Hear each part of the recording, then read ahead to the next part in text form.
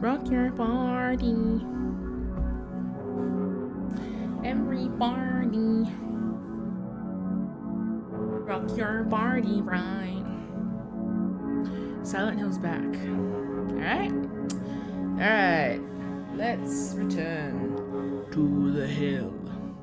Now I'm gonna put this to the crowd. And who's here?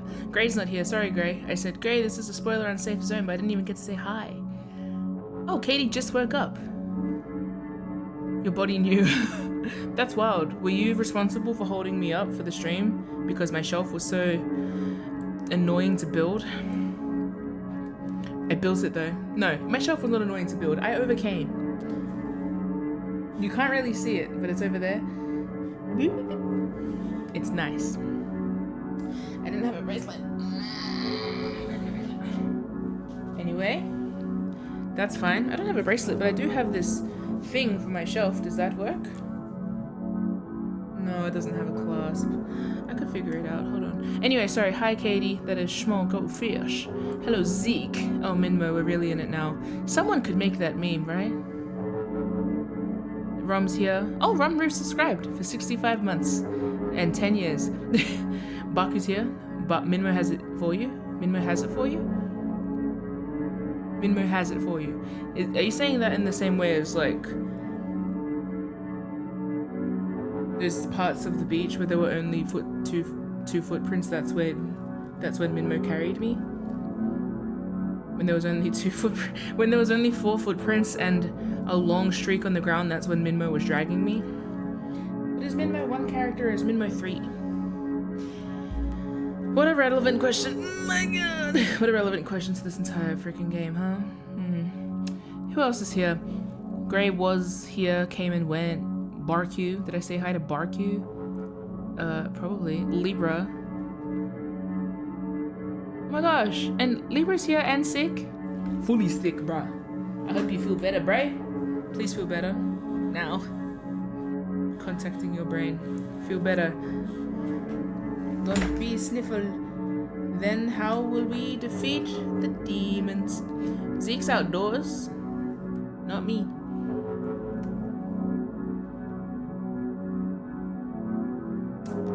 Okay, I did ask a question of opinion before and then I didn't complete the statement. My statement question, thought pondering was, would you guys like to hear the post-stream thoughts I had immediately after stream, or would you like me to get back into the game and scatter them throughout? This is my post-stream theory time. While I find a pair of scissors. This. Hell on earth.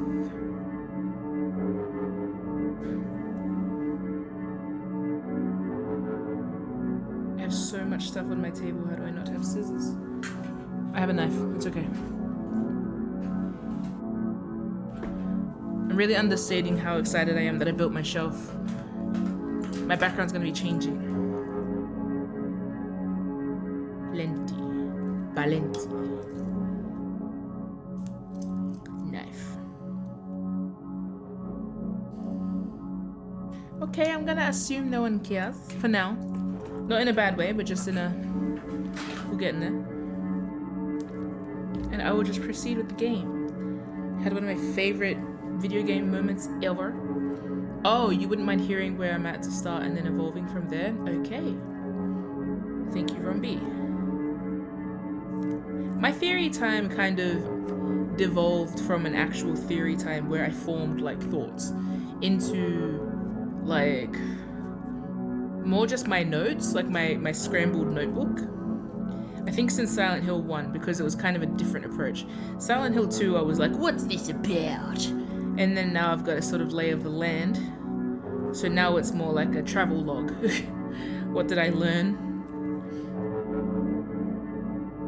Nothing good. But yeah, I'll do a quick recap. Sorry, I'm trying to makeshift a bracelet here because I can't be bothered going and find my actual bracelet. For context, we had a pesticide man here today. What are they called? Exterminator. And I had to quickly put everything in my room on like my bed so that if bugs die, they don't go die in my clothes and stuff. Man, but aren't your clothes in your cupboard? Do you think my clothes are in my cupboard? Just with a quick assessment of my character, do you think that I'm doing that?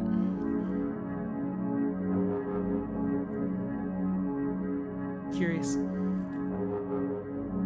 Struggling with this. Maybe I should just go get a bracelet. Oh my gosh, I found my bracelet. Thank you for waiting. I also found some socks, but I stepped in the exterminator fluid with my socks. So now my toes are immune to spiders, which is great. Well, not immune to spiders, they'll kill spiders. Spiders are unimmune to me. Anyway, theory time. We're actually gonna start with theory time. Oh Lord. Ready. Spaghetti. Kakyoza. Oh, what is that? Not a document tab. Oh, give it. Why is it doing that? Okay. Okay. So, this. What did I write after last stream? I added some extra bits here and there, so I'll try and remember where I added stuff. I should really highlight it in a different color. Still woman-shaped enemies, whatever that means. Internalized misogyny. No, not really. Lateral violence, maybe, more so. Game over screen, yeah. Still love Heather, Minmo.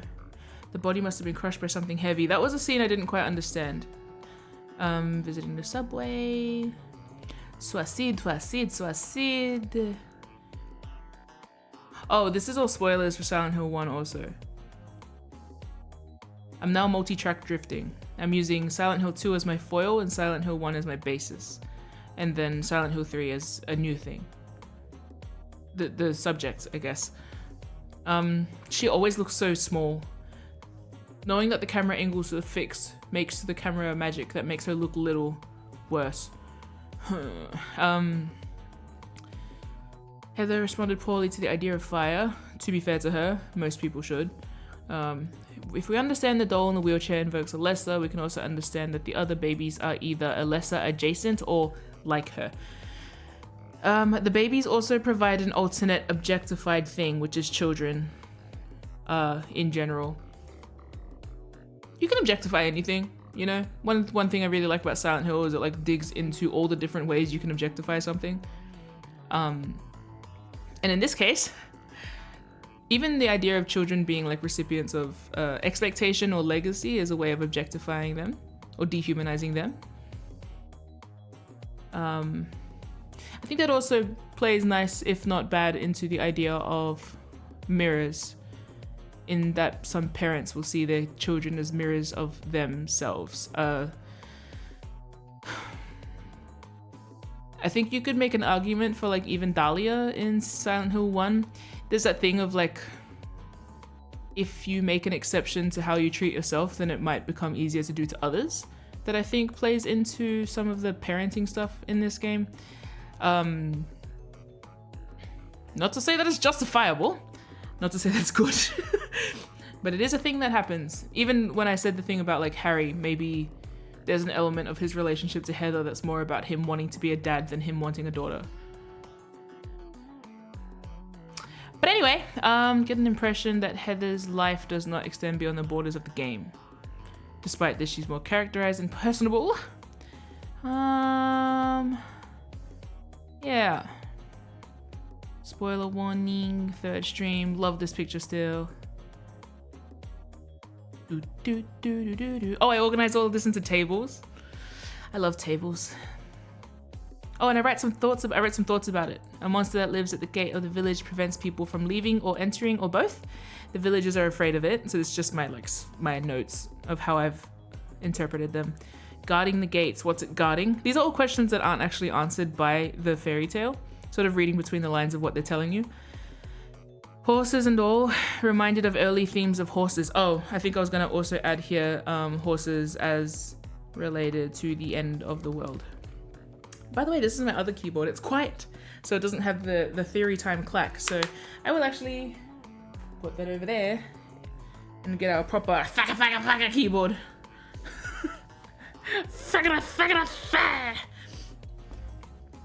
Ah, there's so much stuff on my table, Goofy.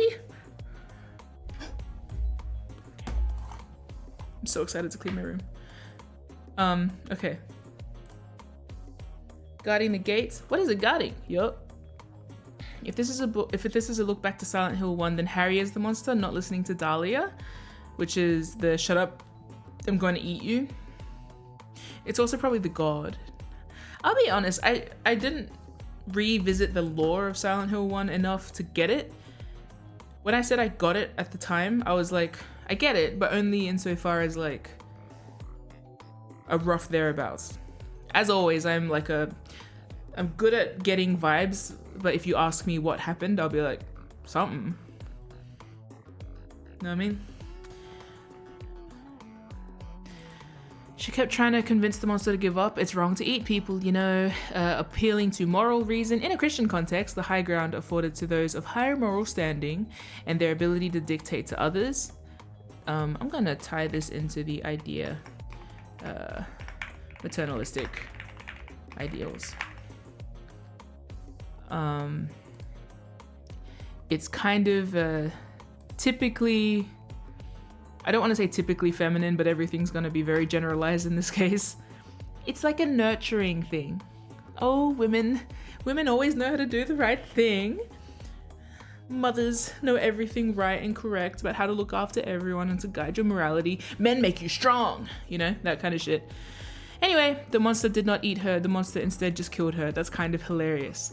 Oh yeah, because the monster grew angry at her, saying it's wrong to eat people, and then it killed her instead by punching her.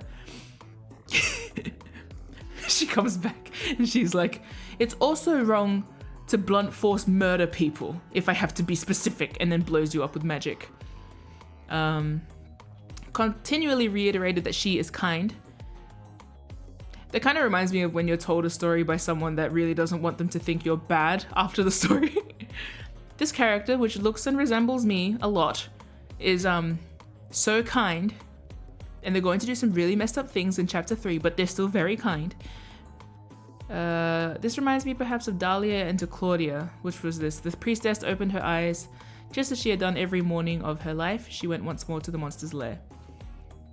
Then again, maybe that's more Alessa to Heather. I guess the fact that this story can be read from either perspective is kind of the yummy. Tummy. As the priestess was very, very kind, she felt sad about this task, but it had to be done. My note here was so very Christian. Of course, my shorthand here is that I've been raised Christian, so I have that context first and foremost in terms of my religious knowledge. I've been studying other religions recently. I'm back on my kick of studying world religions. Specifically, well, I did a lot of study about the London missionaries, the ones that arrived in Samoa, but also I've been searching around like the junction between Judaism and Christianity. I've been studying that. By studying, I mean I'm playing YouTube videos in the back of while I'm cleaning and building bookshelves. But yeah. Swords and spears won't work, arrows and bullets will just bounce off, you can't kill me. And I said this reminds of either God or Alessa during the final fight in Silent Hill 1. The priestess used neither sword nor spear. She chanted but a single spell. I can't remember how that went. I should replay that, or I could just rewatch my stream later.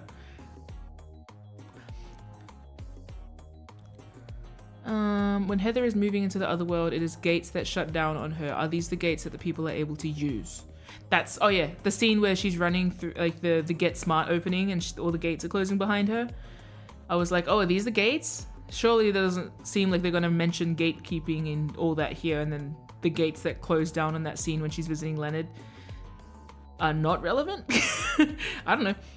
This does feel like the sort of narrative that someone tells a disobedient child to warn them against that disobedience. This could also be Heather as the priestess, as she is frequently navigating the gates and also defeating monsters. However, she is not using magic yet, that she knows of.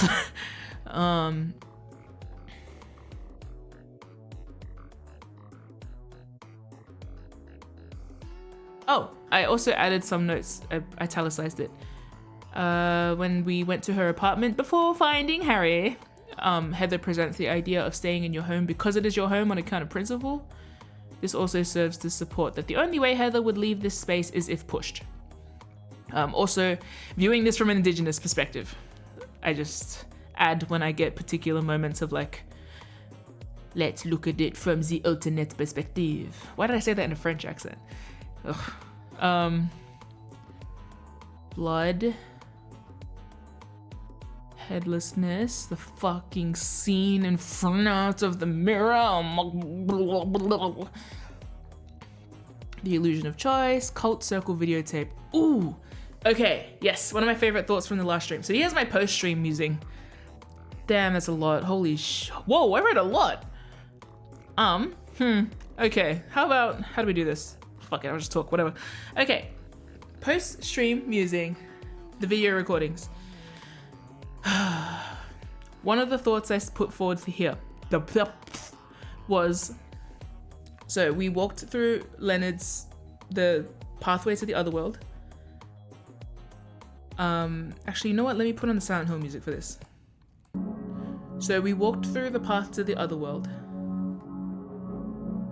And when we arrived at the wall, there was a arcane circle that held whatever data was needed to show me the video that Lisa recorded that Harry saw in the first game.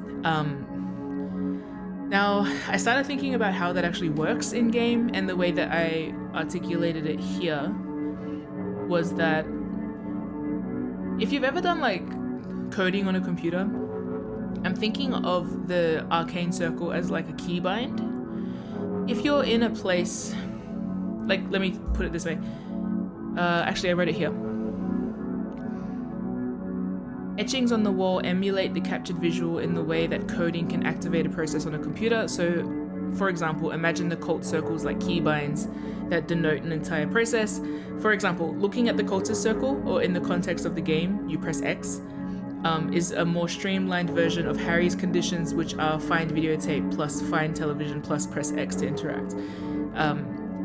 And in a manufactured town, all these inputs can be combined into one, and that one thing can be the arcane circle. So I'm thinking of the arcane circle as like a series of conditions compressed into one space. And if that's the case, then if they are also the save points, then the save points and the arcane circles and any of the runic circles in the games are kind of operating as recordings. And I think that led me onto my thought about transmission in this game. But let me go first into the idea of recording, because if each of the arcane circles is like a recording of time, then the save points are a literal recording of time as well.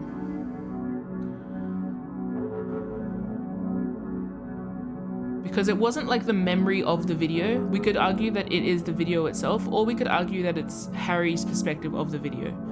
So that arcane memory, and that begs the question that I posed before of how does recording and transmission work in Silent Hill, which led me into philosophizing, but maybe I'll finish this thought process first. I did have a side note thought of Heather's amnesia means that we could be forming memories in real time. I only mention this because the series leads me to not really trust that it's dealing with chronology. Like, it's not dealing chronologically, it's not linear at all. This game in particular keeps talking about timelines though. So I know that it like wants me to have some sort of sense of chronology, but I just don't trust it. Silent Hill is kind of like a experiment in everything at once to me. Especially when we're dealing with like circles and like inevitability and cycles and stuff like that. Like, there's always that sense that if everything exists already, then you are like navigating it. And also because in this game in particular, it gives Heather something to kill, or to work in spite of. Because at the moment, I'm getting an impression of like, this is something that has been mapped out for me. And because she is distinctly saddled with the burden of being like a teenage girl. I'm like, my only desire for you is to burn this fucking town to the ground, and to like forge your own way through it, despite the fact that you are being so like guided into this kind of inevitability of your fate type shit. Anyway, but that kind of continues into another thought. So with the video recordings, that was kind of like I'm musing about how the actual magic system works in this game. I did question whether the save point didn't, whether Lisa's video didn't give Heather a headache because it wasn't digging into her psyche.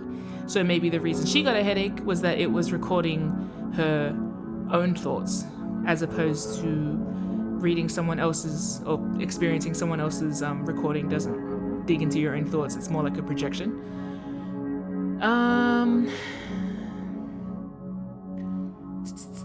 Possibility. Oh yeah, I mentioned this during Silent Hill 2, but I thought of the possibility of how the town stores the memories of what happens within it. At the time, it seems as though the cultist circles are a way of documenting brain activity, or at least that's how I've interpreted the headaches. And if that's the case, I'm thinking of things like in how the video was captured in Silent Hill 2. Because, where did I write it here?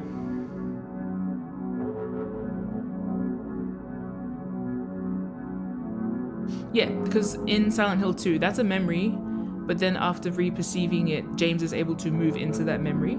And if we're going to trust that that's actually like happening in the universe, then the function of video recording and transmission is different than just capture, you know? Or, I think I said this before about the radio. The radio doesn't abide by time, just as like the actual videos don't. Okay, sorry, just getting into like the other stuff, but I will say, you know how technically videos defy chronology? Maybe I should skip to the transmission part in that sense.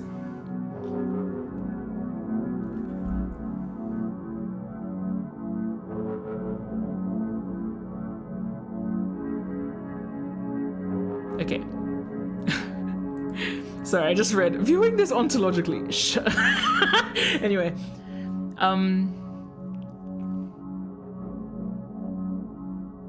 Okay, I'll just read this point blank. Is Leonard dead? He communicated via phone, but dead people have utilized radio signals and airways in Silent Hill before. Transmission does not obey time. In the way that mirrors disobey reality, transmission disobeys time. This is stemming from the fact that Silent Hill largely morphs reality around perception, and it also understands that everyone's perception is different.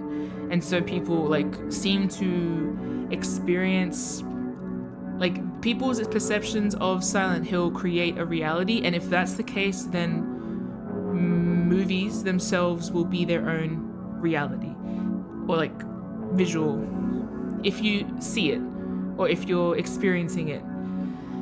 That comes up a lot, because like even with the TVs in the game, I noted that Heather said that people just watch the static in Silent Hill, which makes me wonder whether she doesn't have memories to activate through the TVs. She said something about there being only snow on the Silent Hill TVs. So I was like, I don't know whether she's seeing or interacting with Silent Hill the way that everyone else does. I guess the big difference is that she's seeing cult circles, whereas other people come and see red squares. Maybe it's because she's a local. She gets to see kind of behind the scenes a bit. Anyway, what I said was transmission through radio and television does not obey time because it is recorded and replayed, and in those moments of replaying, it relives itself. If we assume that every reappearance of a video is reliving rather than just observing, then the media itself takes on a life of its own, and this will explain how an arguably material James moved into a memory in Silent Hill 2 Remake, and was able to interact with it. I guess in the same way that he was able to interact with other things that didn't make sense in Silent Hill, like didn't make, I guess, realistic sense in Silent Hill. So in the context of video games, this again adds a layer. Is James forced to relive Silent Hill 2 every time we reiterate his series across movies and remakes? This was a big brainworm I had during Silent Hill 2. Does Heather exist when we switch off the console? Is she suspended between the last time we played Silent Hill 1 and now Does Harry exist in the alternate timelines? There are multiple endings in Silent Hill 1. Does that matter? And I also mentioned that this stacks nicely against the idea of trauma being a reliving of events, because when I'm talking about the idea that like recordings don't obey time, that's also what people refer to when they refer to being triggered. So trauma, like transmission, disobeys time was my conclusion there. And because this is a game about trauma, it makes sense to me that the magic system of the game, if there is one, or the way that it functions, is going to play into that idea. For example, when Angela was listening to the radio, she was hearing her dad as if she were a child. That was a transport, like she was transported into a different space, or you could argue that the transmission is taking her back into time. Time travel, but only metaphysically, you know?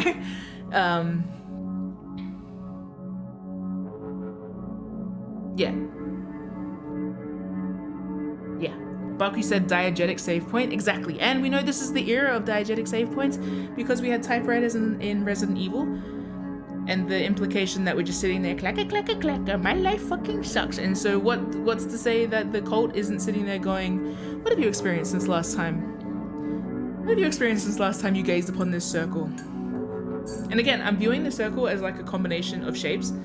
Where it's like, say if the big circle is like record, and then the little circle and then the other little circle is like from this time to that time. If you imagine this as like coding, that's like that cluster of commands being input into the Silent Hill computer.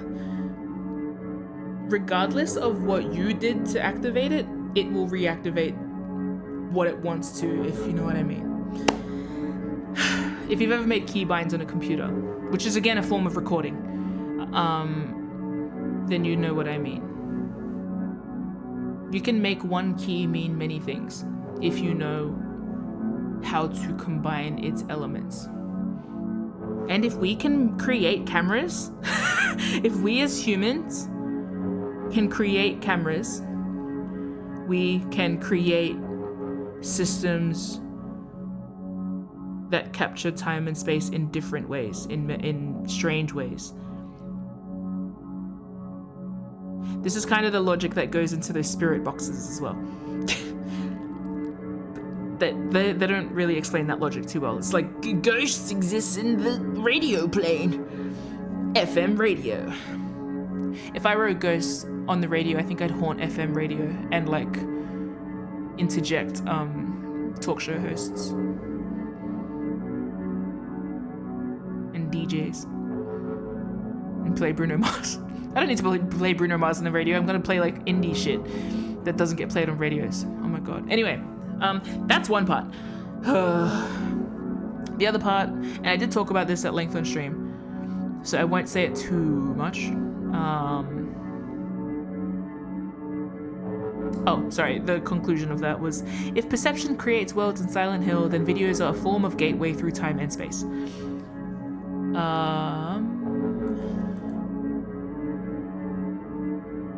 Oh, and I said consider a red circle for recording. The square shape is a screen or a checkpoint. Does this red screen occur naturally in Silent Hill? Is the cultist circle a way of pulling it away from the location? For example, how it was put in Heather's apartment. Because that's me thinking of Silent Hill more like an ecosystem, where it's like, here's where Silent Hill spawned a little special mushroom that reads your mind. And I was like, well, if I found that in my hometown, I would probably figure out a way to make it everyone else's problem, right? That's certainly what I've done with my existing hometown. Anyway, mirrors. In the mirror scene, we see the other world beginning to seep through the drains into the world as we know it, and we see and what we first see as the entry source, the drain, reveals itself also to be... No, I didn't word that well. What we first see as the entry source, while we see the drain as the initial entry source.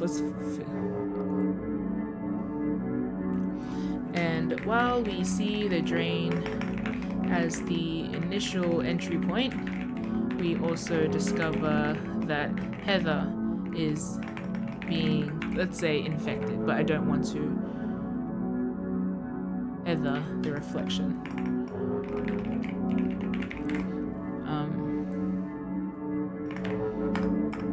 While we see the drain as the entry point. We also discovered the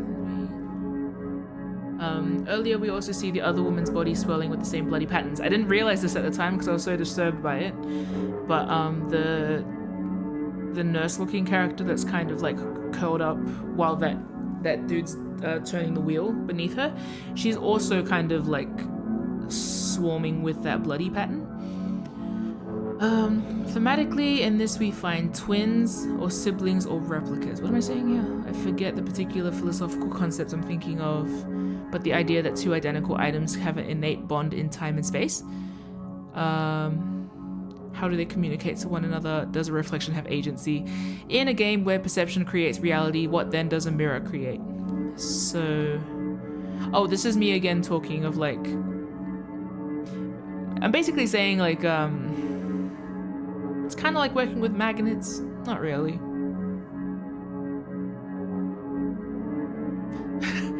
Like this note to myself, can't remember where I researched it. I had this like long-winded spiel about mirrors and the psychology around mirrors or philosophies around mirrors. All I know is that in my culture you have to cover them up when you're going to bed, so I just don't keep mirrors in my rooms. And I just, yeah. I don't cover up the bathroom mirror, but like I try not to loiter around it. But there's no mirrors in my rooms. We're freeballing it. Would word conditions. Oh, okay, I did kind of word it. If a subject is XYZ, then ABC must be true. So if you have a subject in the other world that is XYZ, then they are also present in the material world as XYZ, then arguably you can create a junction between these two concepts and thus they become a bridge. That was how I was trying to articulate the idea of a reflection. Something happening to that reflection impacts you in the same way that when something happens to you, technically something happens to your reflection. If I punch myself in the face and I get a black eye and then I look in my reflection, I punched that in the face. No, that thing is going to develop a bruise. If I think of us as two separate entities and not just like a optical illusion, you know? I gave my reflection a bruise. So, it begs to reason that if you do something to the reflection, then it will impact me, because who's to say that I'm the control variable in this situation, you know? Which is why I'm always this is exactly like my type of brain bad as well, because I don't know if I've told you guys I have that thing where like I have a this is what people mean by being vulnerable on main, but I've said it a million times, I'm pretty sure. When I walk past mirrors, I make a point to look at it to make sure it's normal, and then I also make a point to have a nice expression on it when I'm looking at a mirror. So like a you know that kind of like general pleasant smile that you give someone as you walk past? I do that almost every time I walk past the mirror. Because of the thing that I can't remember where I researched it, I'm pretty sure that got locked into my head pretty early. The idea of like, if that me is a different me, then I hope that they're fine. So I'm gonna smile at them next time. Anyway, there's not enough time to talk about psychosis. Let's talk about rabbits. So early in the streams, I mentioned that the significance of rabbits was the speed at which they reproduce. Again, I hesitated to bring this up in context because it's often used to refer to breeding, which I didn't want to invoke in this game. But because the process of making babies, for example, is navigated in this game, I can safely bring up thematic context. So, rabbits reproduce prolifically because they are prey animals. Creating spawn en masse is a way of ensuring survival. This survival also understands that the siblings will die, but whoever survives will sustain the species. So, women are, in the context of Silent Hill, also prey animals. Though there are many ways to be prey in Silent Hill, including being ill or being young. In this, we get the implications of the Silent Hill ecosystem, which ties back to what I mentioned in Silent Hill 2 about prey becoming unkillable, or the idea of prey evolution. What I found interesting was that I was noticing all these themes in Silent Hill 2, but they didn't really relate to James. So they kind of related to James, but not as much as I thought. And so I think the important takeaway from Silent Hill 2 is that James was not significant to Silent Hill. Like, you can always wander into Silent Hill, but it doesn't mean that it's about you. I think that's like what's so interesting about Maria, for example. She exists, but she's not about James. So like, it's in a similar way, I'm realizing that a lot of the themes I was catching in the background of Silent Hill 2, like I'm always thinking of that, there was that pigeon that we found, and then there's a version of the pigeon where it's like kind of mutated and it has all these roots and stuff growing out of it, and it's kind of cool looking, and like little background themes of like, we were sick, but now we're better, now we're stronger, harder, better, faster, stronger, all of the above. I feel like I was expecting for that to come back with Mary. It didn't. That was just a fucking sad game. Nothing particularly like liberating or empowering happened there. So I'm realizing after playing Silent Hill 1 that this is more about like the land itself, or like the place itself, and I guess the history of the place, and the kind of dynamics that have happened in the background, which is a really interesting thing to look at. And I think, actually, you know what? Fuck, I respect that so much about this game. Because you know how, like, in the effort to write efficiently and almost formulaically, a lot of, like, authors will basically say that everything in your universe must serve your main characters. I read something to the contrary once. It wasn't specifically about this, but it reminds me about how... Actually, I think it was Sloan, the comic artist. I believe they are... Indigenous. I don't actually know to where, so I won't guess. But they mentioned something along the lines about how the whole concept of like a hero's journey is so intensely Western, and that the fact that everyone bases their archetypes off those like Disney archetypes, for example, and the centralizing of a main character in a universe is very Western colonial.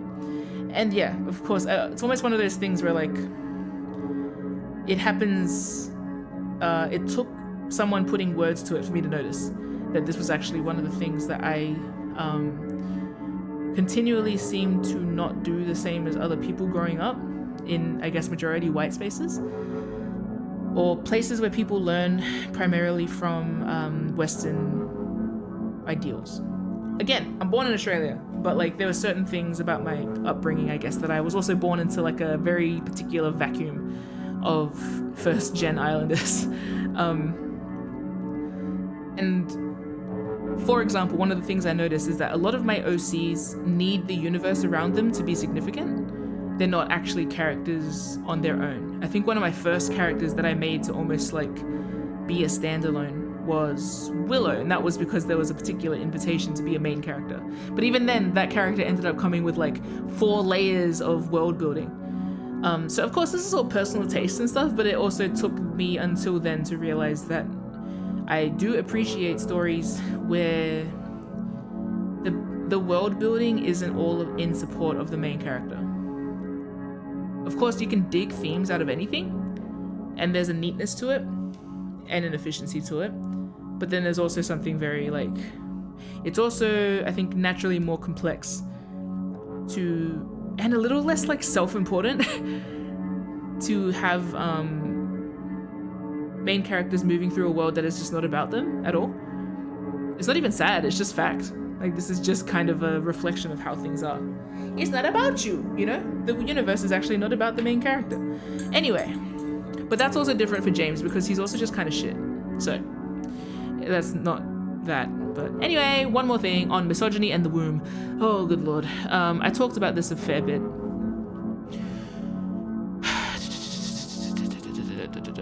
Especially in a game. Right. Here I was just showing some appreciation again for the idea of acknowledging the disturbing objectification of women being reduced to their wombs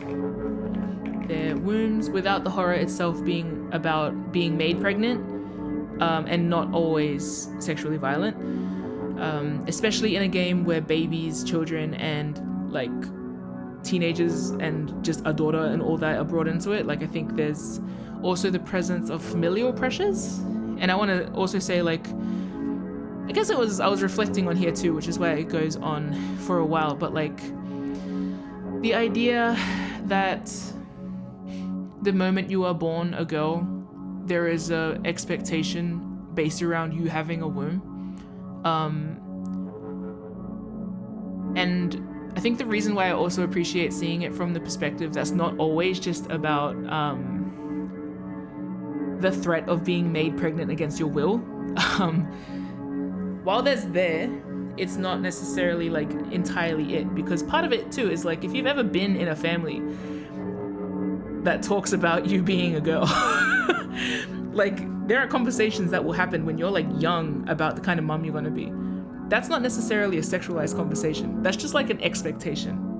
And it's bizarre, the kinds of expectations. Like I do like how this game, again, I'm only like, I don't know how far through it, like don't tell me, but I do enjoy how Silent Hill, and I guess especially now that we're talking about like the obligations of a daughter, like, or not the obligations of a daughter, but there does seem like a theme here that doesn't seem related to the womb stuff, but it is kind of in the background for Alessa, especially.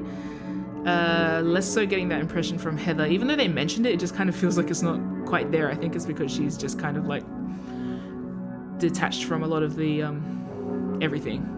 She's on a revenge mission, bro. She doesn't give a shit about the plot that's happening. But that's partly why I put into words why I appreciate the kind of like broadness, the breadth of how that womb centrism, let's call it, is treated in this game.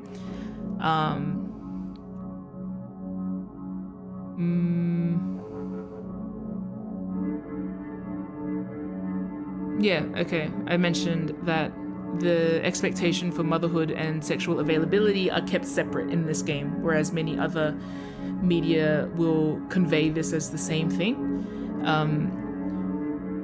And also kind of like sand down the complexities of this.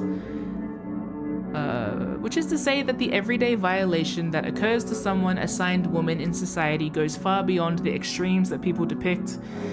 Silent Hill denotes the everyday ways that objectification and violation occurs, from occupation, which is like nurses, and in the other game we also had like the strippers and all of these things. Typically women-dominated roles in assigned roles in society, from occupation to motherhood to being a daughter. I also appreciate that the game does depict suffering across all genders, but it's different suffering. So again, this game would be very different if Alessa were a boy. The expectation of power would be different if she were a boy. The way she wielded that power would be different, and the expectation of obedience would also be different. Similarly, her fate might be different if Dahlia were a father. In this game, I begin to wonder whether we'll see Claudia and Dahlia as people enacting based on the context they were placed in as well.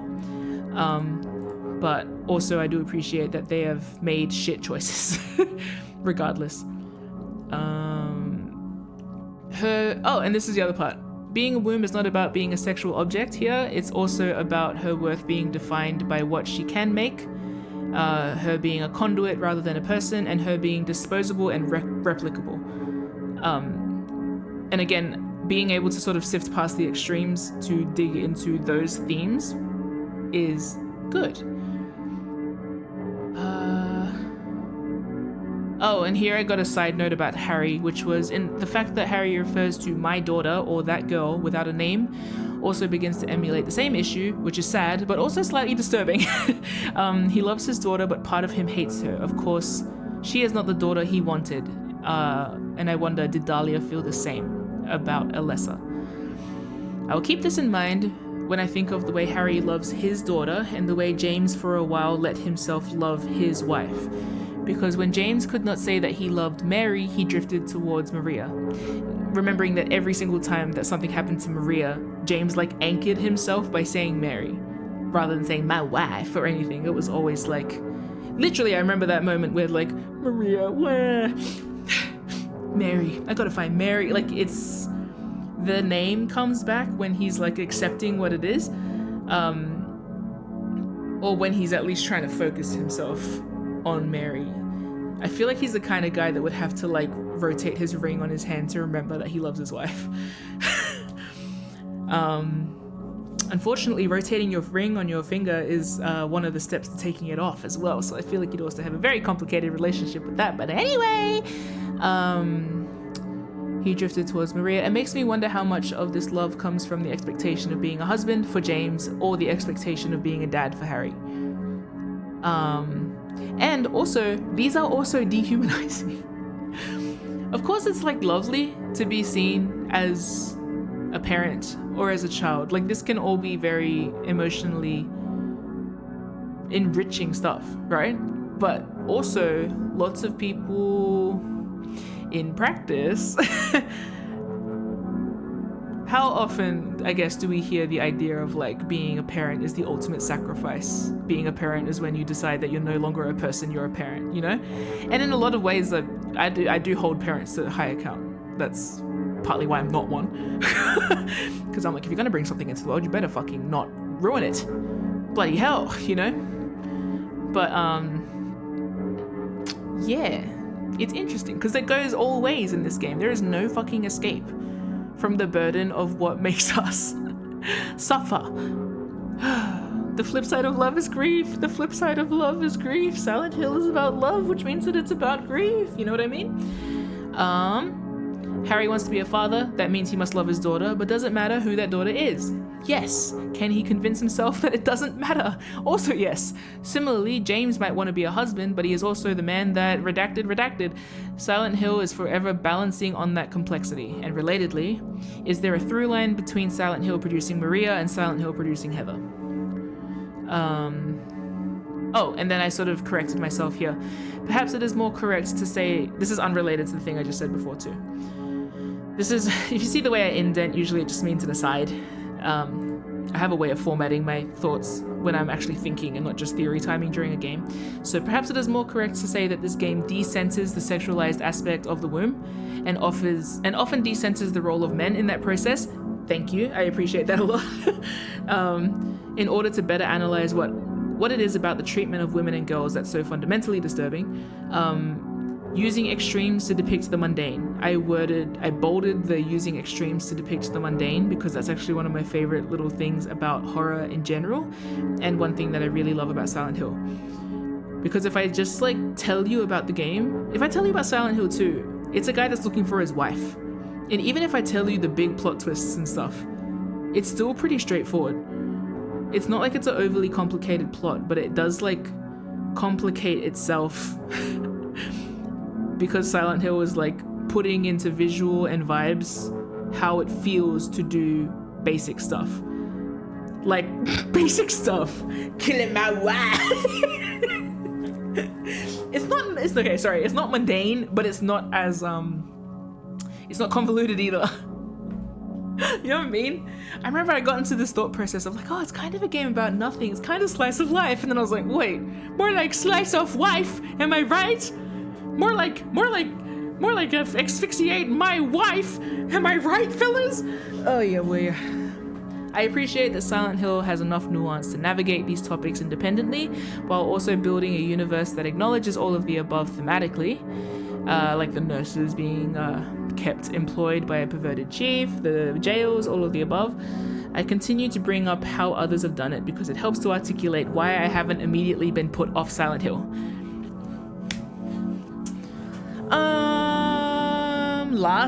Final stretch. We're almost at the end. It's only been an hour.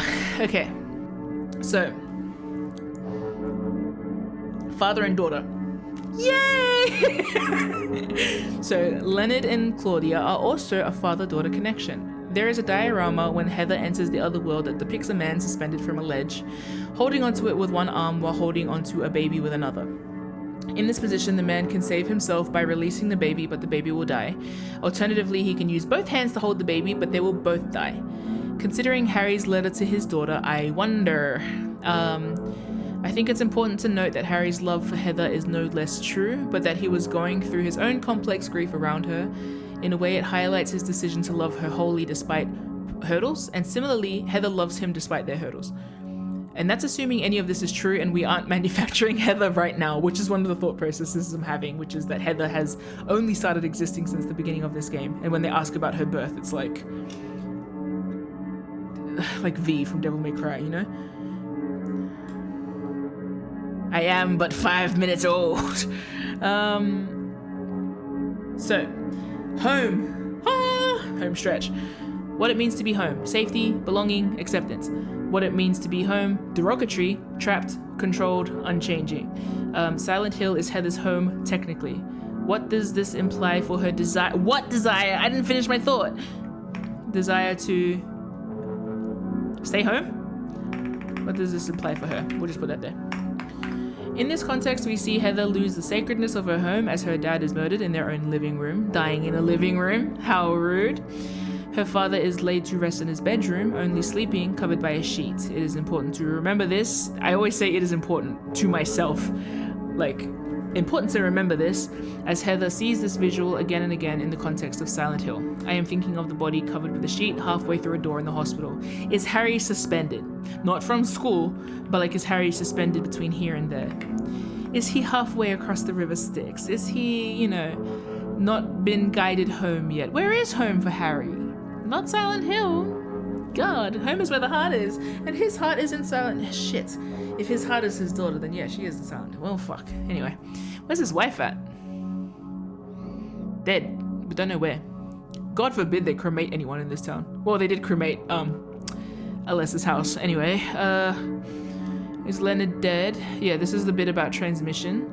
This trauma, like transmission disobeys time, is something I want to like dig into, because I love the like. I love the idea that a reality exists every time. Like, it's not that this is a bad. No, it's fine. We're all mentally well, I think. The idea that like time is captured in a video, and then every time you experience the video, you're re-experiencing that time. You know what I mean? It's that kind of thing. I don't actually know what the particular study is. I don't know if it's ontology or metaphysics or what. Metaphysics, not so much. Ontology, maybe? But I was trying to figure out the other day where I started thinking about a lot of this stuff, but I think I've just always been inclined to analyze shit until I don't understand it anymore, which has led to this kind of conclusion. But why? I think I butt-wired myself into basically everything that about me today. So yeah. And my final statement is God. Heather is one letter away from heathen, and it just kind of seems like she's gonna kill God again. And that is my theory time.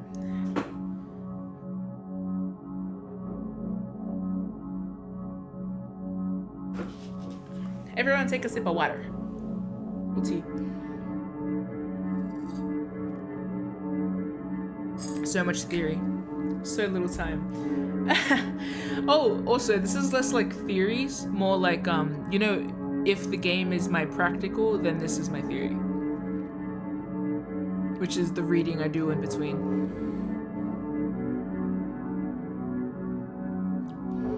I learned about the pre-Christian pantheon. Such a great time to learn about it. Also been reading a lot about cults. Also been reading a lot about missionaries.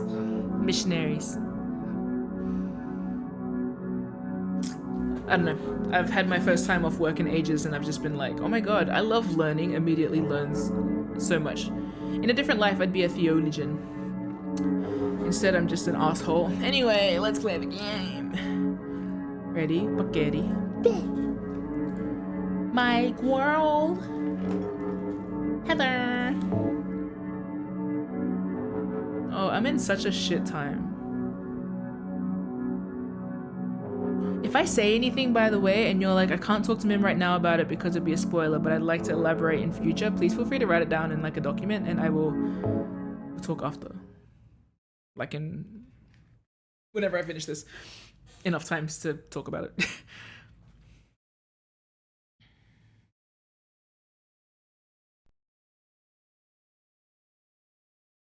Yay, Heather! What a game. What a country. Hand outside the window. Bad. Hand outside the window. This game looks so good.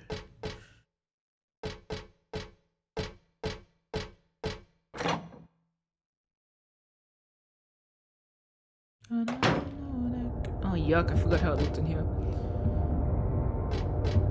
For the folks that wear makeup,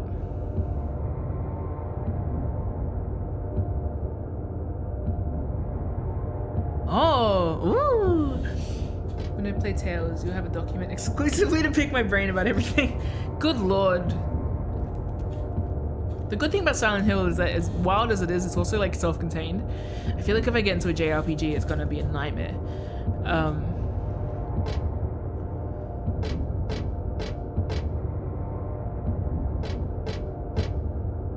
I guess this is a JRPG. It's a Japanese-made raw pain. Gah!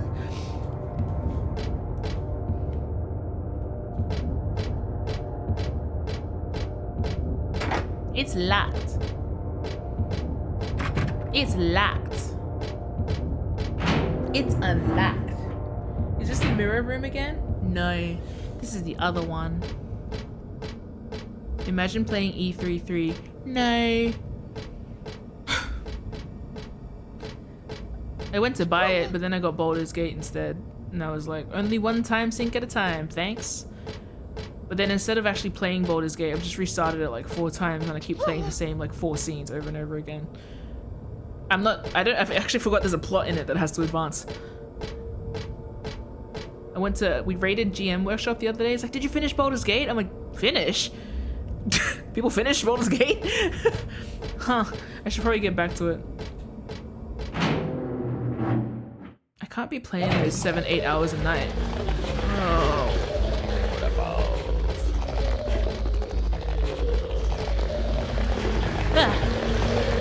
You guys have some beef jerky? You guys have some beef jerky? Some beef jerky?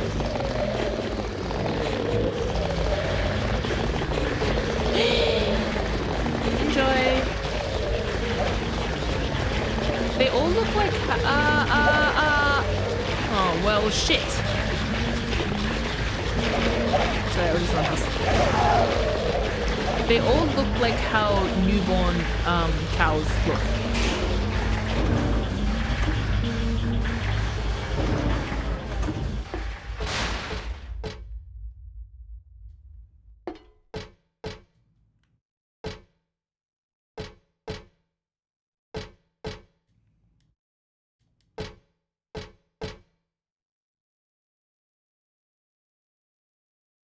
You know what I love about Silent Hill? Other than everything. Every time I start a new Silent Hill game, there's like my fondness of the last game and the absolute like nightmares of the previous game. I love this fucking bit. It's so fucking good. I can't believe this exists!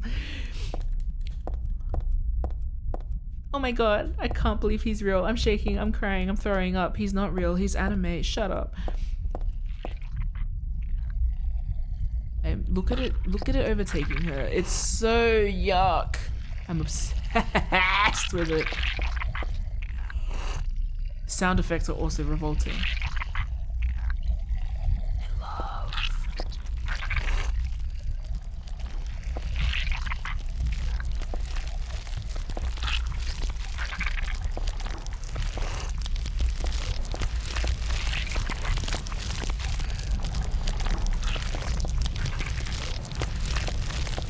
Wait, what if— no!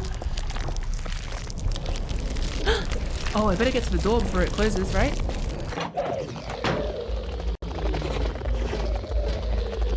What happens if I open it again?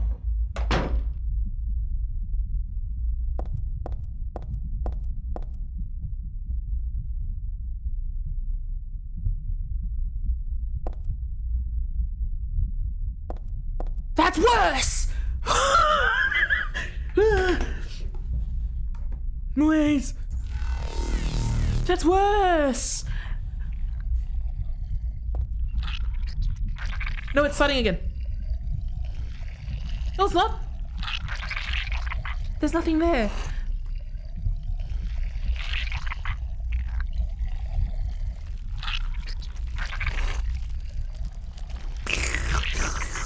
Me trying to finish my boost juice. It does sound like it's starting again. Hold on.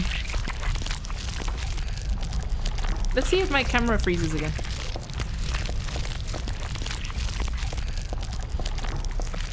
But hey, sound doesn't obey, right? I'm gonna try and Blair Witch this. I'll put her in a corner and then see if my reflection stops, and then I'll leave. Because nothing's happening. But then what if it's just that I can't see it? What if it's still going? What if this is a glitch, or what if this is the whole point of the game?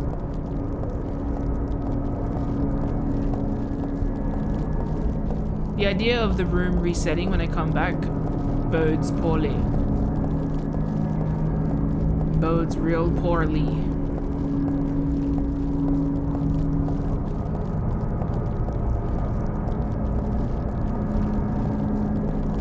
It's fine. Looks like an ordinary mirror.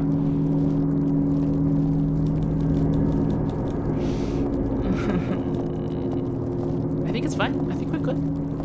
I should have checked it while I was in there. The fact that the music fucking cuts off as soon as we leave is...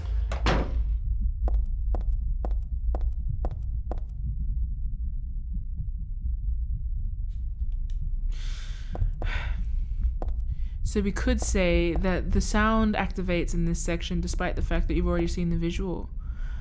Or we could say that perception, auditory perception is always treated as different to visual perception in this game. Auditory perception is always giving you a different story than the visual perception, and you can't really trust both are operating in the same plane. So you could also argue that it's not an oversight of the game, it's telling you a different story. Maybe you don't remember it, but maybe it's happened anyway. Maybe your ears remember it. What the fuck? What the fuck?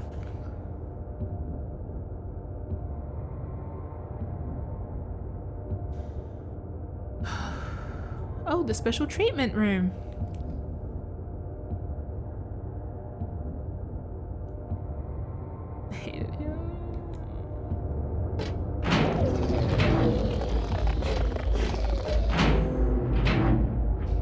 There was the blood toilet that kind of did that. Huh? Oh yeah, like the knock knock of like, knock knock, who's there explodes. Because you know, like when a place is haunted. So I think when a place is haunted, sometimes they say like the reason a ghost walks through a wall is because it exists. It's the same reason wombats walk across highways, you know, because you built a highway through it, but it always walks the same path that it knew.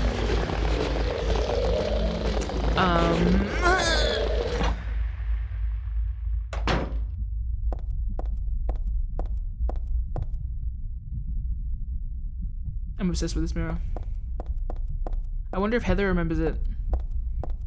The fact that she walks out of the room, comes back and goes, it's just an ordinary mirror. What does that mean? Do you remember? Because otherwise it would be, what was that? No, of course it wouldn't be that.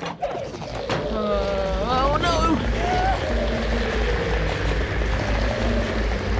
Yuck!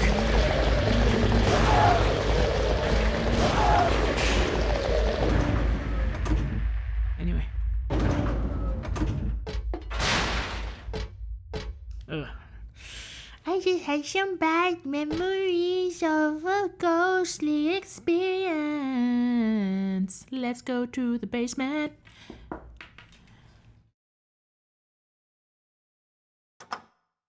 Let's go to level 2.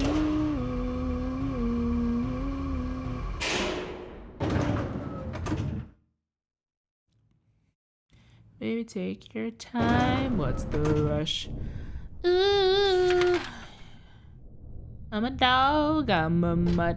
I'm a dog, I'm a mutt. Wow, baby, damn it, shoot me down, baby, jumping. He's coming Adelaide, that guy that sings that song.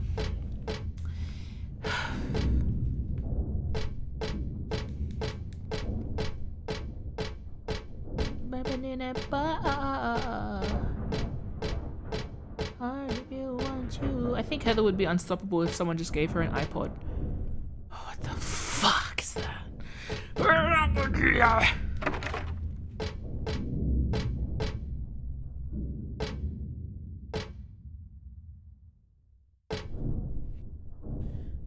Huh? It looks like something's on the other side of the glass. It kind of looks like a person. But this smoky stuff makes it hard to tell for sure. Where?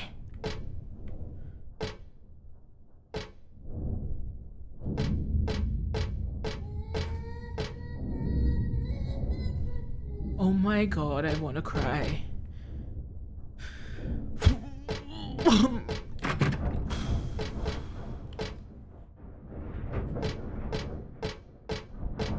Wow, I just got scared so much that I felt like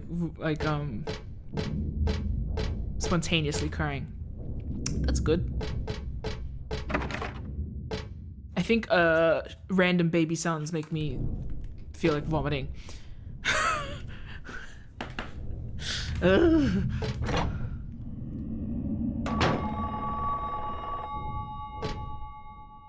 This isn't the locker that's ringing.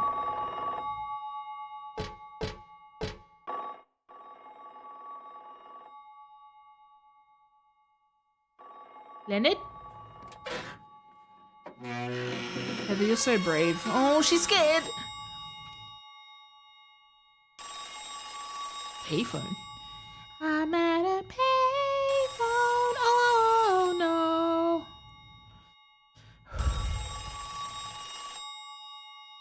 It's okay, let's quick rip off Band-Aid.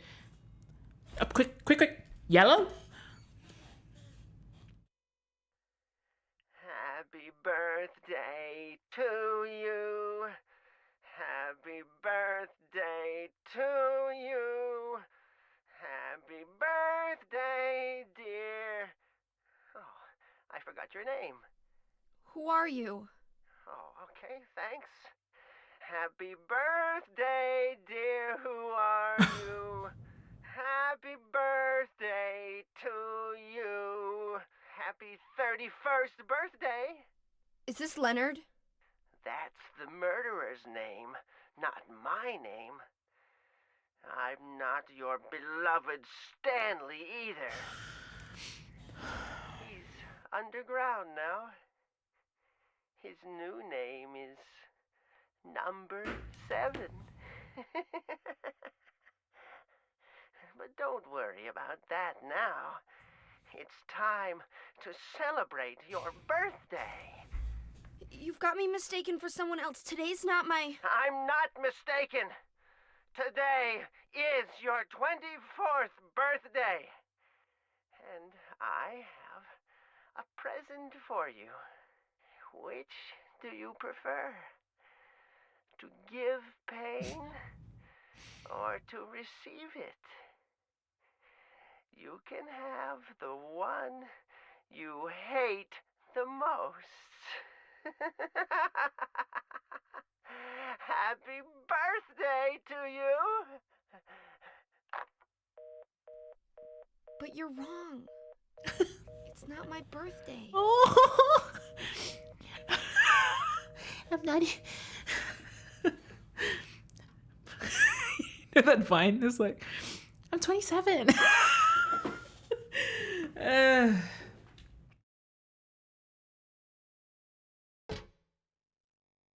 I know you're trying to tell me something.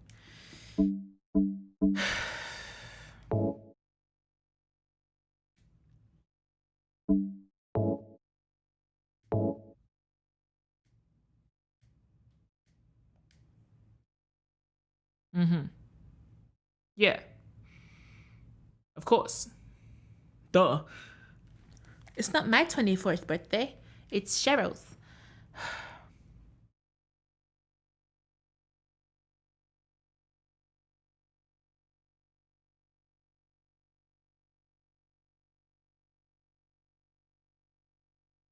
31st, but then 31?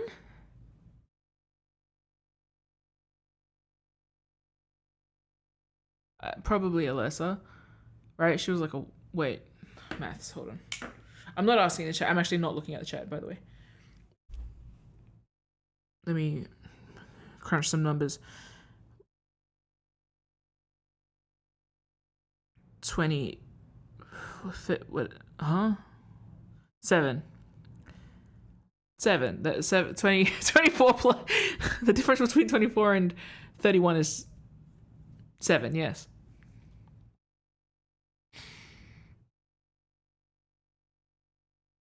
Which is how old?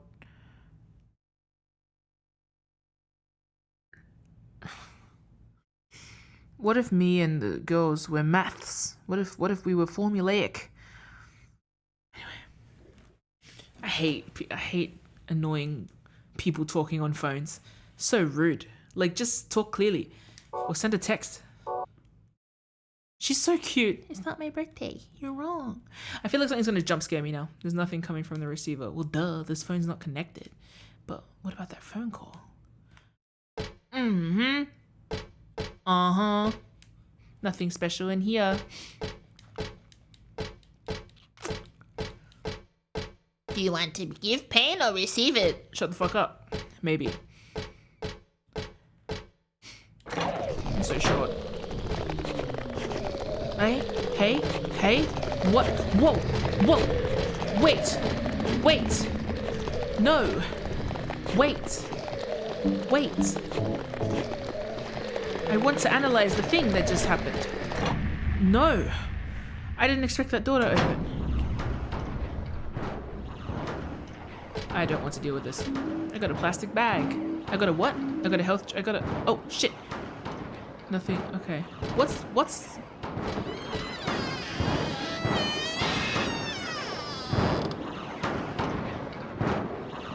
Okay. Something strange is cooped up in the locker. I think I'm safe, but I shouldn't get too close.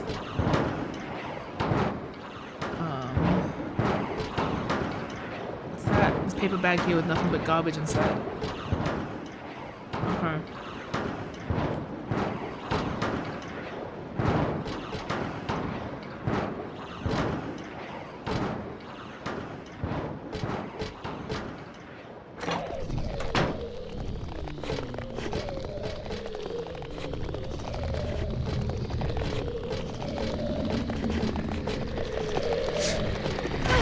You're a dickhead.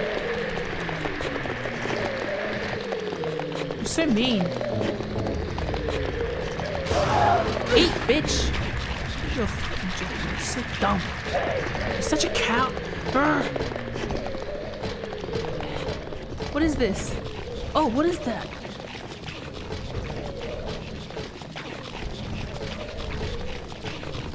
Ew, globules. Why is everything explode? Oh, wound.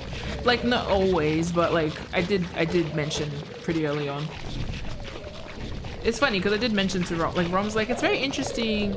Rom gave me a compliment. Rom could write it in the chat if Rom wants. But Rom did give a compliment the other day about how I think about stuff. Saying how it kind of bypassed the symbolism to just talk about like stuff in general. I forgot what she said. It was very nice though. And I was like, cool. But then I mentioned, yeah, like I can comment on the symbolism, but it's like Heather used a wire coat hanger to pull a ladder out of a hole in the ceiling. What do we reckon?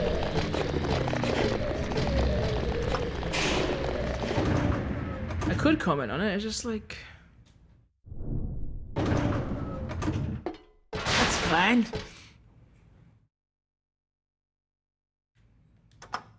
I don't know if I checked all the rooms.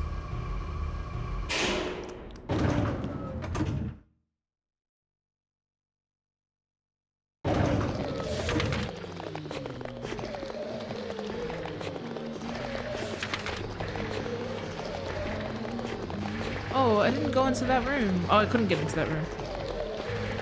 Is something singing?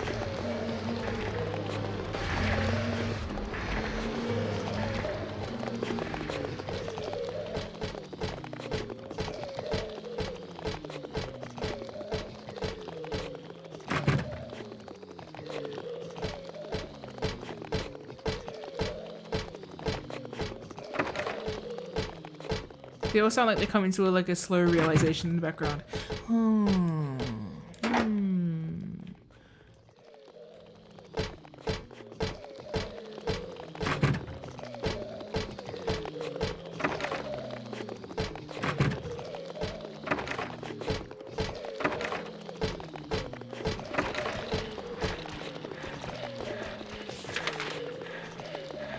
What's breathing? Me? No, something else.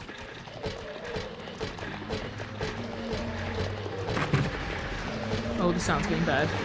Oh, no, no, no. Oh, wow, I experienced actual fear. Okay, let's stop running for a moment. Let's think.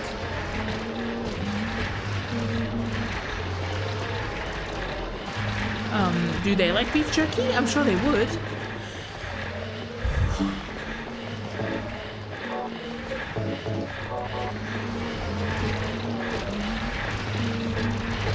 It's okay, I can evade you! Yeah. What? Not my problem.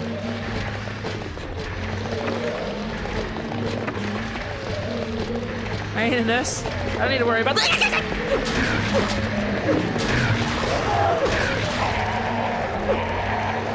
Nurse might be coming around the mountain right about now.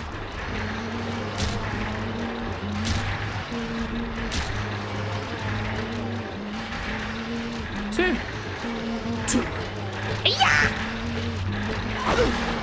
Don't trip me over.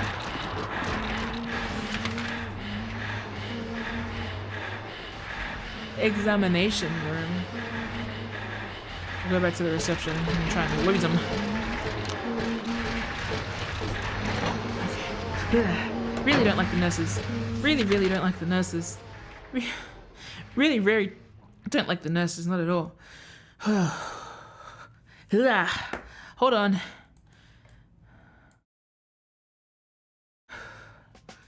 No credits, no credits, no credits.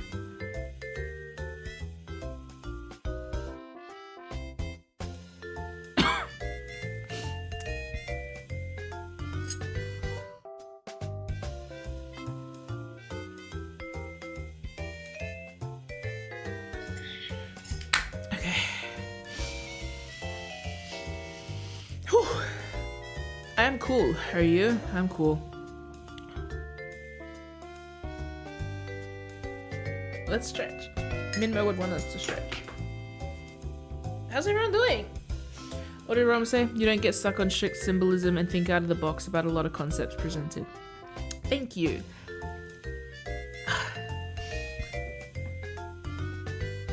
I appreciate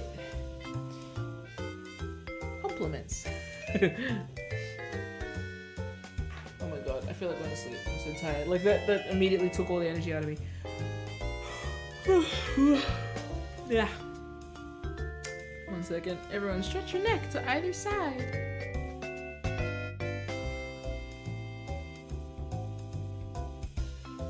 Look at something far away from your screen. Look forward, but then look into your peripherals.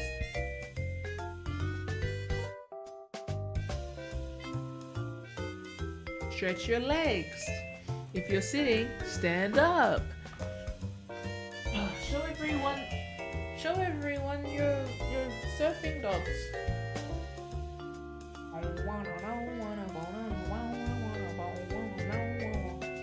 Yeah, it's gnarly out here, little dude. We are flying across this great Moana.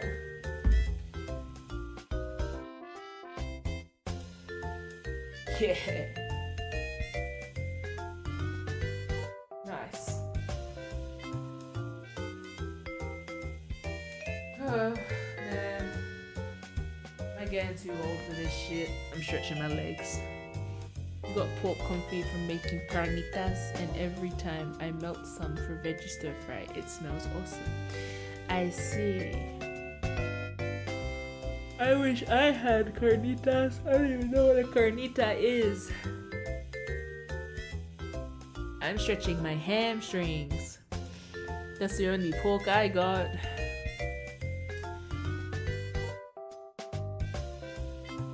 What's everyone, if you partake of chicken, what's your favorite chicken dish? Shredded pork Mexican style. Okay. Ugh.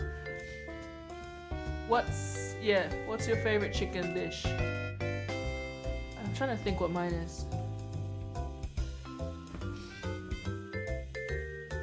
Not to be a poem about it, but I do love a good roast. Oh, sorry, Hainan chicken. Hainan chicken. Or no, yeah, Hainan chicken's pretty up there to me. My cubs. Ow. Ow, as Cardi B would say. I love MIM.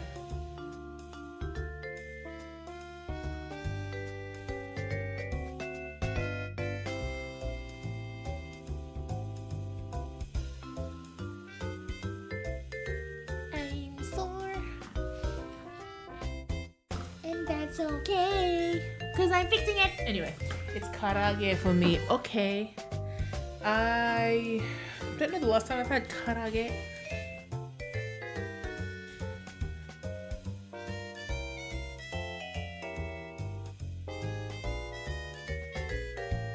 More like kara straight. Sorry.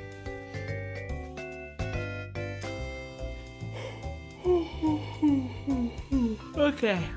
We're gonna get back into the game. I'm fine. God. Where's my audio? Oh, there wasn't any. It's Silent Hill. Oh, I love this empty room. I really trust it. It's really good. I like it.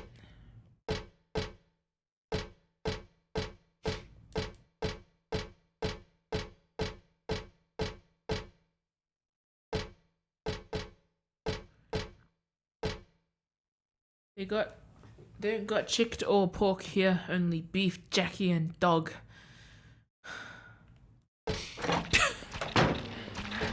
Fuck off. Oh, the nurses have run cycles. And guns. Run cycles and guns? Armed and dangerous. If you're one of us, then roll with us. And we make the time fall in love.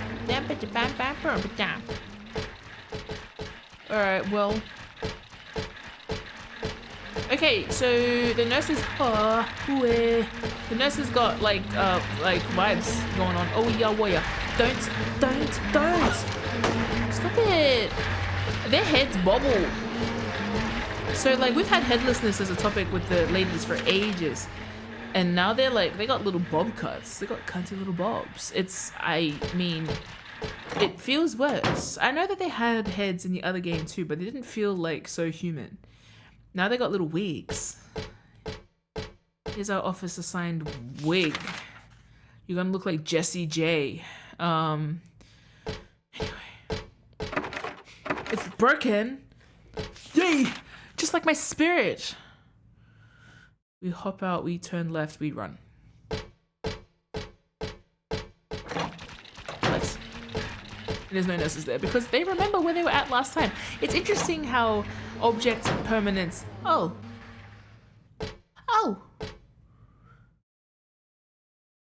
I will say, it's very interesting how object permanence is treated in this game because I'm gonna keep thinking about the fact that that mirror room got overcome with all of the goops and the goops kill you. Wait, sorry, we have to. 1 second. We have to unpack this real quick. Hold. So, where is it? I didn't tag it well. Here. New information. So, when you leave the room before the process is complete. See, before you die. And return to the room, it's as if nothing happened. Nothing has physically changed in the room. However, you can still hear the process of what should be taking place or what you remember taking place. You, in this case, could be the player or Heather, but often in Silent Hill, it converges these two concepts.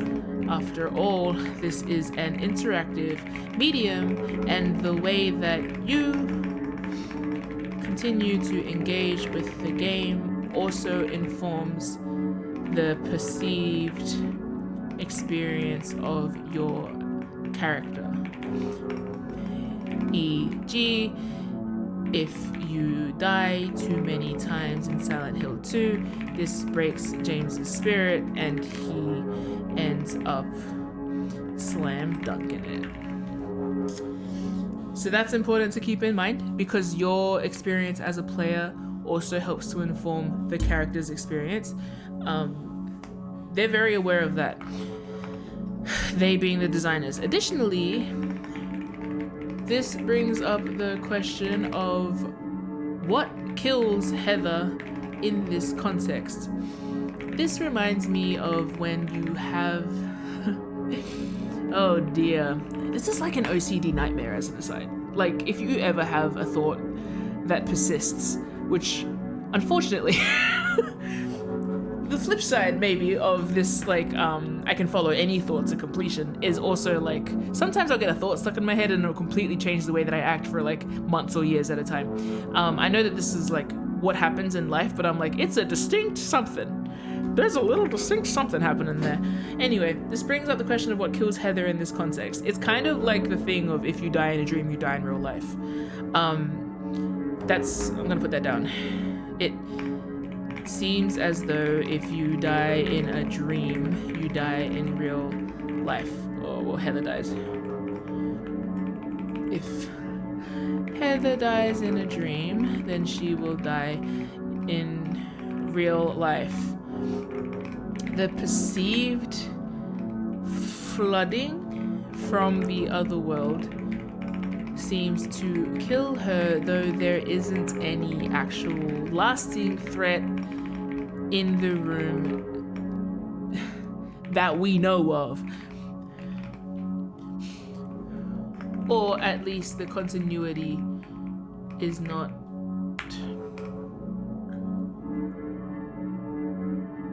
important to defining its reality. Which is to say that it didn't have to exist before or after the moment that it happened for that moment to have happened.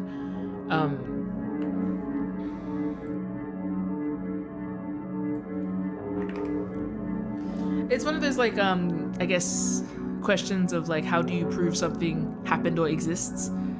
One of the ways is, like, proof, a trace. If you don't have that trace, it is obviously very, like, untethered, you know? And then you can begin to doubt that reality. So there's also that part of it. Did this just not happen? Or, like, is this just playing with me? But I think it's interesting that there is an actual outcome if you stand in there too long. So it's not like, by that logic, it doesn't really matter if you perceive it as real or not. It can kill you. I think that's important in the context of how this game treats mental health as well. It doesn't matter if it's real or not. It affects you and can kill you.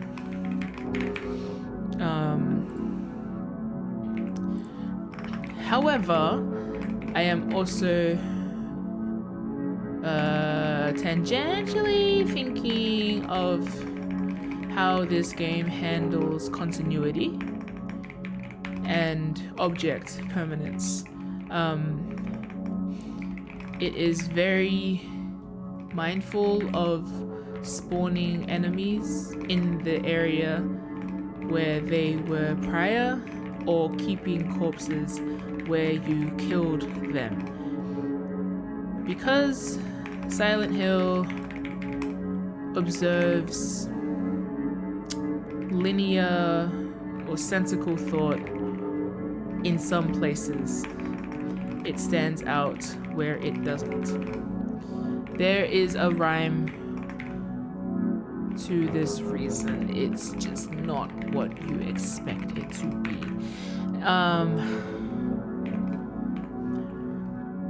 I'm so enjoying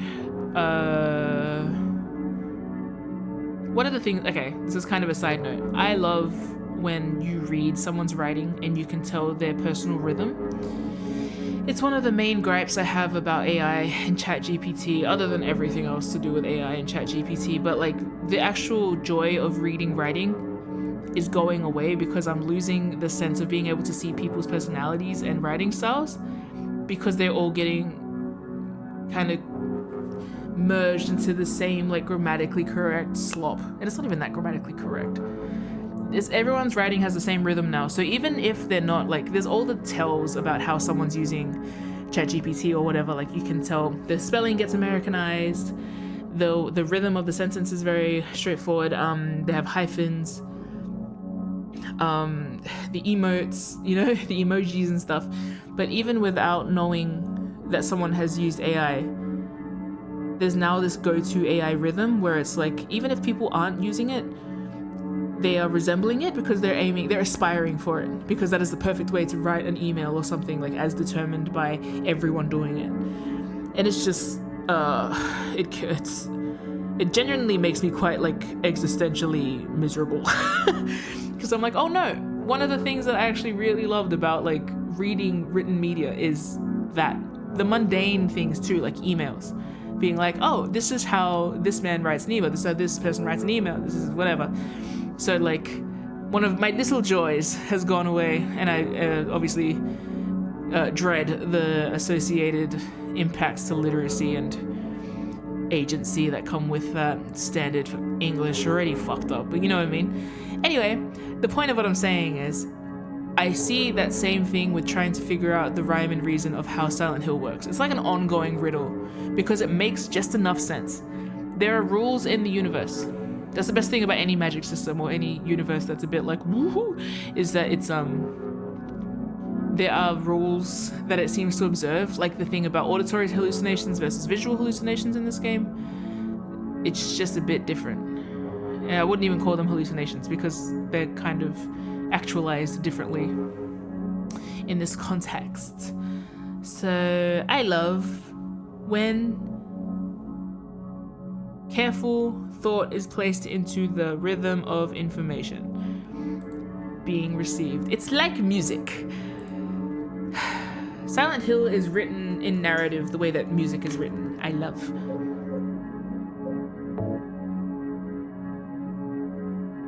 Everything is written the way that music is written, to be fair. It just depends what kind of music it is.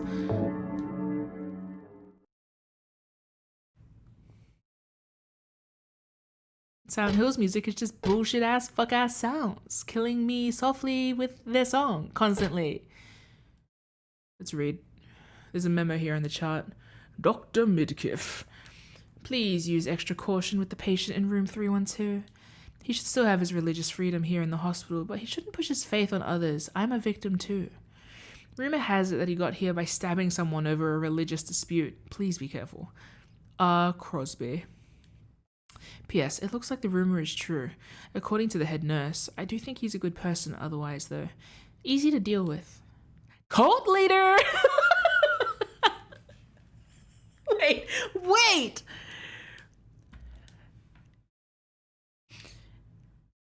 Stabbing someone.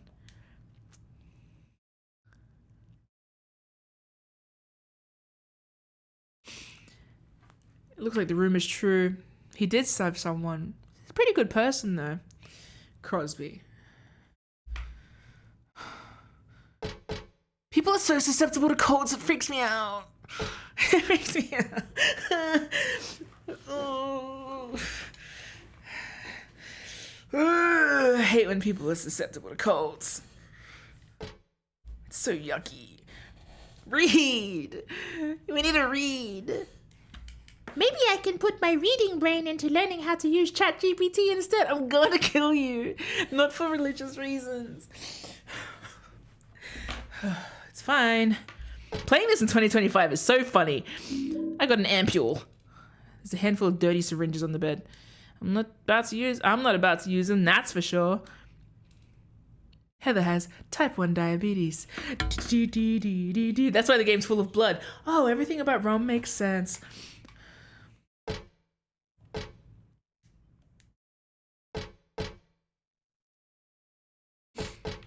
Despite the dirt and the dust and all that, this is just what Rom's bedroom looked like when I visited.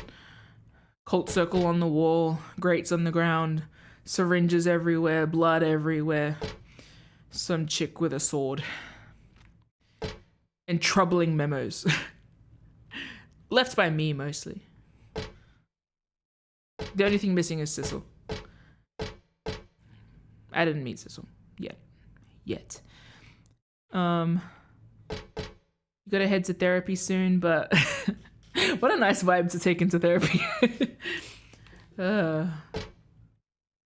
Enjoying the hills that are alive with the sound of silence. I just imagined the combination of songs. Of silence. The hills are alive with the sound of silence. Maybe the troubling memories of the friends we left behind along the way. Heather has no friends. Does she have? No, she hasn't.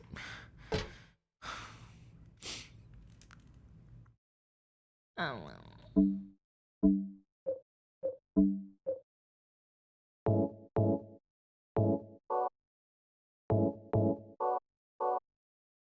I guess she knows a detective. That's not a friend. Feng shui for evil to this. Something just fell on my desk and made me frightened. So Baku's already informed me that like feng shui as we know it in the Western world, even when taught by other like Chinese practitioners and such, is often not feng shui at all. So I'm saying this from that perspective. Do you guys know Dear Modern? Fix That guy on YouTube. I love his videos, and even if it's just like interior design told through like a vaguely like, I think he's Singaporean lens. I don't actually know what nationality he is. He says stuff in his videos that get stuck in my head as a nice way to articulate why certain things make you feel yuck, like in interior design. One of the main things that he brought up was like the idea of don't put a tall lamp next to your bed because it gives you the feeling that someone is standing over your bed. And now I'm so aware of it now, because I'm like, yeah, that's why so many things that I've done like around my house, like there's certain things that I do like when my room is like halfway in disarray. When I first set this up here, I had this constant sense of like, I don't like that my bookshelf is there. It's not bolted to the wall or anything. So I get this like kind of vibe. And I'm like, oh, probably because it just doesn't feel quite like safe, you know? It makes me think about how the body knows unsafety in its own ways. Like you perceive unsafeness subconsciously sometimes, for better or worse. And if you have anxiety or anything like that, then your body gets to just fucking guess.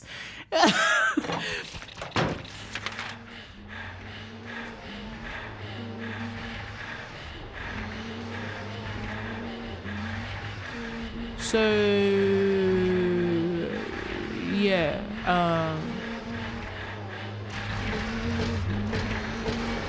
forgot what I was saying. It's okay.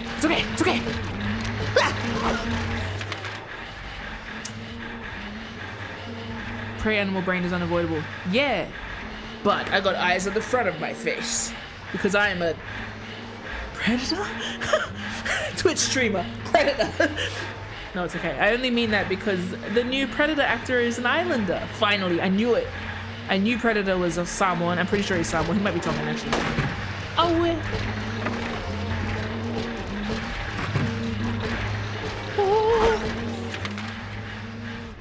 Can someone fact check me? I don't actually know if that's true.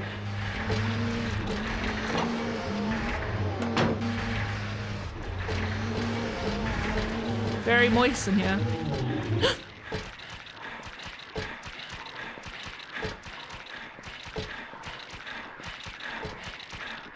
Are you gonna be a problem to me?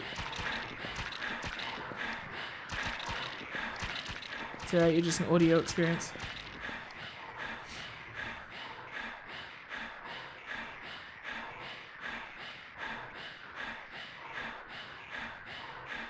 The world is teeming with unnecessary people.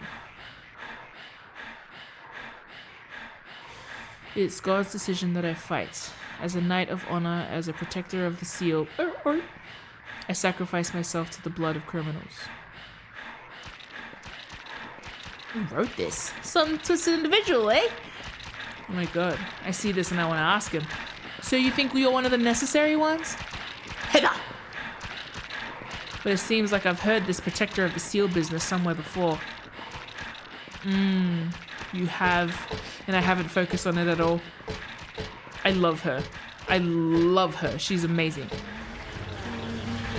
That's my girl. That's my Heather. Wah! Ha ha.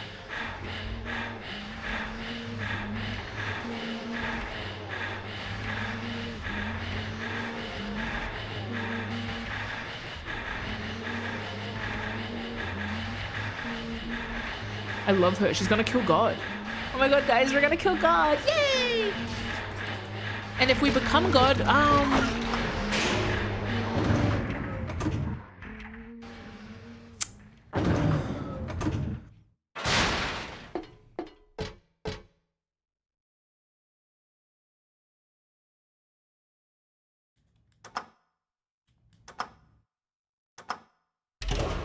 B3.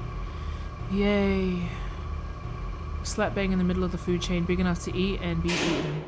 Nice.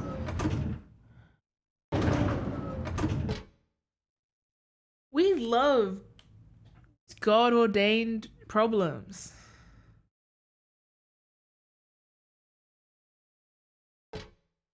Checking Predator Badlands IMDb, and yes, the voice of the Predator companion guy is Samoan Tongan. Hey, both! Look at that. World peace. We did it. Oh, he did it. I think he's also the body. Is he not the body as well? Because I thought that was the whole point. Because he was like tall as shit. That's why I was like, he's probably Tongan. I don't know. Banana 20. We're still in the same century.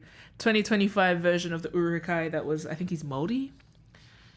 The one that fought with Aragorn.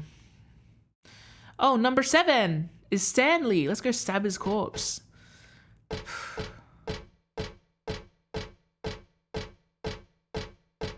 Oh yay, cremation!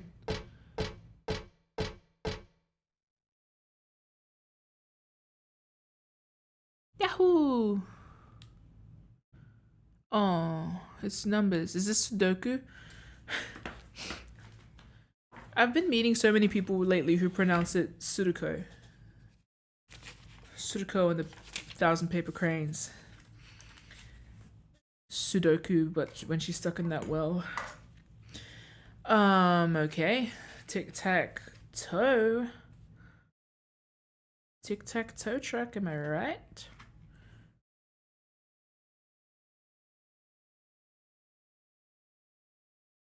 One, 2, 3, 4. This is a riddle. Not really.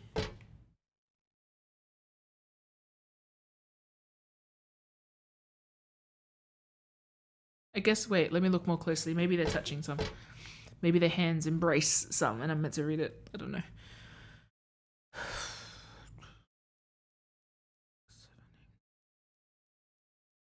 I'm sure this will correspond with the room. Ah, sweet actor and voice actor are different people. Well then, they're making sounds.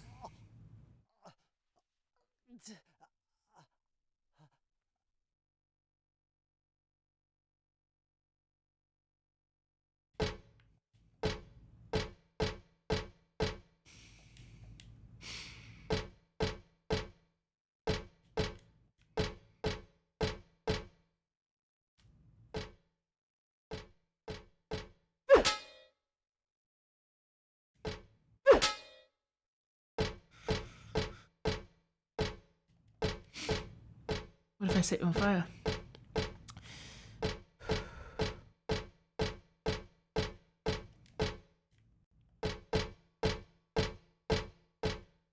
One, 3. Well, that's already wrong for me. 5, 9, So much blood on the floor here. Oh, this is it's the order. Okay. So 1 would be 7. If it's that way. Assuming the room is that way. I don't see why it wouldn't be. It might not be. Anyway, that's alright. We'll try it this way. 7, 3. Next to 7 is 8. 4. That is to be trusted. Oh, yeah. 4. Yeah, I think so. So it would be 7, 3, 8. No, 7, 3, 4, 8. And then was there a 5th digit? I'll never tell. Doesn't look like it. Hi, Connie. This game sucks. It's really good. I'm obsessed with it. 7. 7. 7. Then leave. Don't tell me what to do. I'm love it here. 7, 3, 1, 2, 3, 4, and 8. 1, 2, 3, 4, 5, 6, 7, 8. It's unlocked. I'm a quiz master. I'm a genius. I'm a beast.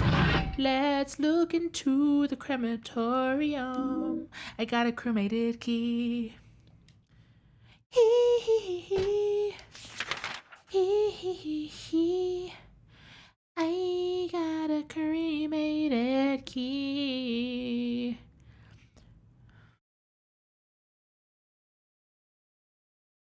To open doors with, presumably. I'm here to kill some bitch.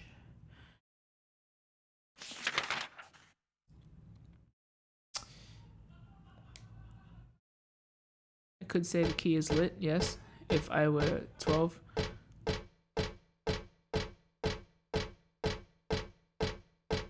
Where are the others? Where are the other stab victims?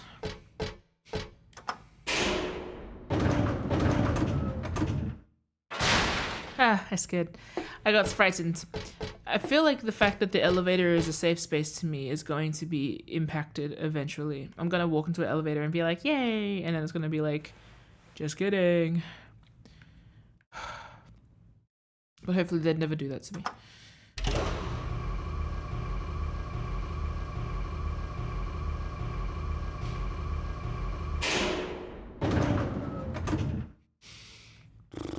Is this the right floor? It's fine. Like, don't be a bitch about it. It's okay. Okay, just walk. Just walk away. This does not have to be a problem. Walk. I used the cremated key, and now I'm in the area. Let's go elsewhere. Save point is all the way over there. Do I want to run to it? Kind of, yes. Poos and wees, actually. Shite, piss, wah, waka waka. Oh, there's another floor bitch over here though, isn't there?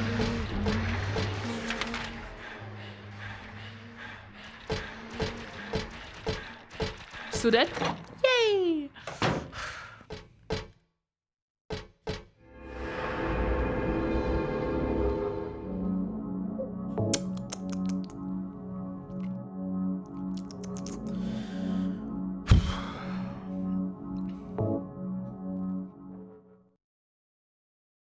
I've only been playing for 2 hours.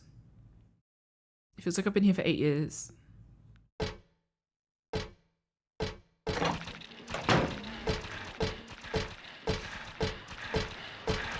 Excuse me, ladies. Pardon me. I would hate to interrupt you on your break.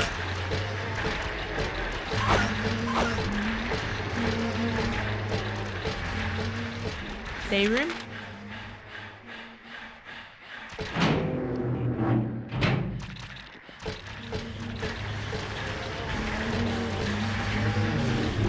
love the obscurity of everything. Like, are you gonna be a me problem or no? Let me go. Oh, awesome. Oh, and ooh, there's writing on the wall. Oh no. Happy. Shut your. I hate this voice. I hate this disembodied voice. Why am I looking around like that? Oh dear. I just took a closer look at the nurse's spray. I'm so busy running away from them.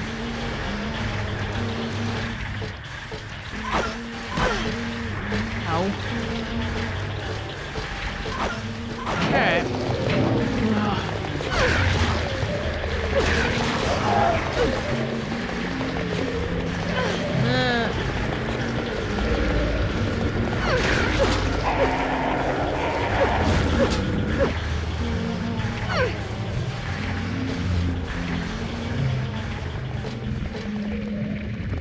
Did I kill two of them? I only thought I killed one.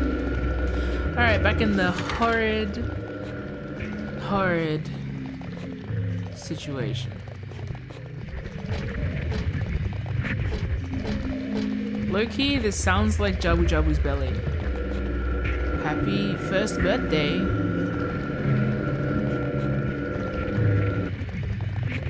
It's not my birthday. Are you dumb or something? She's not even rude about it. She's just like, but you're wrong. It's not my birthday.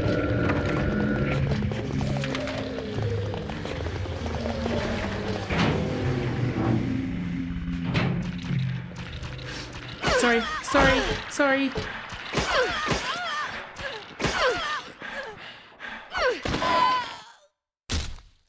I hate kicking them, especially the nurses, because I don't feel like I needed to do that at all.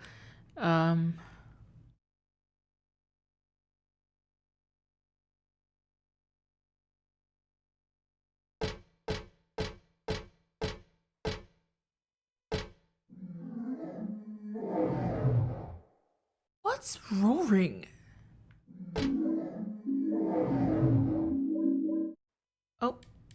Oh shit! I'm sorry, can someone clip that and just... I keep doing that. I keep like automatically pressing all the buttons. Could someone let me know if what happened?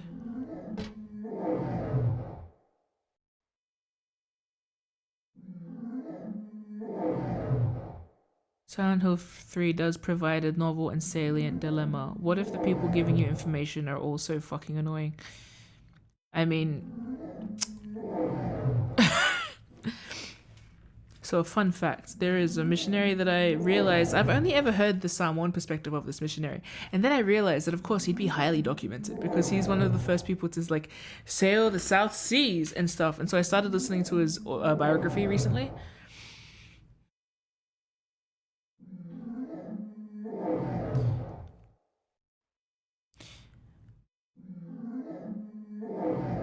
Sometimes you just have to learn about things from perspectives that suck and people that maybe don't tickle your fancy. There's something on the ground. Is this a birthday card? Happy 38th birthday.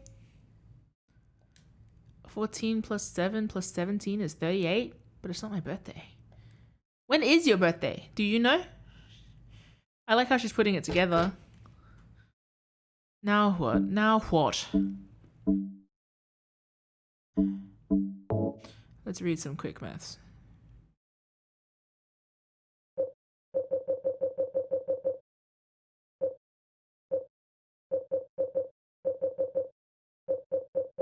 I wouldn't even know which one it is.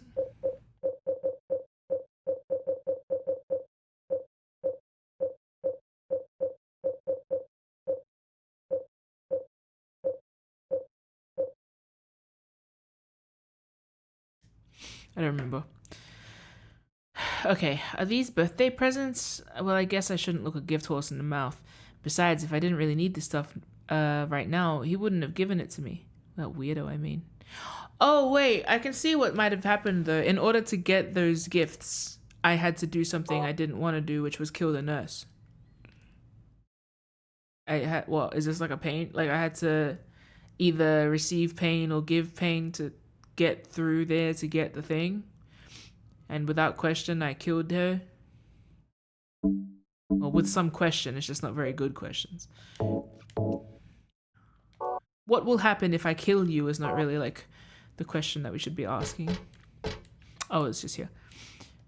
Whoever wrote this must be trying to tell me something. If they want to tell me something, tell me straight.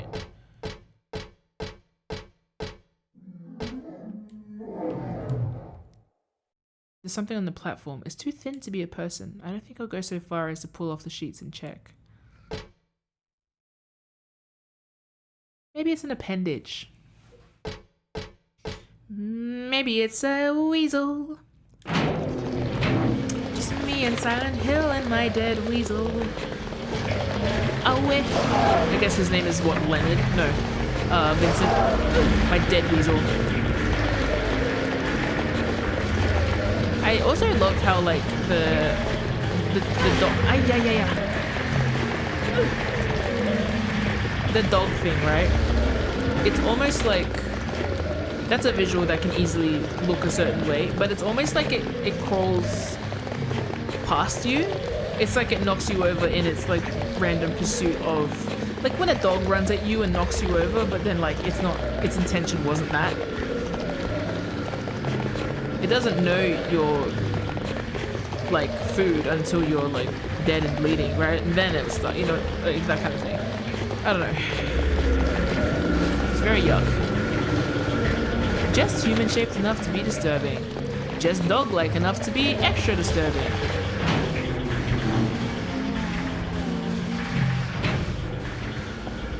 Oh, awesome. Oh, what was that? I didn't see what that was. Damn it. I don't think I got the full thing there. Shit. How long ago did I save it? Can I come back? It was only 5 minutes? I hate missing the flavor text. There's so much flavor in the text. And I think I didn't even get like any of that flavor text. I just skimmed past it. Question to the chat. Should I reload and try and come back to the save point? I guess not. I didn't get that far. I just killed a nurse.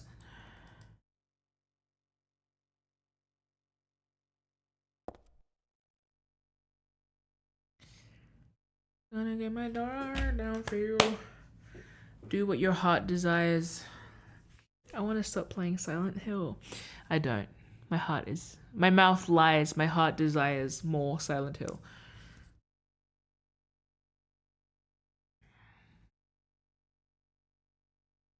Take your time. What a rush. What's another song? I've been on a Imogen Heap phase again. Not even the whole Imogen. Mainly Headlock. I think Redo would add to the story. Okay. Oh, I closed the wrong thing. Also, is it too dark on screen? Sometimes I was turning up my brightness like hella.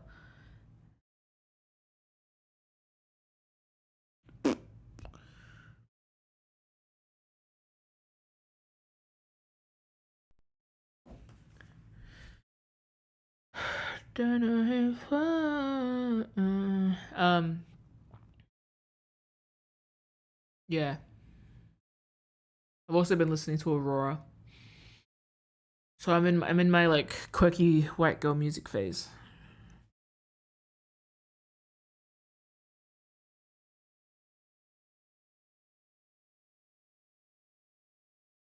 Oh man.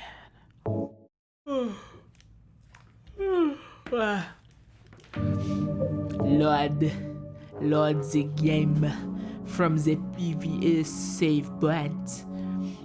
Exam room where we have our exams. You passed away.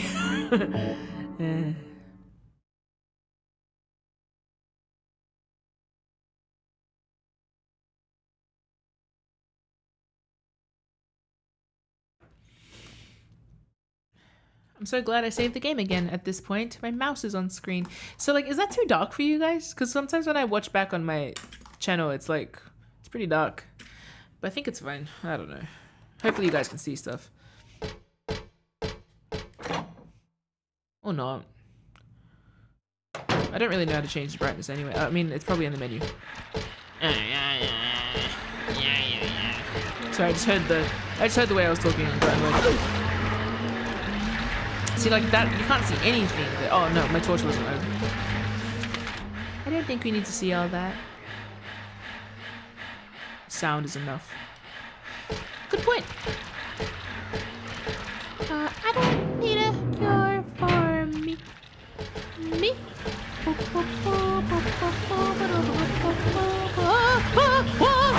I missed it.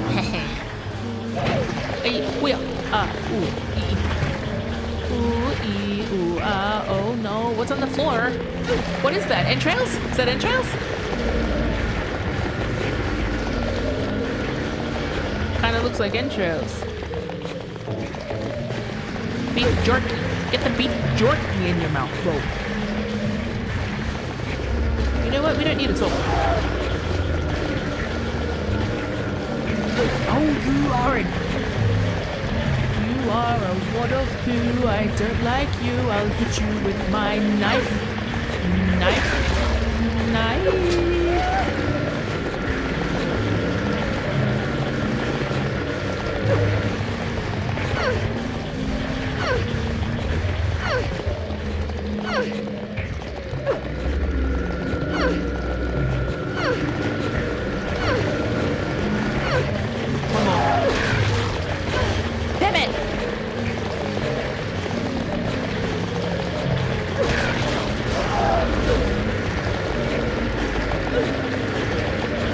Oh, there's two. I'm losing a lot of health. Oh, not that much. Just get a mace.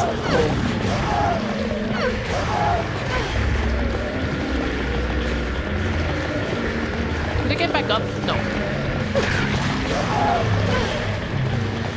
They're rather disgusting.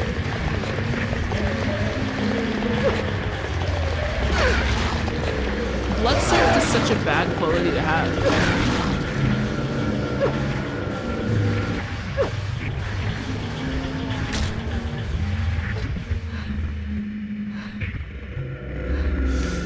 Hey, am I turning into something? Because it's only the things that are turning into monsters that are swirling with the yuckies.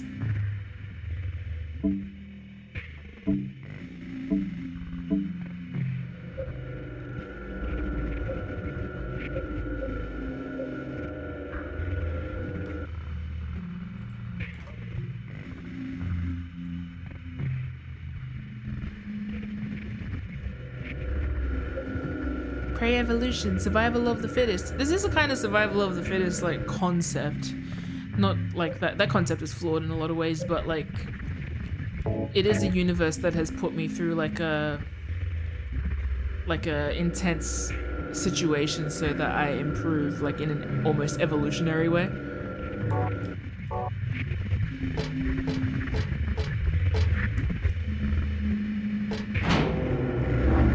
Get ready for kill. Go.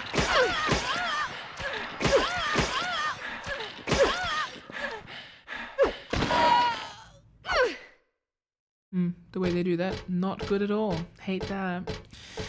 I feel queasy. I don't like this very much. 14 plus 7 plus 17 is 38. Minmo. Now, 14, which is how old?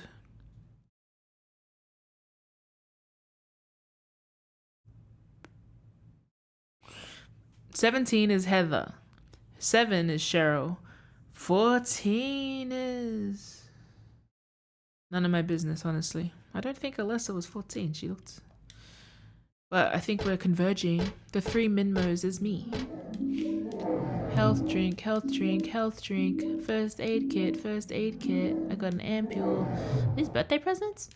Besides, if I didn't really need this stuff right now, he wouldn't have given it to me. That weirdo, I mean. Who is that weirdo? Is it Vincenzo? Hope he dies a million times. Oh. I'm glad I killed everything so that my walk here is at least a little bit more comfortable. It's never going to be fully comfortable, but at least I feel a little safer. And this feeling, on its own, in a vacuum, I think is fine. It doesn't thematically mean anything. She looks at me like she doesn't believe me. I love that angle, by the way. That was so anime protagonist of you. Pretty sure there's a person under these rusty red sheets. I think they're dead. I can't bear to check for sure. So, one thing I was saying is the image of Harry with the sheet over him on the bed is Heather's current trauma that she is taking into Silent Hill. And as we know from the previous Silent Hill, the projection of the bed for James appeared in many places. So I just wonder, every time it appears for her, what it means, how it feels.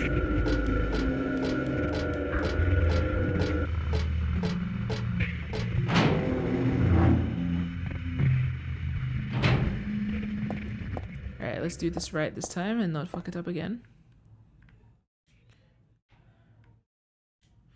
I saw that drawn on the dividing screens in the hospital. But this is different. Seems like it was drawn a long time ago. Somehow.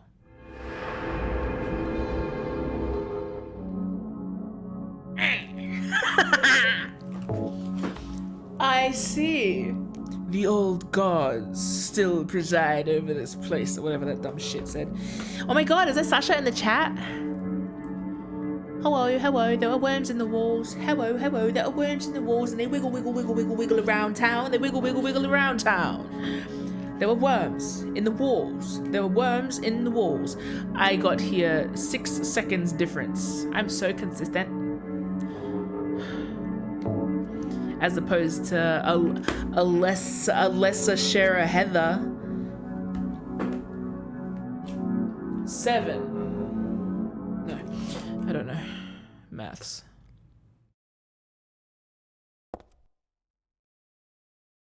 Oh. That looks like someone has exploded vertically. Ascension. There's a stretcher here. Not your usual stretcher. This is more like an altar of some sort. Lit candles, a knife, and... Is that blood I smell? Is it, Heather? Who could say? It's been such a bloodless town already. Hey, look, I have a bubble tea. Warm! Did they worship that picture? Or something in that picture?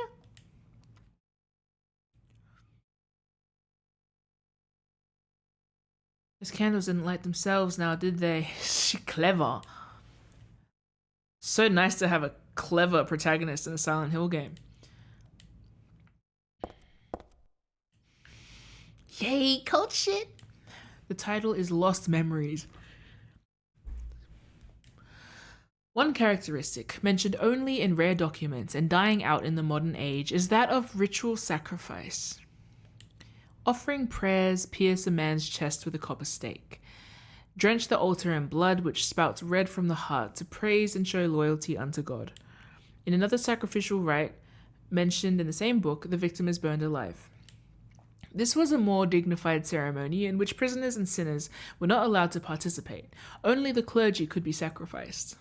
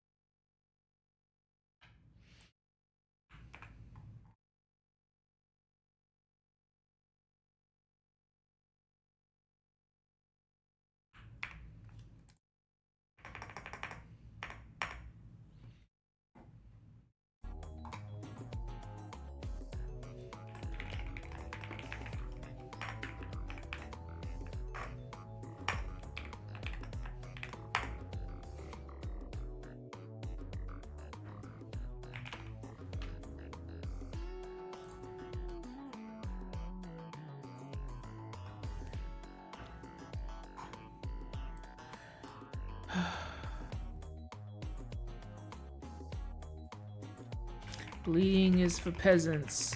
Fire is for the clergy. Fire as a dignified option for ritual sacrifice. Just before stream, I was thinking about how fire appears in this game, so that's great to know because we also know that fire impacted Alessa.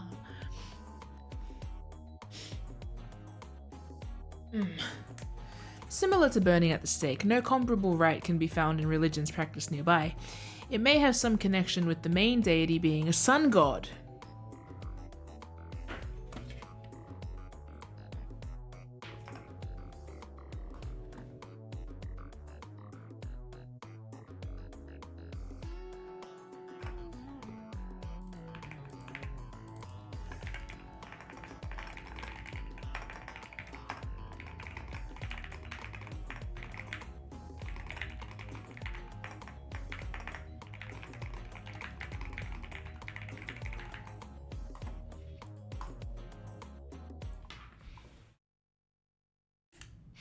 Even though this religion extols redemption, it brings to mind a dark and cultish history. This religion extols redemption.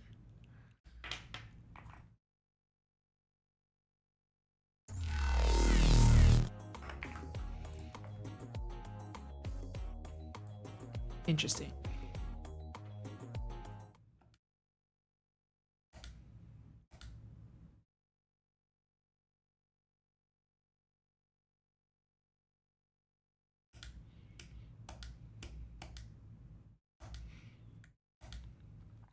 I was approached in the city.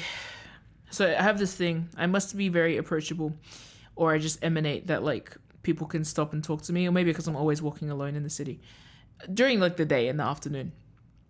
But literally the other day I walked out of a meeting at like 7:30 p.m. on a heat wave day. It was 45 degrees or something.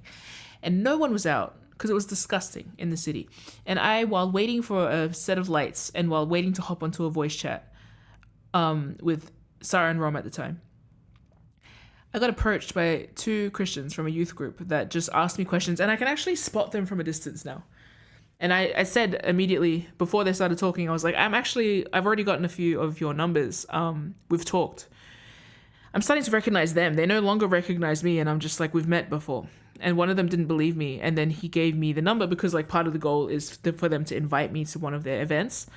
And so I'm like, I will be like, yeah, whatever. Like I know a lot of church people, so I'll just take your number and then I'll hand it along. And then one of them was like, I don't think we've met before. And I'm like, I'm pretty sure we have. And then when I entered his number, I was like, see, you're in my phone. I just don't call back after. So anyway, again, every time I'm in the city, I manage to like almost without fail get approached by traveling religious people, majority Christians, but all different denominations. And the last time I was in the city, and like, I'm not even complaining about it, right? Because this is part of the like religion itself, and they're not rude. And I could at any point just be like, I'm not interested, but I tend to listen just because I'm curious.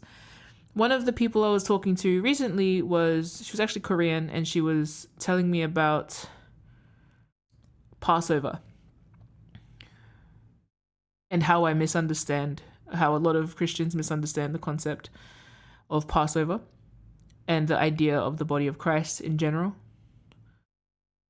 The moral of the story is like, I'm on a religion kick lately. I keep listening to just various people's things. That's why I was like listening to it, because I'm like, I'm not necessarily interested for my own belief, but if anyone comes up to me and wants to tell me about their belief system, I'm generally interested. And I'm like, well, this saves me YouTubing it later, right? Because I was like, I don't know what you guys believe, like what denominational differences there are. And there was so much about ritual and so much about blood and body and like prayer and stuff. And I was like, now that I'm playing Silent Hill, I'm like, I'm glad I stopped and listened to you, random Korean lady. Sorry for not responding to your WhatsApp messages. But thanks for the thought process, because now I'm buzzing. I'm buzzing about Silent Hill. Person that reads the Bible to better understand Neon Genesis Evangelion. Hi. Anyway, I forgot what the moral of that story was, but it is foretold, so let's get back to the game.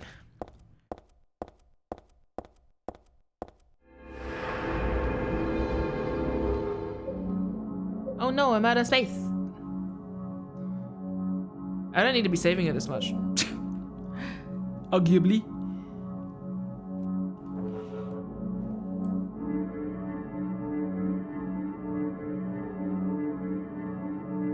Why is Baku laughing? Is it because I forgot what I was building up to? Oh, no. Yeah. Evangelion? I don't actually know anything about it.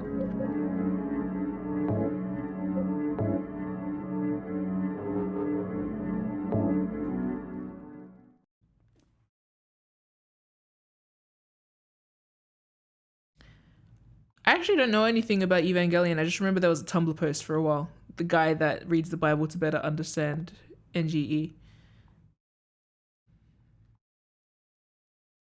I don't know.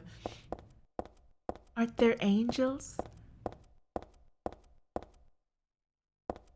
I genuinely am at that point in my life too where I want to read the Bible. I want to read a bunch of religious texts if I can.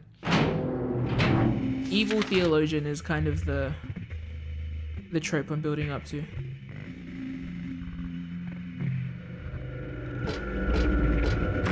Theologian doesn't seem like it should be said that way, also.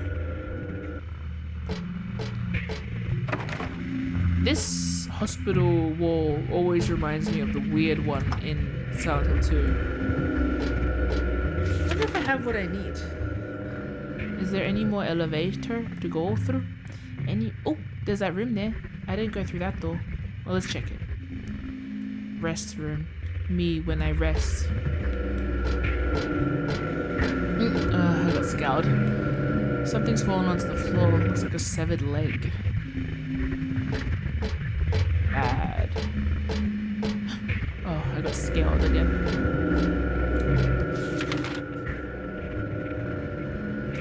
Alright, Sinners, what are we doing?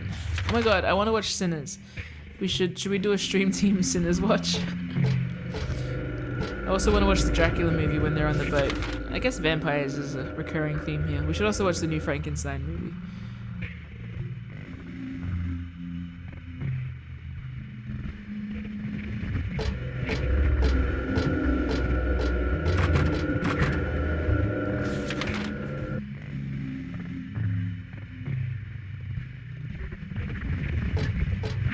Well, if they want blood, I got a plastic bag. I could fill that with blood. One of the little dolls. A totally ordinary transparent plastic bag. This is from a trash can in the locker room. Parfum. This stuff smells a little strange.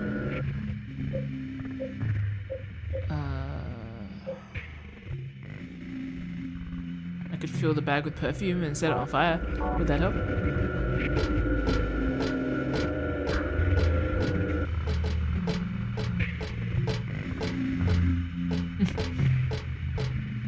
I can put the perfume in my mouth. Would that be anything?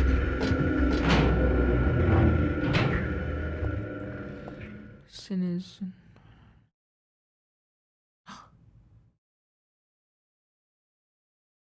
I saw a thing from Weapons the other day. I've been seeing stuff from movies on my YouTube recently. Actually, video essays about horror movies is my moonlight calling that I always manage to not do. Genuinely, the only, like, you know how lots of people will say, like, wow, we should totally start a podcast about that. And, like, lots of people say that just when they have an interesting conversation with a friend. Yeah, I've fallen victim to that once, twice, 3 times a lady. A few times, but like the main time was when I was unpacking Midsummer with Rom. Featuring Sarah. Sarah had some input, but there was like the start of the conversation happened because I'd seen the movie, but Rom's read the transcript, or Rom's read the script before it was made into a movie. And we were unpacking it, and I was like, this would actually be a banger episode of like a horror analysis thing.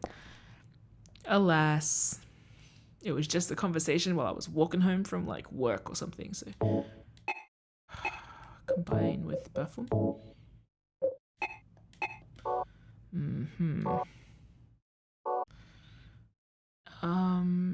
Okay.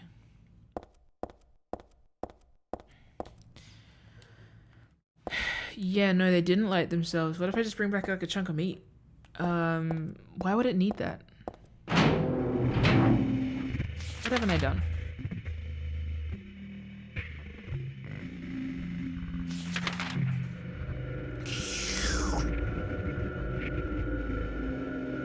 I haven't checked that door. Where is that?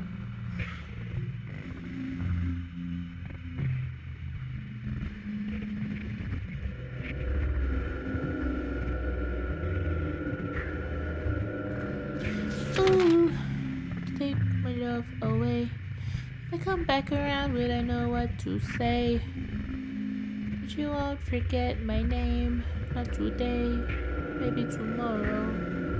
Such a shame, feeling sorrow. When I come back around, do you know what to say? Not today, maybe tomorrow. Which fucking door? Don't you open up that door? You won't cope with any more. Showed you what to store. Did you take my love away from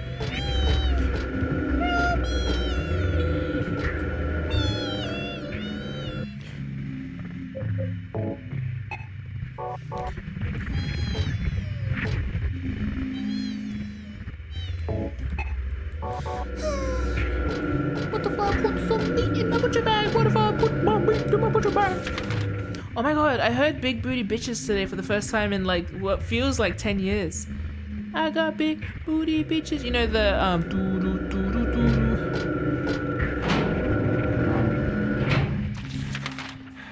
I got big booty bitches, big booty bitches. What? Big booty bitches. I shouldn't be singing that song until. We don't want no skinny bitches. I got big booty bitches. I just reminded myself of Peanut Butter Jelly Time, but that one's more mainstream.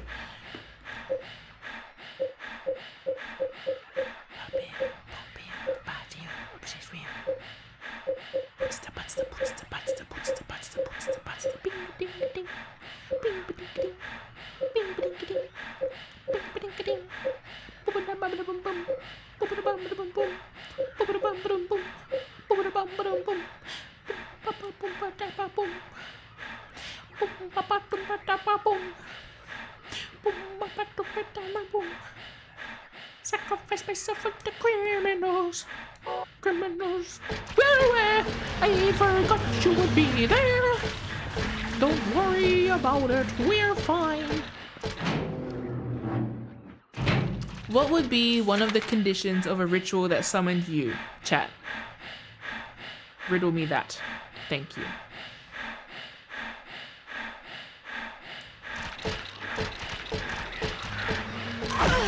My legs!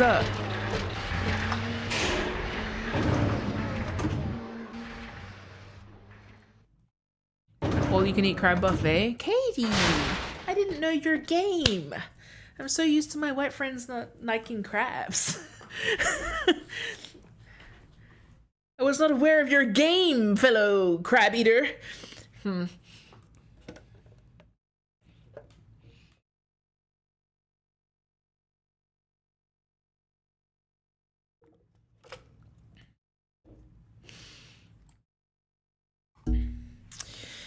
Cat is there not to be used in any way that just to observe. Fair. How many? Just one? You'd be hard to summon. Okay. Friggin' Exodia.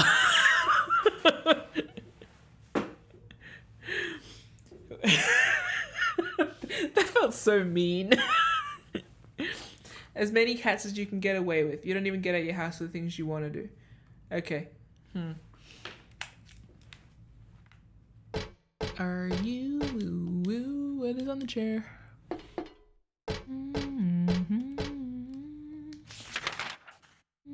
There would have to be a musical element to mine, or like it'd have to be like a Zelda summon. I feel like you'd have to play a particular song, like Lugia. I'd be like Lugia. I hope you'd have to get like 3 gems and almost kill Moltres, and it'd have to be the end of the world.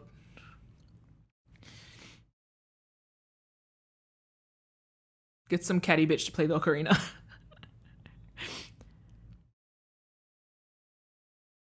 Exodia summon rate in Master Duel is apparently not that bad at all. They used to hand out Exodia cards before the Yu-Gi-Oh movies back in my day. I told some youths about that the other day. Like, oh, we love Yu-Gi-Oh cards ahead of cinemas. You remember cinemas? I'm so sorry. We failed you.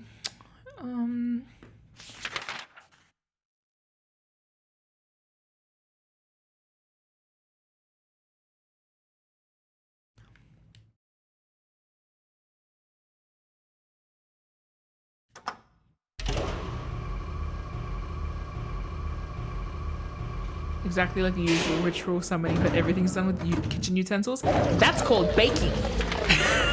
Of course, Sasha's is like cute as hell. I imagine it playing the Kirby Super Smash, Final Smash, boom, boom, boom, when you're done, and then it smells like freshly baked bread, rather than like sulfur and shit when you add fire, but only in the way of like cooking.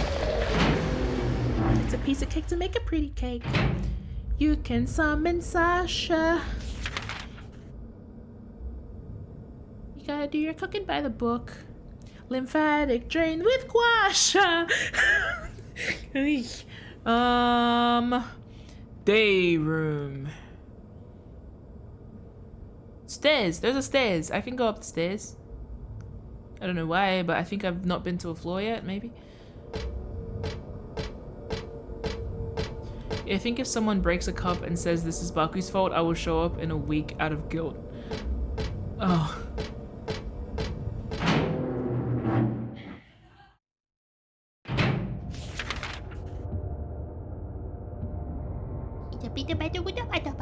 Eh? Is this the correct place? Did I not just come back to the same place? Oh no, I ran past this shit before. If you're watching this in the VOD, please post in the VOD squad on our Discord server, which one of the mods can post the link to right now.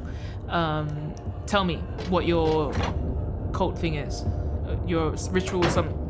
Yay! A bucket of blood! Duh! I found this before, but now I'm gonna fill it with... Yay! Oh no! Wait, there was that other troubling body as well. No, I got a bag and... Oh, that's for future bloodletting. Nice. Ew. I got plastic bag with blood. I think if you were to summon me, it depends. If you summon me but I have to do a task, it's gonna be harder, you know? But you can probably do it if you like turn on a kettle, because I will begrudgingly appear like, do you want me to make tea? That's my role in my family.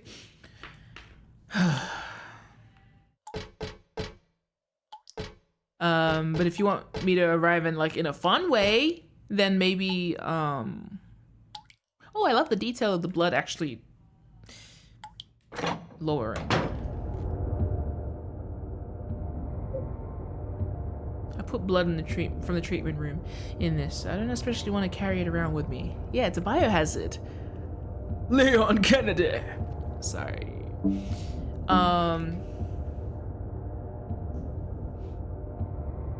Yeah. It's kind of fun, actually. That's the kind of mythos about leaving a task for an entity. Like the brownies and stuff. Oh, yeah. Fair. The unending, enduring task of being brown. Sorry.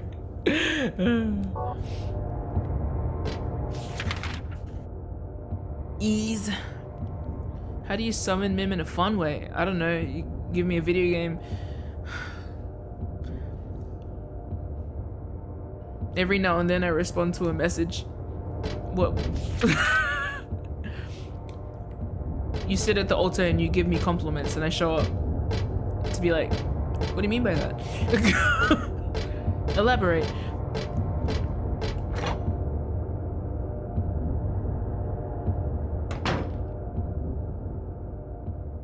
I don't have a map of this area. This area sucks. Yeah.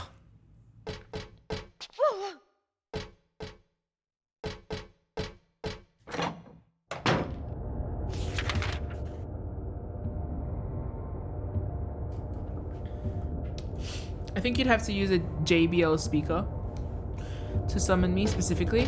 I'd hear the "Bududum."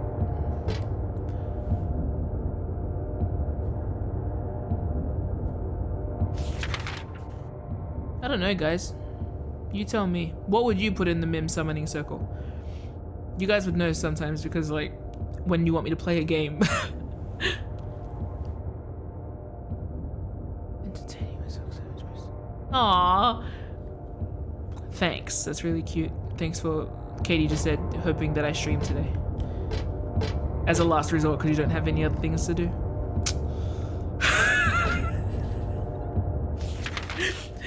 Bad faith reading all of your compliments.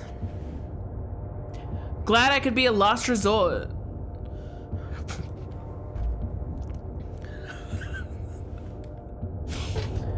I'm kidding! Thank you. I am glad that my streams are enjoyed. Oh. Not that. Oh no. The last resort. I went to vacation, that was pretty cool. Okay, yeah, that's fair. Good one. I remember when I was like, hey, I know you streamed. Are you gonna stream again? Yes. Thanks everyone for saying stuff out loud.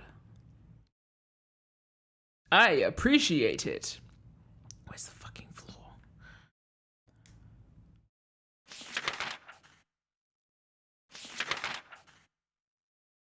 God. I love how she's like actually marking up the map. She's so good. 1. 1.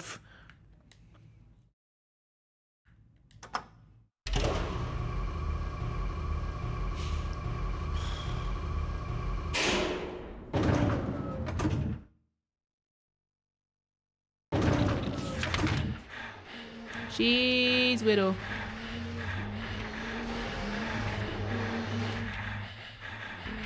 The offset of the breathing is such a clever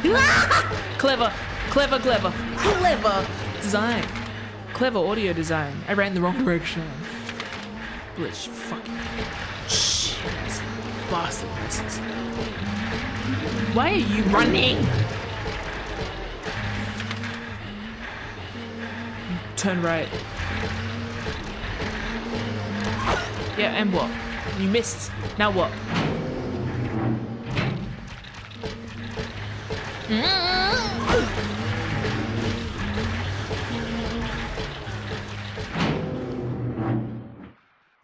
I think if you wanted to summon me, you'd have to use like a specific kind of paper, and I would be summoned as handwriting. Why? Why are things developing? Why are things developing? I wanted you to say the same. If it's gonna be bad, then at least be consistent. You'd probably have to prepare like an ink and a pen, and it had to be like, you know, yeah. A piece of media that would gnaw Mim's brain so hard that's just Silent Hill. I mean, it worked. If any of my usual suspects like go, you'd really like this game, or you'd find this interesting, I'm like, I'll make time in my schedule.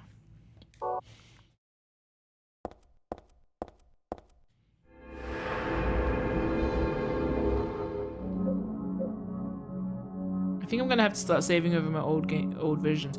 Hey, ROM only. Yeah, ROM's still awake, hopefully. ROM only, one question. Can I start saving over all of my old files? Like, this is fine, right? Yes, actually my first time playing, I always do that. I always replay it, so it's fine, even if I don't. Rom, you don't have to answer that question. If you already have, don't worry about it. The lag. Did Reese keep fountain pen stuff specifically? Aw, thanks.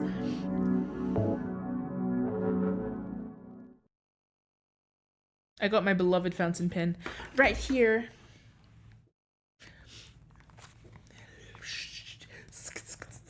Oh, I took this baby to Brazil.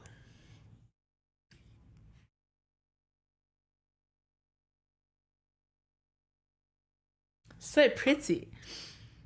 Alas, my favorite ink has run out, like forever. They stopped selling my favorite ink, which was Pilot Iroshizuku Tsukushi ink. Yeah? It's a reddish brown, and people didn't like it, apparently, so they stopped making it. I liked it. It fit all my aesthetics. It was the color I started my D&D books with. That was the exact same time I finally splurged on this pen. And my favorite ink in it. The flow was right. The color was right. It looked good in all my books. It looked good with my decor. And I haven't been able to find another one since. There's another brown from the same brand, but it's like a greenish brown. It's a completely different experience. So I had to get a similar one, which was a Mont Blanc. Yuck. But it's scratchy. So I've been using this down to the bone for the ink that I had in there, because I've used the whole ink thing now. And I didn't have the foresight to be like, I'll just buy all of the Tsukushi inks so that I keep having my ink for a while. And then maybe by the time I finish, they'll resupply it, because I ain't that bitch. Over all the other fountain pen nerds bought it all out, just like quinacridone gold, Daniel Smith. How do you run out of pigment?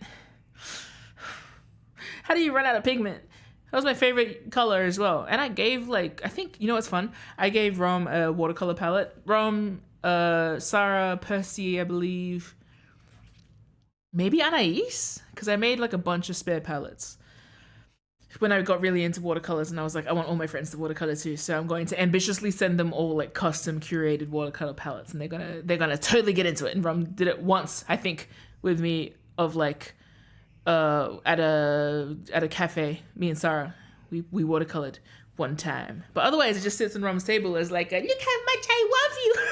I made you a watercolor palette. But what I'm trying to say is, it's kind of that thing of I was trying to spread the love.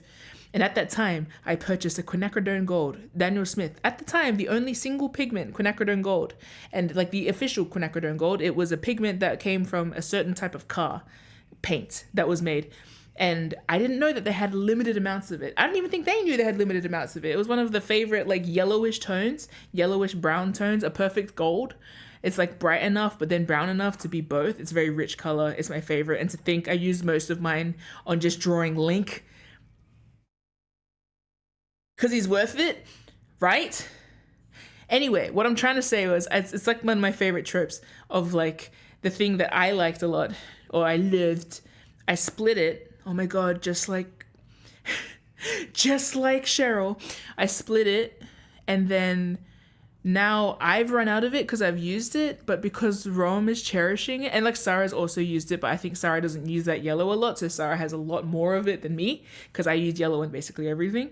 But Rom, who hasn't watercolored, so technically hasn't used the palette for its intended purpose, but is now solely holding a super rare pigment. Just so you know. Because you basically haven't touched it since the first time we used it. It's people would pay you money for that.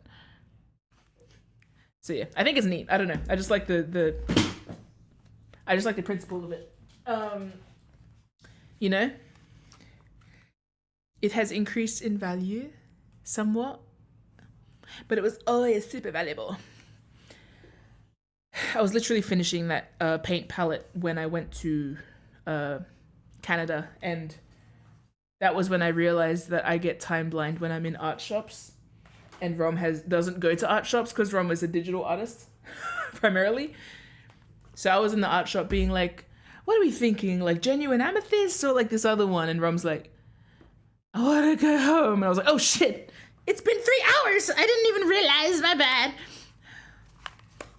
It wasn't 3 hours. Sarah was also just floating around the art shop. But yeah, anyway, that's my long-winded story. Also, someone said, what do we put in the summoning circle for Sarah? Shukitake. Bleach photos, not the liquid. The anime, no, not bleach photos, only Shukitake specifically, with Stark.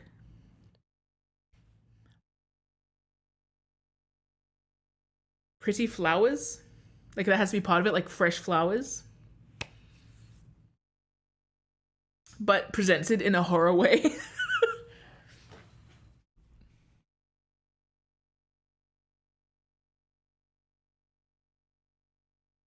An air conditioner.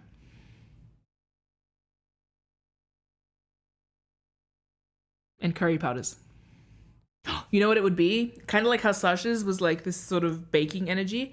I think Sarah's would have to be like a long-term thing, like marinating, like creating a curry sauce. That'd be like the potion that you have to make.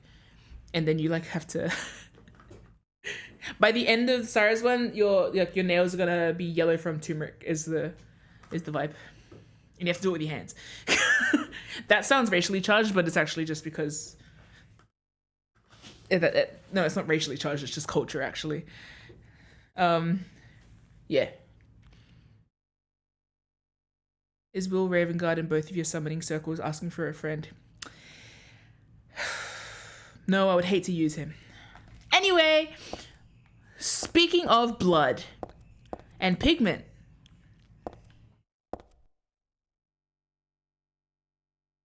let's play the game. I'm often correct. Okay. Blood. Oh God, Heather.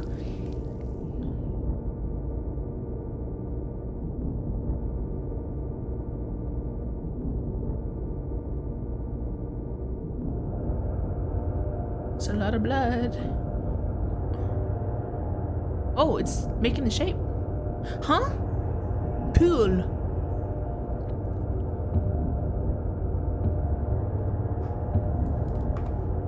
That's not a pool.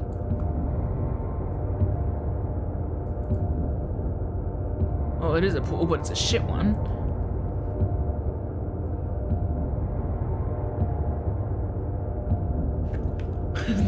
I forgot what Silent Hill's like.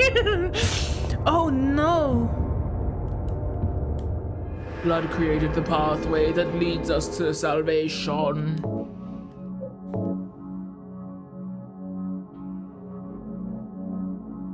Unending hole in floor. Never gets old. Just like Cheryl. Just like Alessa. Not like Heather.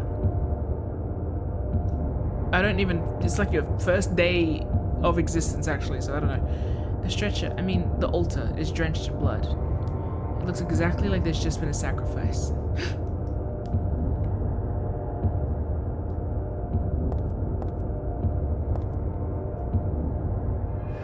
I love this game. The vibes are so freaking atrocious.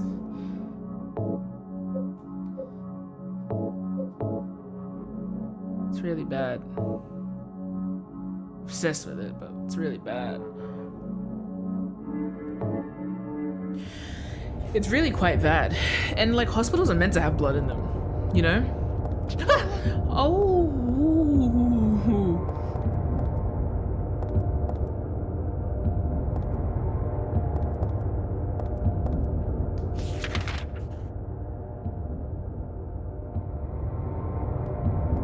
Okay.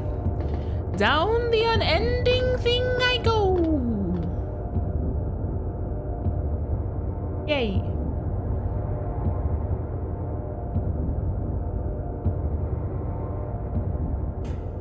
She's stronger than me. Be jelly-legged by the end of this. This better not be a boss fight. It's a horrible place for a boss fight. Where the hell is Leonard? Oh my god, am I in water? No! Taller than my boots? No!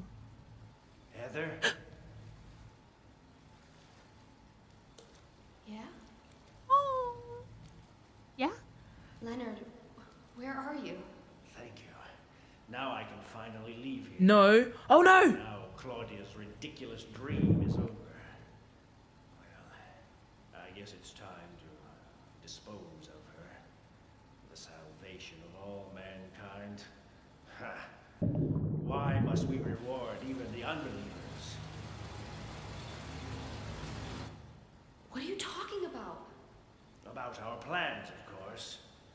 It's true that God is merciful, but first, one must be chosen. Only we, who harbor hearken to the voice of God will be given the keys to paradise. Right. Don't you think so, Mother? Yeah, sure. Go ahead and think whatever you want. What do you mean by that? I mean that I don't think the way you guys do. I don't want any part of that kind of paradise. You're an unbeliever. You deceived me. You didn't I ask. didn't deceive you. We were both just wrong about each other. I thought you were a normal person.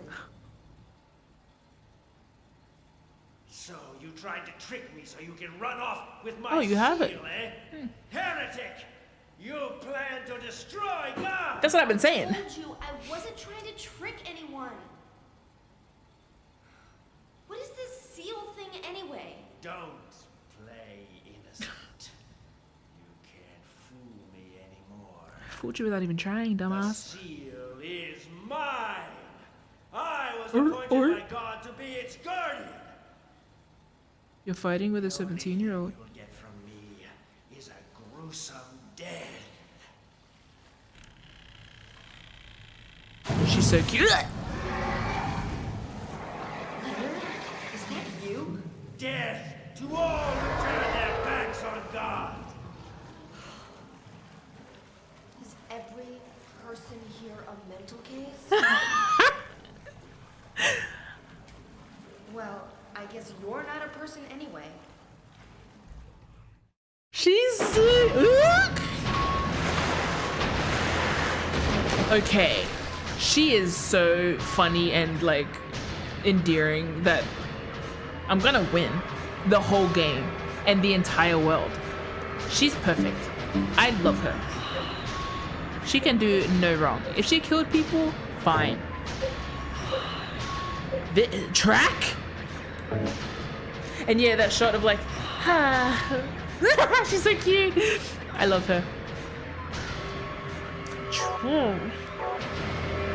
Oh no. Did I not? I love how normal she is. How dare you deceive me? My bro, you deceived yourself. Oh, that doesn't aim.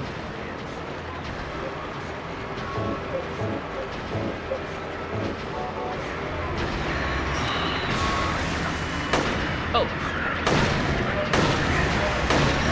I could submachine gun this, I reckon. But I need to just stand right. I love her, she's so cute.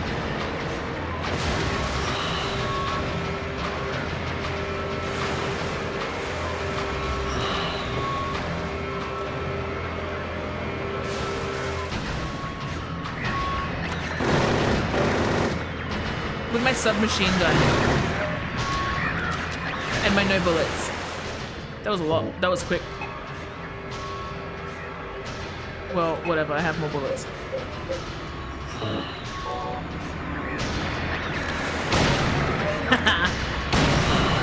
Ha! Sucker. Which could mean nothing.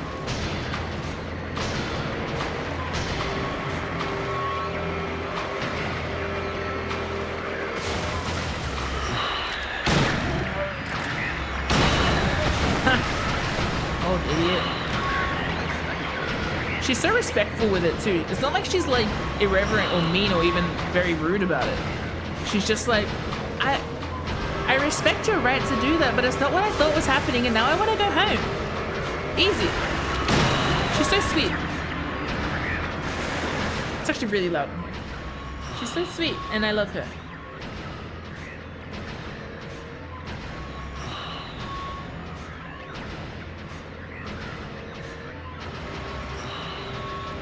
Hello, Simber. What timing? Oh. No worries.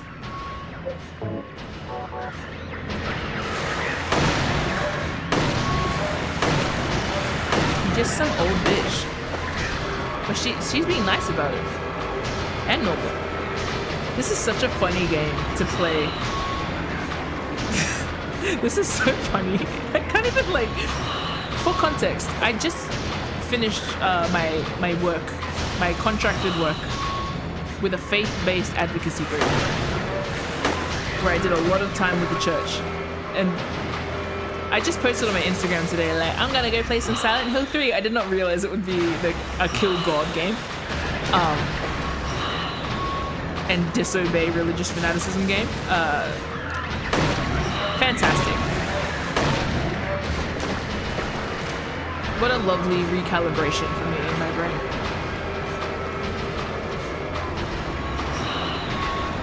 You're kind of like not hurting me, but I don't want to jinx it, but like, you're kind of just shit and bad. No wonder you're stuck here. You want to go walk into those graters?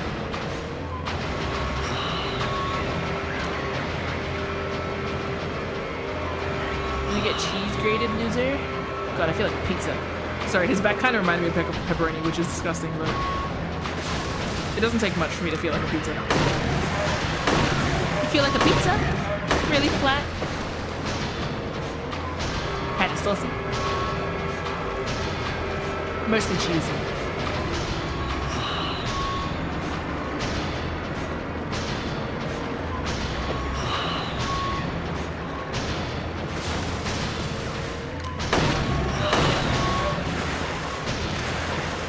Maybe it's good I didn't play Silent Hill in my youth so that I could develop my own version of these things and then meet Silent Hill fans and we could meet in the middle, inspired in different ways, you know? I could meet Silent Hill properly in my old age. I can't remember how old I was when I started. Yeah, in my 30s, damn.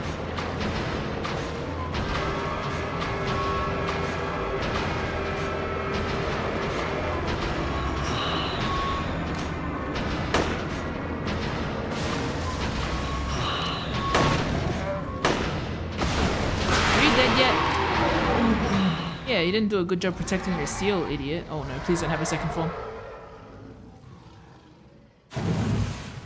Just dead. Your second form, deceased. Ha!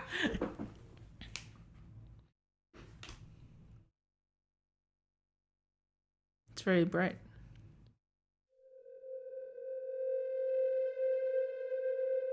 Where's that seal at? It's mine now. Hope you know. I don't want Heather to carry the seal. Or I hope it's just a seal. Everything the same, but you get a little C word. Oh, she's so... Leonard's not here anymore. We killed him. I guess I should head back to the motel now. She's so normal about it. I hope Douglas is okay. Oh, yeah, right. Yeah! A medallion. Oh, that's the perfect shape for a seal. What's this? Oh! Isn't that the talisman? Bro, okay, I changed my thing. If you want to summon me, I need to have a few medallions. I want them to be handmade out of air dry clay and then like etched. Oh, yeah. We love a talisman. What if I made merch talismans? They don't do anything. It's just like rocks. But like they have a fish dog on it. Etched. Yeah. I don't know. I love a good talisman. Feels good. The closest thing I have to a talisman is these little wood things that I got from a gacha machine. There's one that I have that's like a crab shape. And Sarah, what did Sarah call it? It's like a worry stone because I just kind of hold it sometimes and rotate it. I dropped my crab. I dropped my moon, sorry. I guess this kind of counts as a talisman. It's an ocarina. But anyway. Yeah. Hi, Sarah. Speaking of. What's up, freak? Oh, that was to Sarah. Okay. Okay. We did it, fellers. Now we go check whether Douglas is hanging upside down in the motel. Bleeding from the neck and whatnot.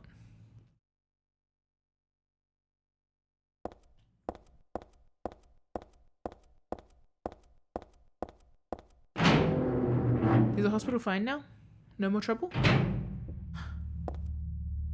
Yay! Very regular. Very fine and normal.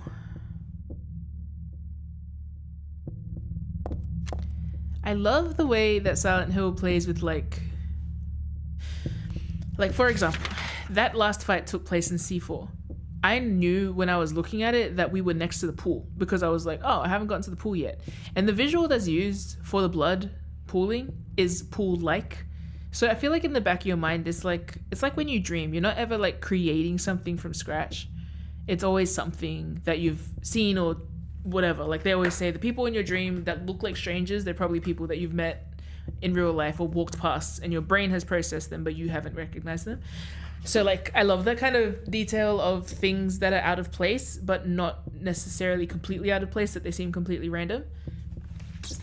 It's such a nice attention to detail, because that could have just been a hole in the floor, but it was distinctly, it had that kind of like bend of a pool ladder leading into a water fight.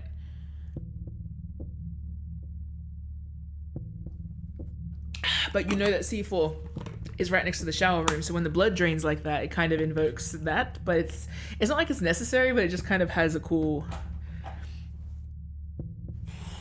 continuity is another word, the word I keep saying.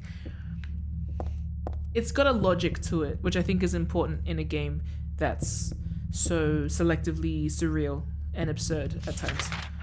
Kind of want to just see if there's an option to make it a smidge brighter.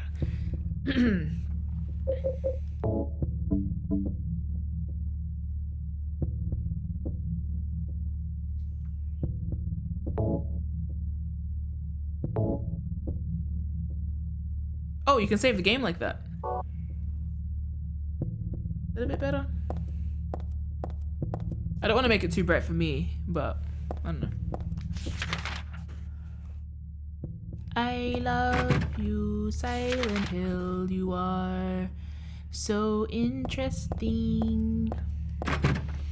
You are a sign of the kind of absolutely wild attention to detail that you can pay in a game to ensure that every corner of the narrative is serving a purpose, even if it isn't necessarily serving the main character, unless your main character is God or killing God, but only if God is not you.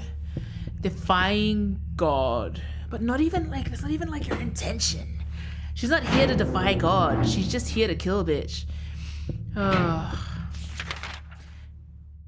That's not her goal, which makes it like worse that it's probably what we're gonna do. You would defy God? No, I'm just trying to do a thing. I'm just existing, bro. This shit goes hard for the religious trauma kids out there.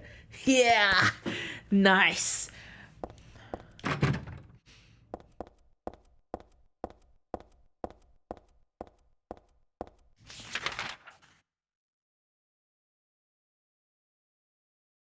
love video games.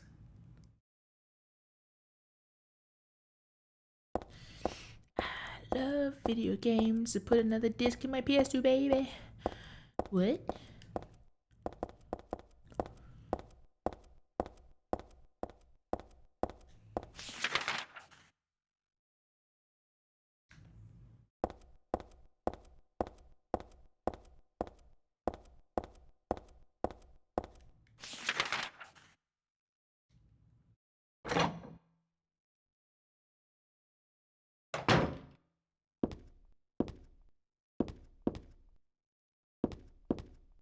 Love how horribly glowy they are. So good. This game slaps. I was saying this before, but I think I got distracted by like a bucket of blood or something. Every time I'm playing a Silent Hill game, I am not sure how the next one is going to, like, you get that kind of like attachment, especially because I play them all at once. I have no time to sort of like ruminate on it, I guess, for a significant amount of time. I mean, I did. I stopped playing, Silent Hill 2 in November, and I had like a whole month. But that was less rumination. That was more like existing. Yeah, every time I start a new one, it's like, I don't know, there's just that thing of like, it's new. Like I've really enjoyed the old one. I wonder what this is going to be like. You do that little adjustment period, and every time thus far, it's managed to like match the intensity of how much I liked the last one, you know? But just in a different way. And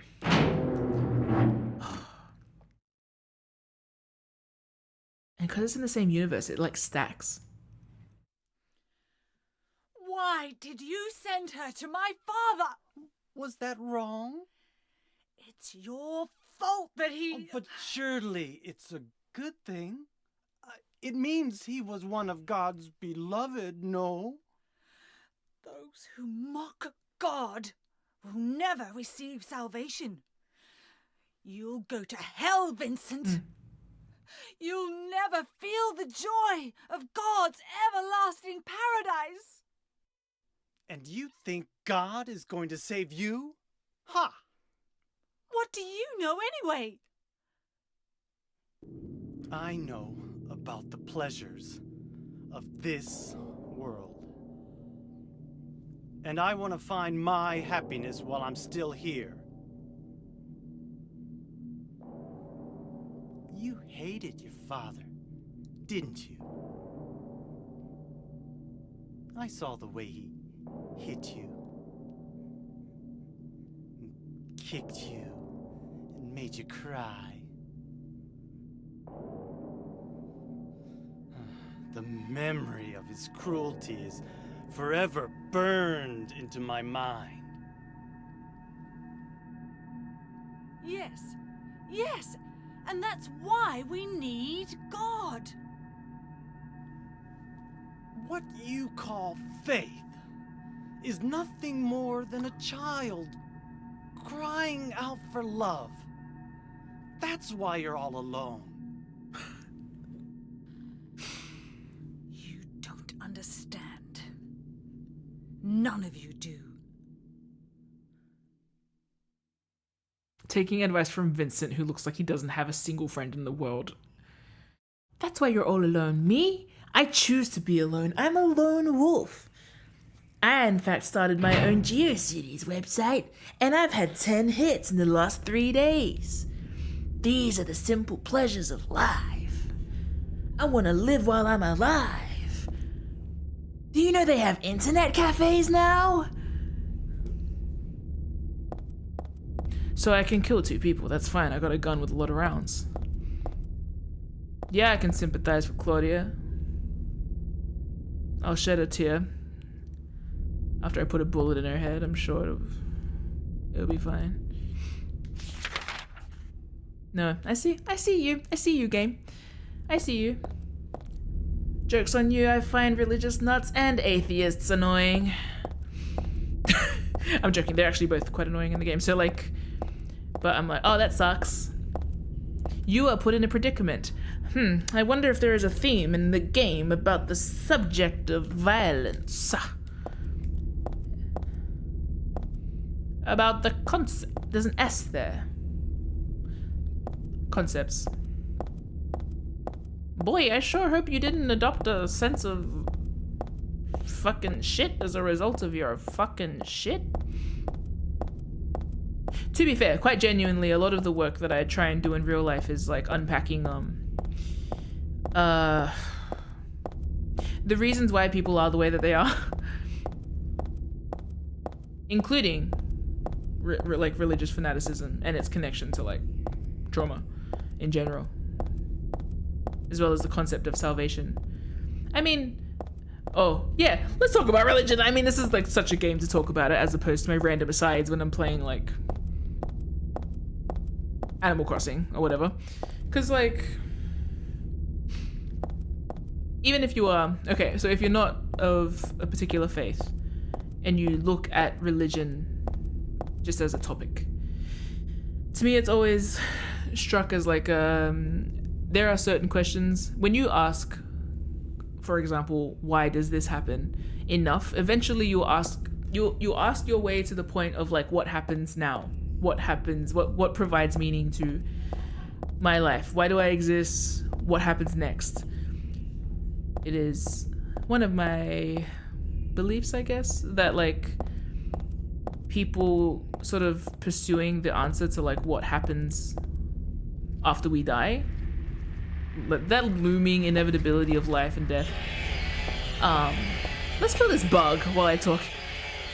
to me, it defines a lot of the ways that people have like mythologized around life as we have it, and then the idea of life after just feels like a natural progression in terms of like Christian terminology, but also like other concepts of like how do you proceed past this point, you know? Do other animals think about this?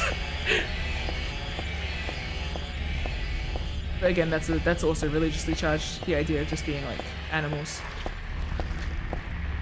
I'm not gonna kill the dog, let's not waste it. What? What? I forgot about dogs. Yeah, but I often think about the different ways that people like find answers to that question of like, if you are pursued every day by one inevitability, which is that you will one day die, then of course there has to be ways that we go around answering that question.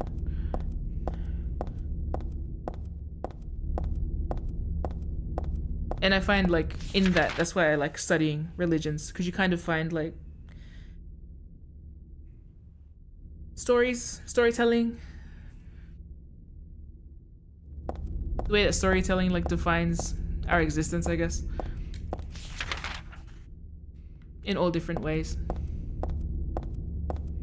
I've also been studying, again, like I was talking about how I've been studying the presence of religion, what makes a cult.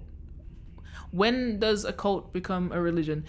From what I gathered, this was just a quick skim. One of the reasons why something is a cult is, it becomes a religion if it outlives its central figure for a cult. Was one definition I saw.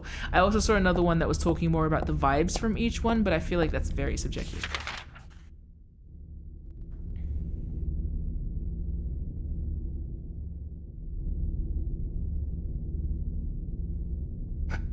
Sorry, I just saw Baku's thing. Talks like a stranger on Twitter. You eat oranges because you were unloved as a child. Type observation, my pettest of peeves.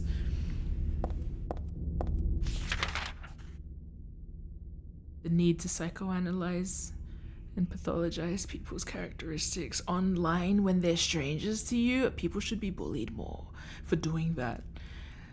I would like you to relearn shame. Just a little, just enough. Just enough to develop some literacy, some manners. Yeah, anyway, religion's interesting. Oh, and I often, like, I feel like I've said this a bunch, but I feel like I've also said, I feel like I've said this a bunch, end quotes, a lot. That's why I often say to people who would consider themselves atheists, everyone finds an answer to the unending existential question. A lot of the time, a lot of the atheists I talk to don't realize how they are kind of like religiously or spiritually connected to the idea of Western science. Or almost like, you know when you're almost so committed to the absence of something that in itself becomes its own kind of spiritual practice? Again, not all atheists. I've had this conversation on another stream. Not all atheists. In the same way as not all Christians, there is a way to be extreme about it. And I've met, I guess, a lot of people who switch so hard from the spiritual that they end up thick in the realm of atheism in such a way that is like horribly racist. And I'm like, you know what? I don't really trust you any more than the religious nutter. You just like worship different things and have other blind spots. Anyway. There's another dog. Anyway, I'm being very curious about this game's religious overtones, and also how it will match up with a lot of the things that I'm currently learning. I'm learning about the origins of monotheism at the moment.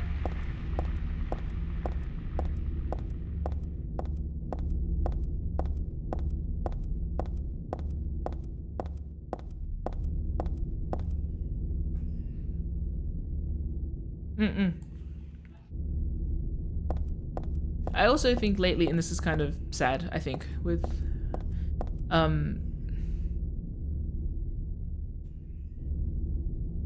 in situations where people are struggling to find hope, I don't mind how how people find that hope, of course, without harming people. And you can really draw the through line between people who resort to like intense religious beliefs and hopelessness. There are a lot of situations in the world where like people respond to really like say when people start calling out to God and stuff, and it's like, well, of course they're gonna call out to God. Everything else in this system has failed them. That's kind of a point of my focus as well. If everything material has failed you, of course people will turn to immaterial things. Yeah.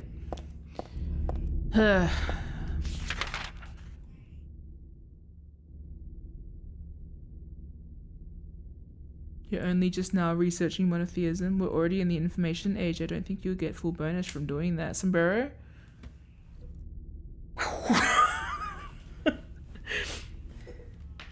I'm only just now researching monotheism because I can't even be bothered pursuing this joke. I was gonna say something about like Maui, but that is our pre-monotheistic belief system, so Maui wasn't as present in Samoa, I believe. I think it was called Billy. Anyway, I wouldn't know. I guess. Let's go. Douglas, are you still alive? Yeah. Oh, fuck. Shoot him. Oh, I don't want to trust him here. Where's Douglas? He went out. But he left a message for you. Was there someone else here just now? No, just me. Don't you want to know what the message is? No? Oh, yeah. Yeah, what did he say? The church is on the other side of the lake. Church? Wonder what he meant by that. You don't understand? Mansplain it to me. That's where Claudia is. Like I'm an idiot. Across the lake. On the north side. If you're going, you better go through the amusement. What the hell? It's probably the only way in now.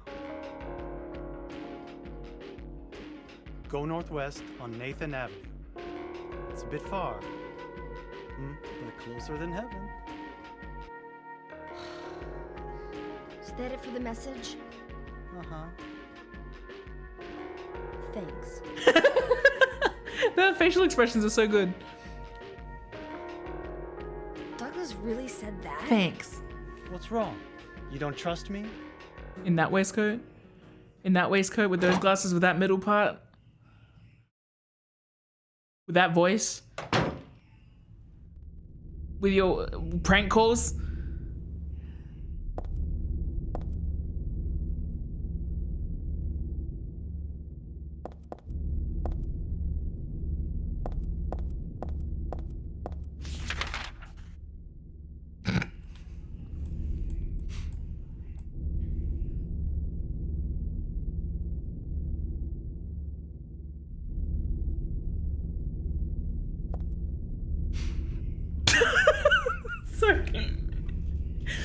I just read the phrase, anti-great man theory believers on Christmas be like, these presents showed up under my tree due to many interlocked forces in history. Sometimes, you know how I was saying before, the AI fills me with like existential dread? Sometimes my friends will say sentences that just could not have existed or be predicted prior, and I'm like, we're safe, it's okay. I don't know how anything could ever like predict what just happened. I don't even know what that meant.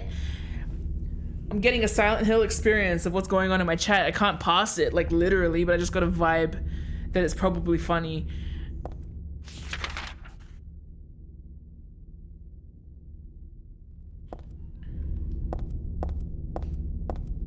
Never trust a man with glasses. Hey, who has glasses in the chat? Wrongly paraphrasing shit I've read elsewhere. So you're actually more like generative AI than I thought.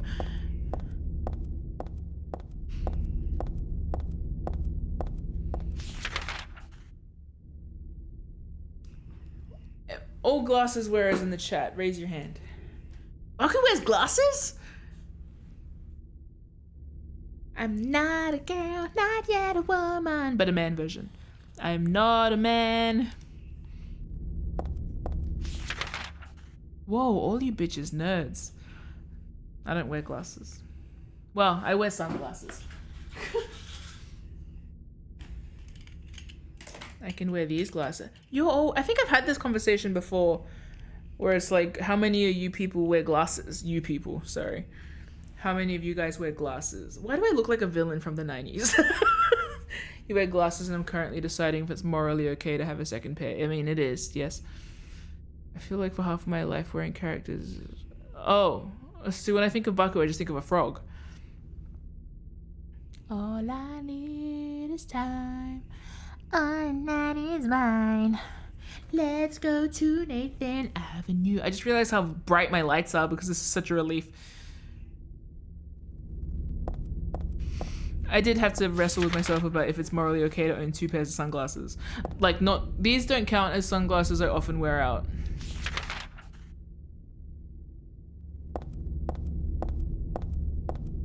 Ha ha ha!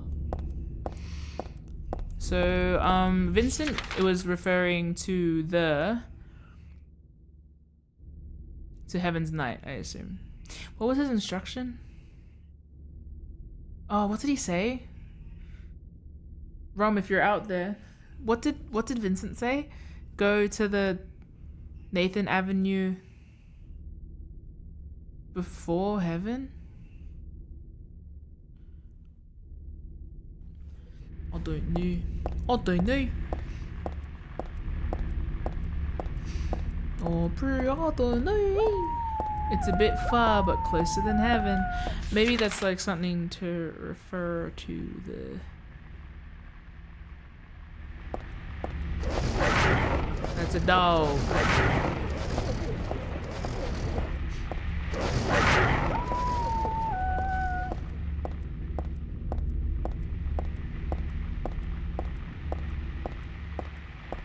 I love how Heather... Question, wait. Do a funny pose with the sunnies for a video with the thumbnail, what? I don't know what a funny pose would be in this situation.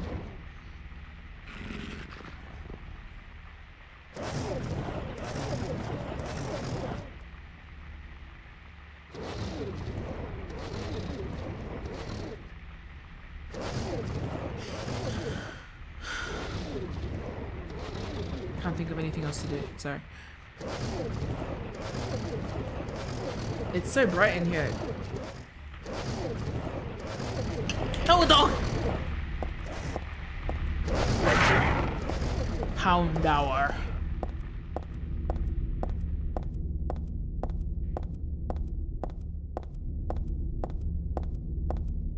I'll sleep close to heaven. So I'll stay unforgiven, and I'll be yours forever, and I'll keep her brother. I'll sleep. The victory hand sign is now like basically a sign for the presence of a camera. True. Ay. Dame tu cosita. Ay.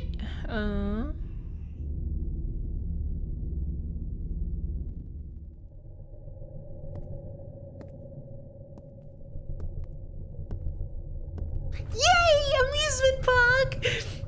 Oh no, we're back where we began. Back to the street where we began. Feeling real bad. Whoops!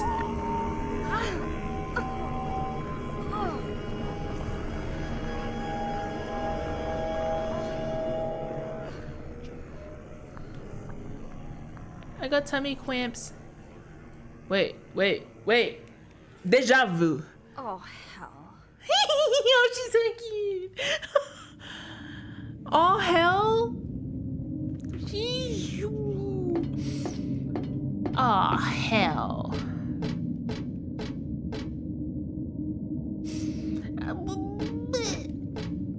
You're right, because we got the déjà vu. The déjà vu.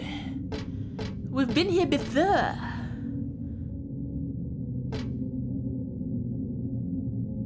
If the rabbits aren't dead yet, that bodes interestingly.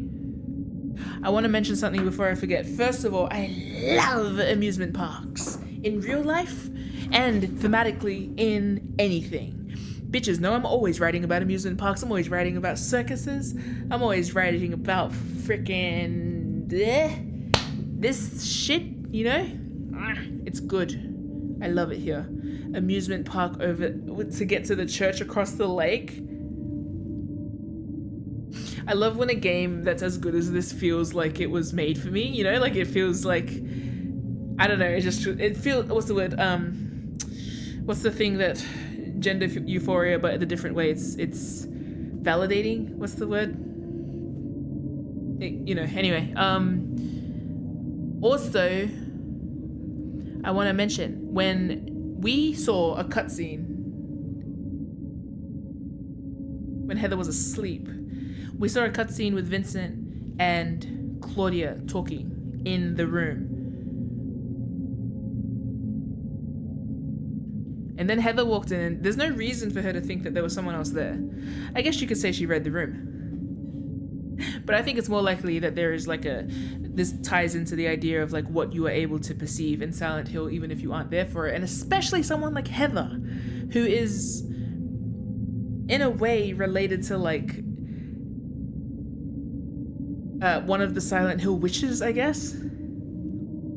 Bro, this is so hard. Anyway.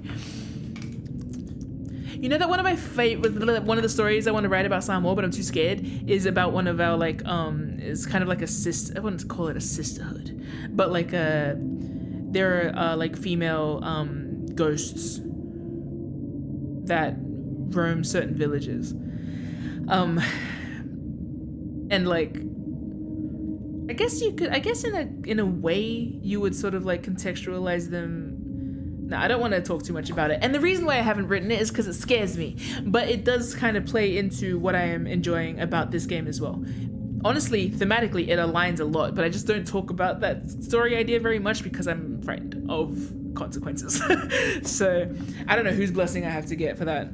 But yeah. I'm so excited. And, final thing, Heather saying, hell. Hell, that particular line is a curse or a cuss that I associate with James O'Brien from my favorite webcomic, Soul to Call. I don't really hear it anywhere else. That's why I was like, the first time I heard Rom write it for James, I was like, oh, that's a fun line. I wonder where that came from. I didn't know it was a Heather one-liner. That's so cute. That was like her "Where's everyone gone?" bingo moment. That's, yeah, I love. Watch that video on the Wiggles ride. Huh? I don't know. I love it here. I love this game. I love Heather. The rabbit is sitting up in the chair. I also love rabbits thematically. Bro, rabbits. Oh, they're already dead. Yay! Oh, they're covered up. No, they're still there though. Is this so Donnie Darko? I actually wonder if I watch Donnie Darko again now that I'm older, because I hated that movie when I was younger, but I watched it when I was like, what, 8? So like, yeah. I think if I watched it now, I'd be like, oh, I see. I understand everything. It's a giant rabbit costume. Isn't this the mascot from the local amusement park? I don't want to look inside. Something in there smells terrible. Dying in a mascot suit. Oh, thematically, mascots. Oh my god, thematically mascots. You don't... As long as the skin is the same, it doesn't really matter, you know? It is conveying the same, even if it's different inside. Stuffed animal rabbit. Isn't this the mascot from the local amusement park? Please don't, like, move or anything.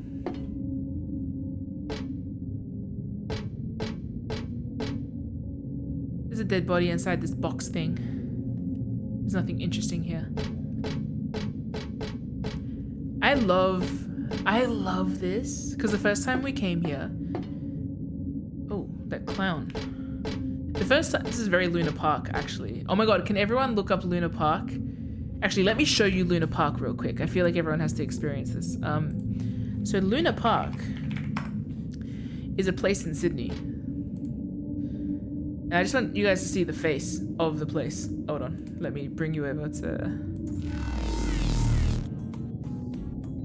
So this is like in Sydney. It's an amusement park in Sydney, and you can see it from where the Harbour Bridge is. Show us the outside of Luna Park. You know you wanna. Huh? They're not showing the front.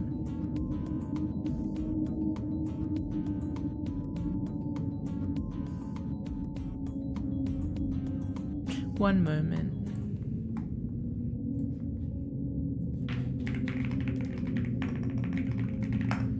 Maybe that's the other Luna Park. Oh yeah, there we go. Please don't dox yourself. I mean, I wasn't going to, but now that you mentioned it.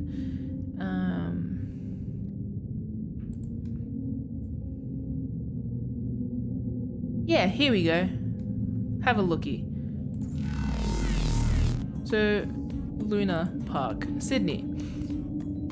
Is it gonna show it from the Harbour Bridge? Okay, there's the Harbour Bridge. There's Luna Park, okay? That's the amusement park entry. And you see this from across the harbour when you're catching a ferry in Sydney. You know where the Opera House is? Opera House over there.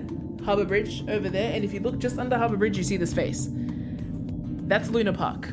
And so, yeah.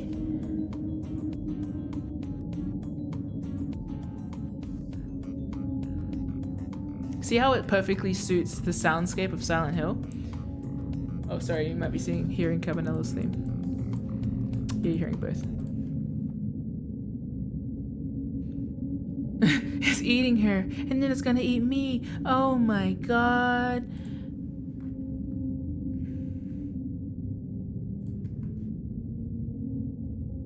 Yeah, Luna Park's kind of crazy for that. I went to a CM Blue concert at Luna Park with Sarah.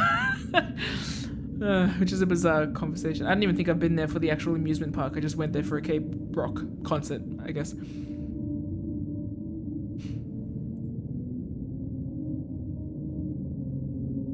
Melbourne also has a Luna Park.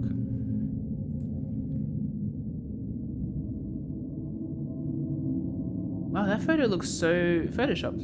Like, in a good way, but yeah. Oh, I'm looking at real life people. Is that, well, no, this is all available on Google, so.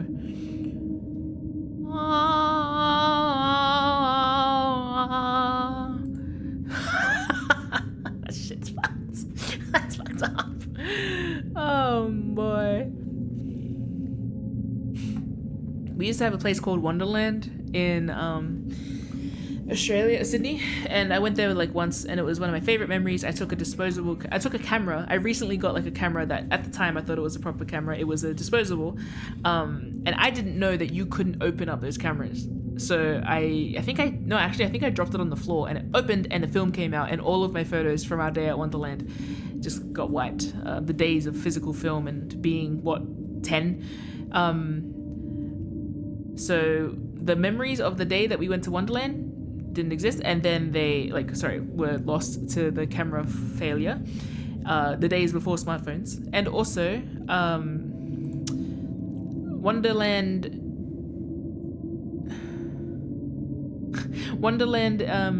shut down after, and then my primary school and high school received the chairs that were used at Wonderland because they were donated to local schools, so we all had benches from Wonderland. Sarah sent me something. Cinema raw. Sorry, I just.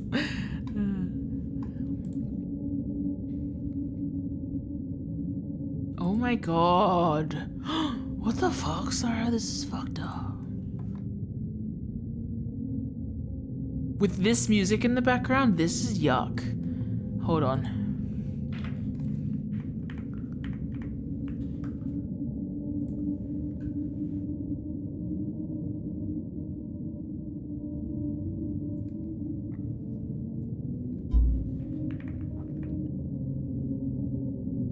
tag yourself, I guess. Which Luna Park face are you? What's wrong with us? Who made this? Who decided this? 1938 to 1947 face is kind of okay. Yeah, the rhinoplasty was an interesting choice. 1973 is wrong. Well, yeah, that one's fucked up looking, of course. It has a USSR propaganda posters yield.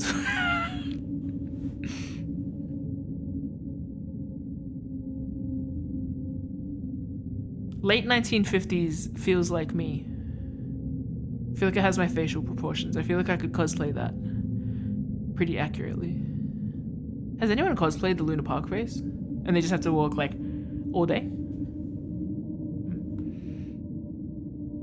1960s kind of getting into manic like territory.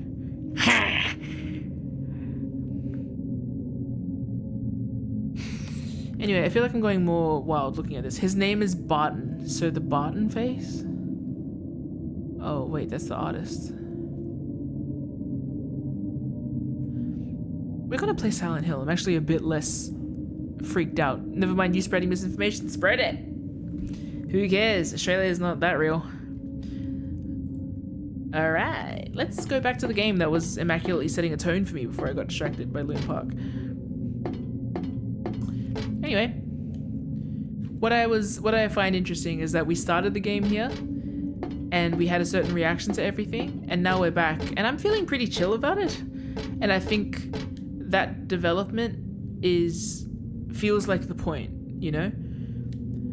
Popcorn doesn't look right. I don't think I'll be having any. Then again, I wouldn't eat anything else here either. You know? Like any observations we had at the start of the game was like,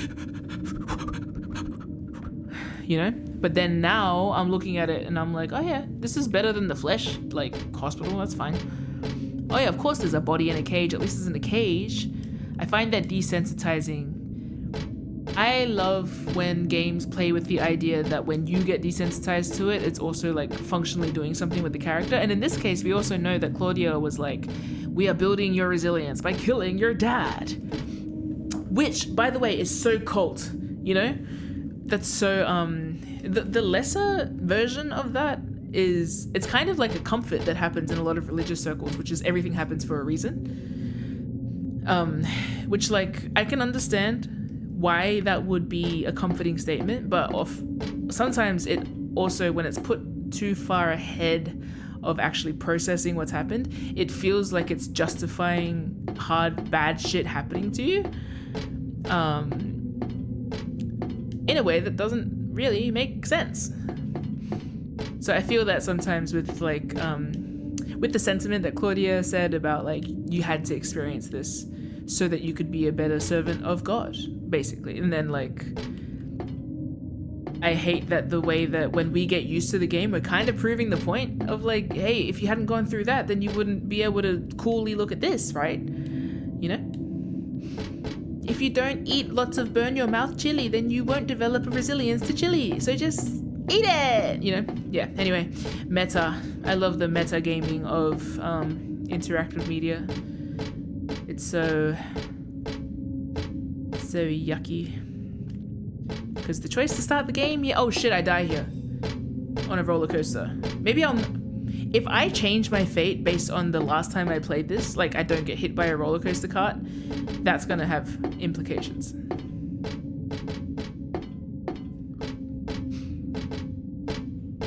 I feel like it's funny to try and teach Heather a lesson. I feel like she's gonna receive the anti-lesson.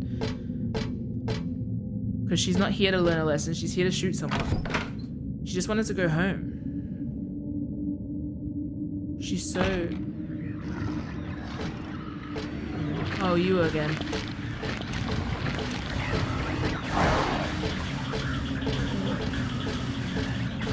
I wonder if the impact I had here before will be recognized by the land. Oh shit.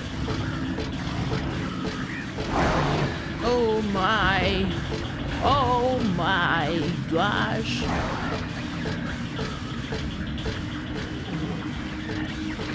Amuse amusement parks and the relation to artifice. Amusement parks. How they aren't quite real. Amusement parks. Who are they amusing? Who am I performing for? Is life a performance? Is my existence a performance? Do I exist to fulfill a purpose? Who knows?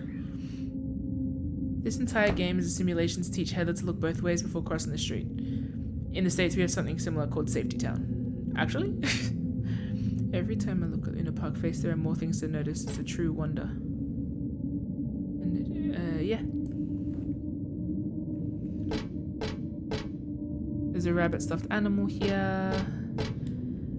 Heather hasn't acknowledged to us other than, hell, that, like, she's been here before. Which I think is interesting. The sun will come out tomorrow. Bet your bottom dollar that's tomorrow. We will be playing Scarlet Hollow tomorrow in about 10 hours. Just so we know. I just remembered. The sun will come out tomorrow. Bet your bottom dollar that tomorrow there'll be sun.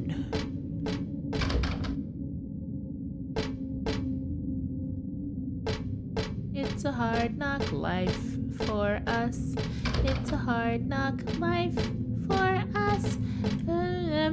We get kicked. Yeah, like Claudia. Dang, she got kicked. That's sad. I don't know why I said it like that. Sorry. You hear about a horrible thing happening. Dang. Yikes. Sorry to hear that. That's rough. That's gnarly, bro. Gnarly. Everything's gnarly. Gnarly. A person that gets awkward when hearing bad news about someone's like family life and they start singing Cat's Eye. That's what you have to use to summon me. Hottie, like a bag of toddies on the shit.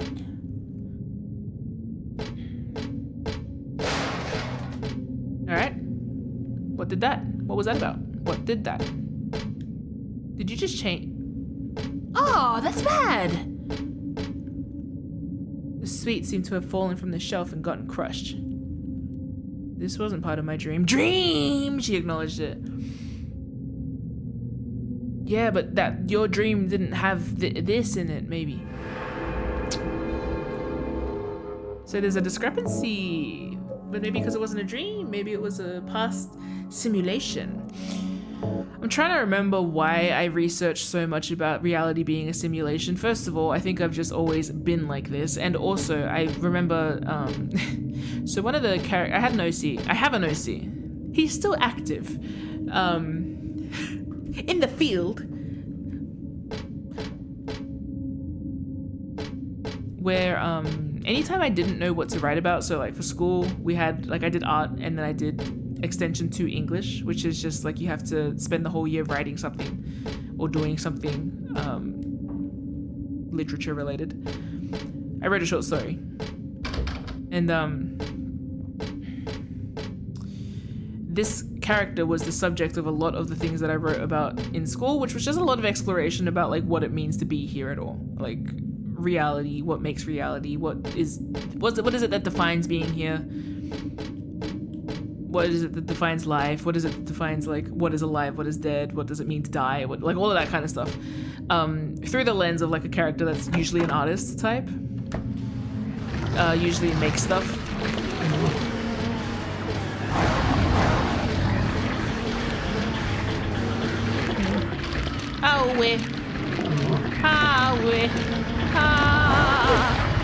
What I'm trying to say is there's a lot of stuff that I remember researching back then for that character. Jesus Christ. This is bad. For not only that character, but for just like the related projects that I based around the OC. The cheat code of high school was just every time I got a project where I was like, write about something. I was like, I write about one of my OCs and I'll rename them. So you can't find me on DeviantArt.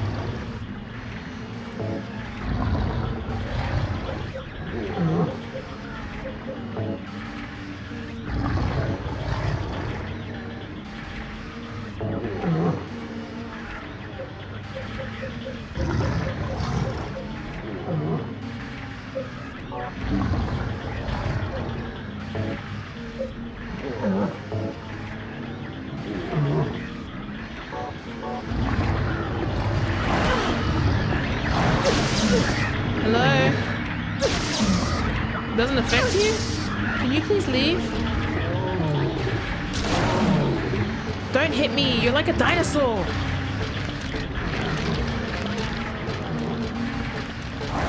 Hello? Oh my god. It's like a dinosaur. Okay.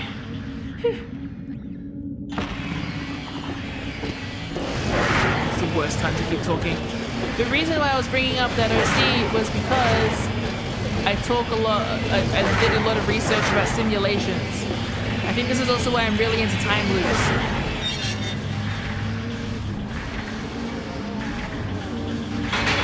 Because it takes the whole concept of there being like a defined end and it turns it over. It also gamifies existence. I think that's neat. I think games are neat. Ah, where?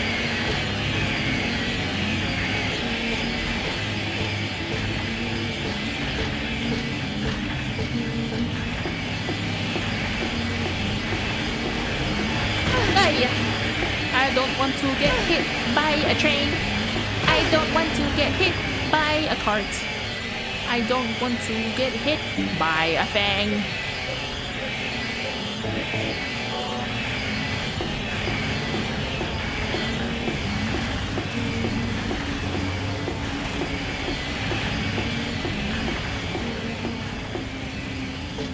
Warning. I don't gotta listen to your warning. It's locked. What the fuck is that? What is that? What is that? Hold on. You can't be following me. You're just so loud here. Oh, whoa, whoa.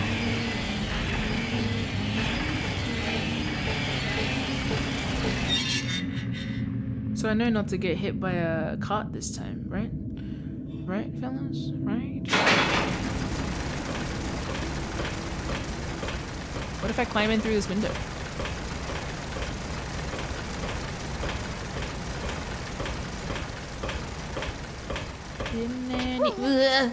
Didn't anybody tell her? Sunday's on the phone to Monday. Tuesday's on the phone to me. What song am I singing? Is that a Beatles song? I don't remember.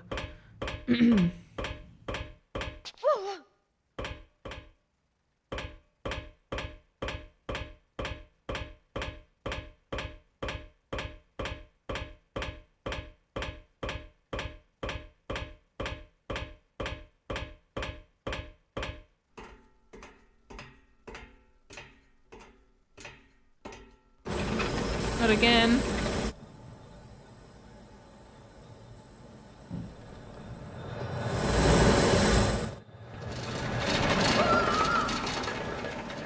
Yeah, again? Is this a recurring dream? No, that's game over. Okay, I have to find a different way around it. Maybe the dream tried to warn.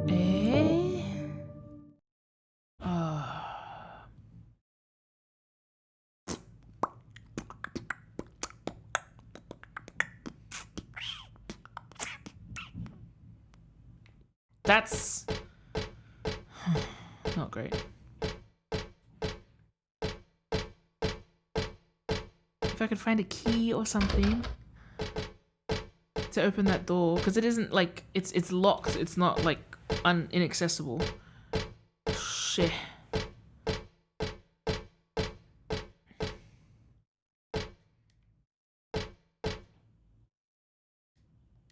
You got anything for me, you little weirdo?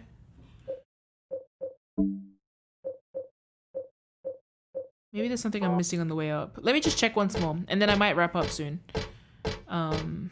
Then I can start on my beloved amusement park.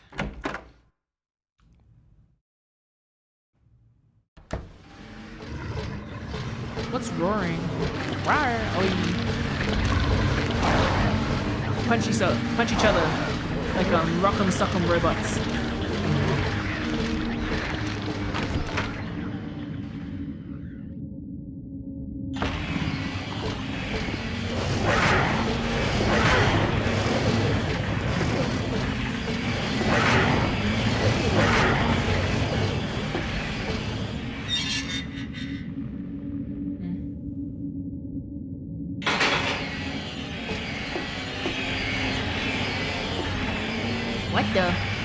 What the?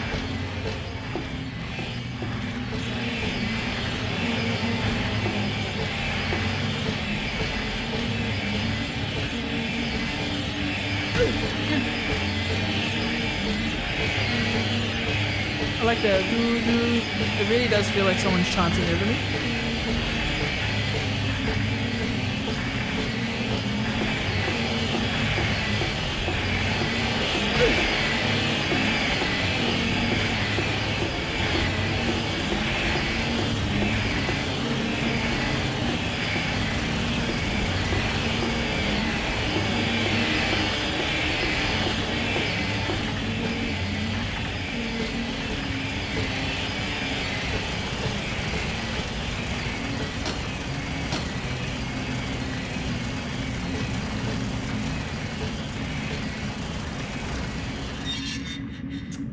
If there's a way up there from here.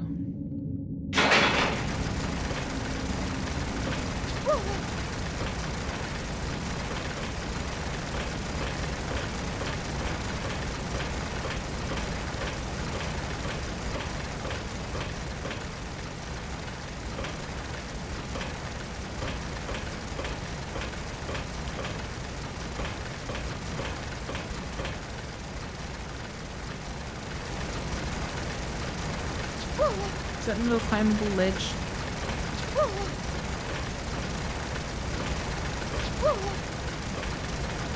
It's not.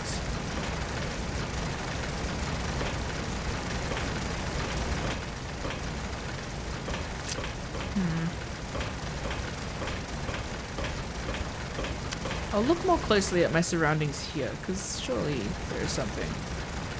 Unless I can, I don't know, put something in front of me. Let me just look around more. I feel like I haven't looked anywhere. And then I think when I inevitably am hit by a car, I will probably call it and then start next stream fresh on the brain. Oh yeah.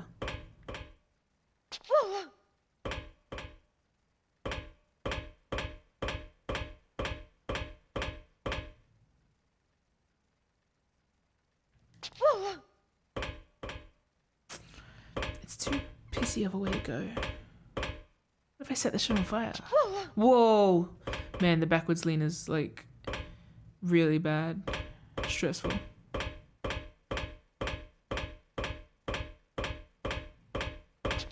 Shit.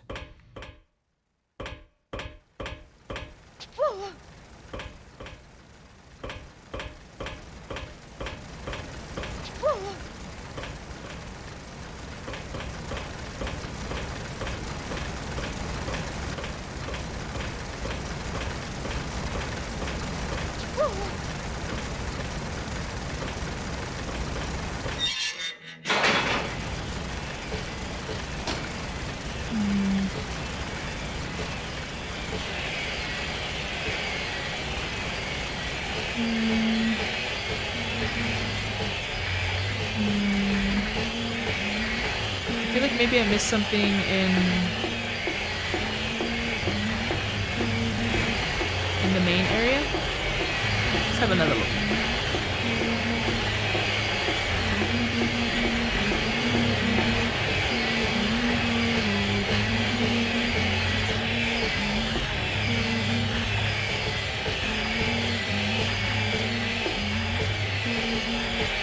This area I haven't really gotten anything, but there's a lot of in-between areas that don't really do anything. I feel like it's more likely that I've missed something at the mall.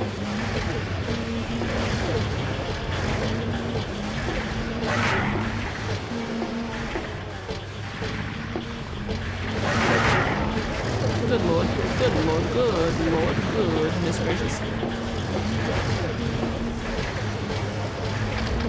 Huh? Oh. Did I come through there? I did.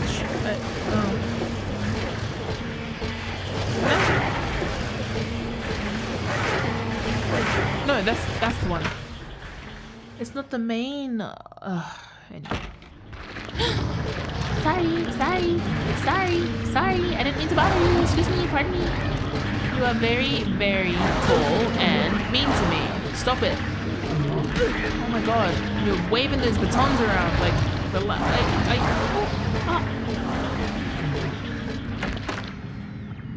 What did I miss?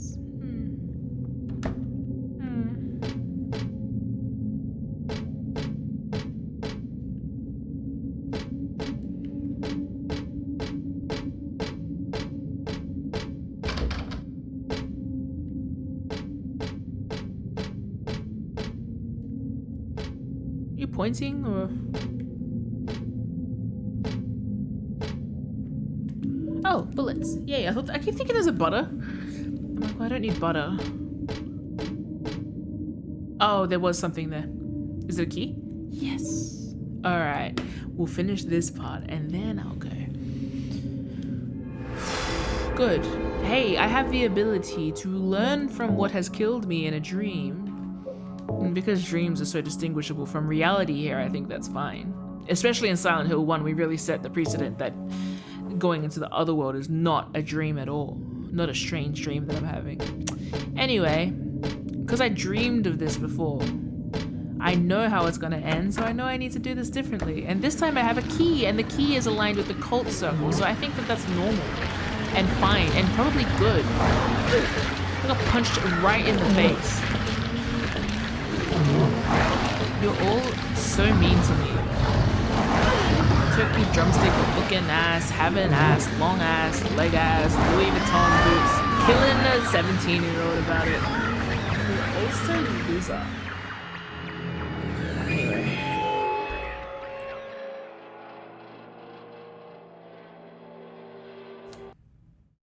The dogs of modesty wrapped. It makes me think that they have been, I was just thinking of the bandages before. I feel like it makes them seem like they've been like stitched back together.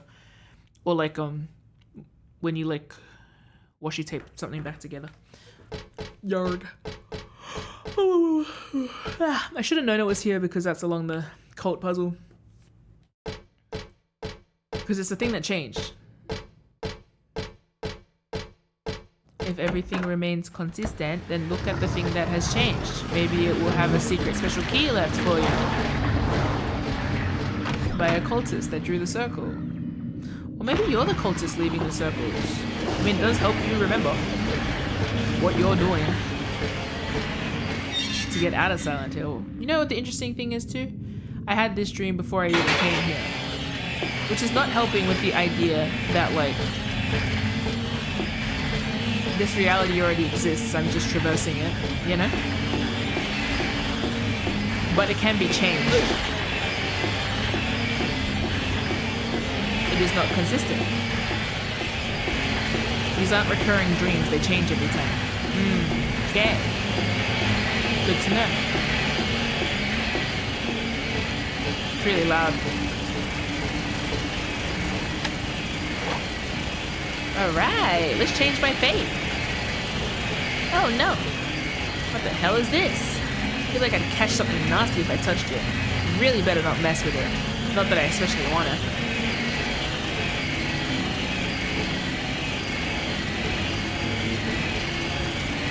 I got a health drink. Must be some gadget. I know how to make it work though. There's a power switch on the left-hand side.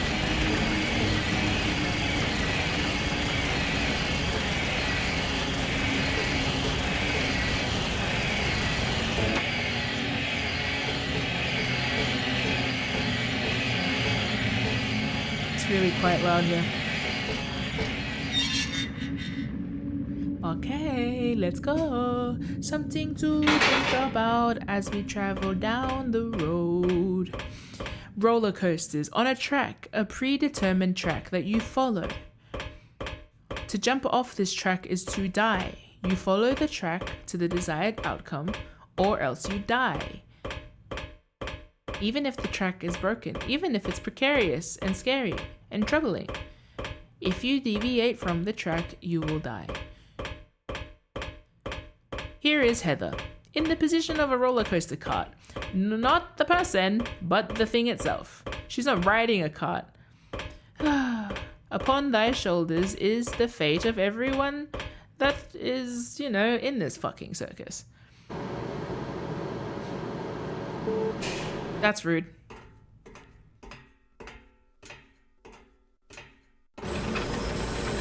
And sometimes, despite your best efforts, you die anyway.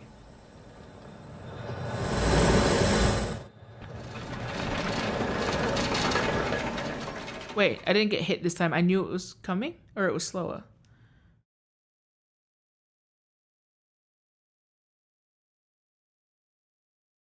I still jumped off the tracks. I hired you to find the girl, and you performed serviceably. Hold up. What is it now? You lied to me about Heather, lady. I don't like being used. Lie? What lie? That Heather was kidnapped from you.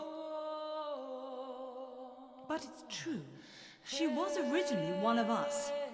That man, Harry Mason, stole her away and kept her hidden from us. Yeah, but she says she was happy. She was brainwashed by him, deceived, because her true self had not yet awakened. She carries God within her.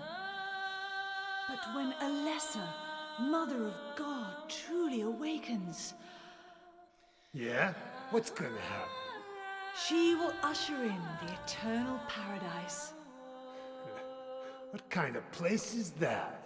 A place with no pain, no hunger, no sickness, no old age. There will be no greed or war, and all will live by God's grace alone. No this, no that, no nothing. Good line. Paradise? For castrated sheep, maybe. Hey, Sounds pretty if you're a boring. dickless sheep, baby. Sorry. Anyway. You still don't understand.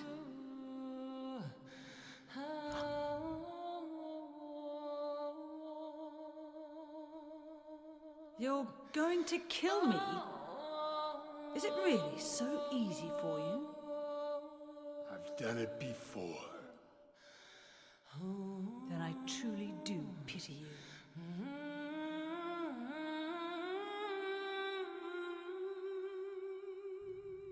Killed before or killed her before? Hey, Yay! Slightly different outcome. We land on top of the building. This time we are winning.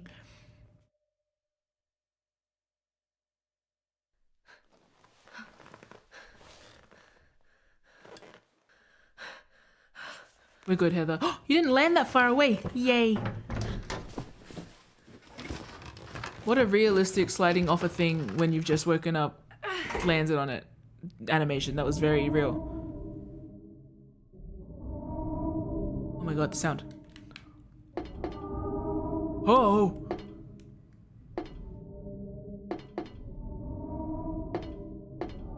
Ticket booth, nothing unusual about it. What is the soundscape? Oh, I feel like a scared dog.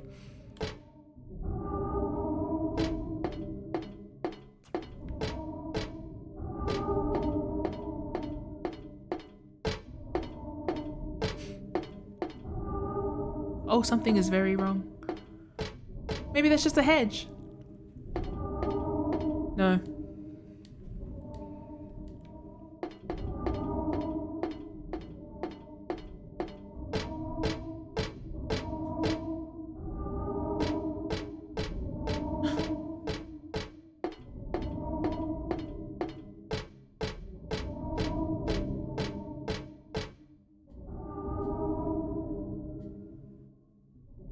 Probably supposed to have the ride's wait time on it or something. Nothing written on it.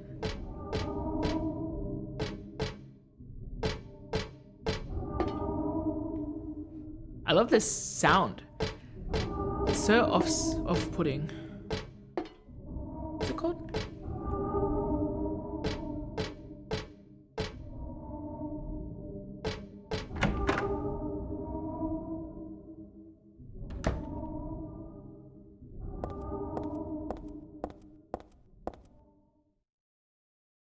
The fact that that music was just there for that part is so finessed. I fucking love this game. Oh no! Where am I? Haunted mansion? Yes! Yes!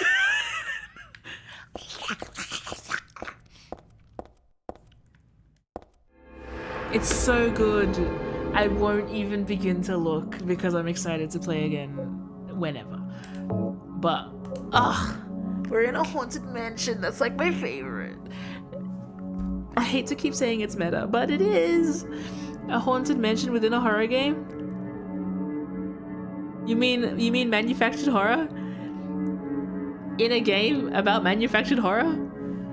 Here's the manufactured horror of finding your dad dead in a living room chair at home. We manufactured it just for you. Here's an amusement park with a manufactured horror mansion, haunted mansion, here to scare you. Probably for the same reasons. You know the thing that they say about how the brain doesn't know the difference between like a pretend threat and a real threat? Which is why those pranks are really fucked up. And why like other things that I won't bring up right now.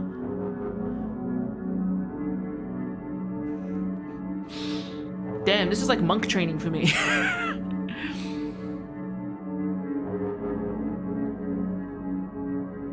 Some people go up a mountain.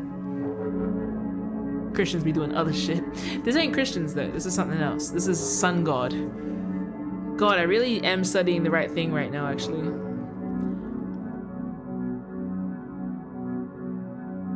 I'm so impressed by this game. I love this game. Everything about this game is so yummy.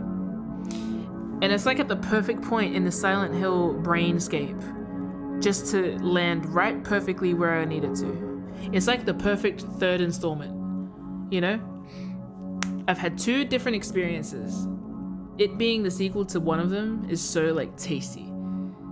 Because I've deviated from what to expect, now I've got a foil. And then now I'm coming back. It's so yum, it's so good. I love it here. The series is so good. Sometimes when I think about Silent Hill, I get like emotion about it, like I've grown up with it.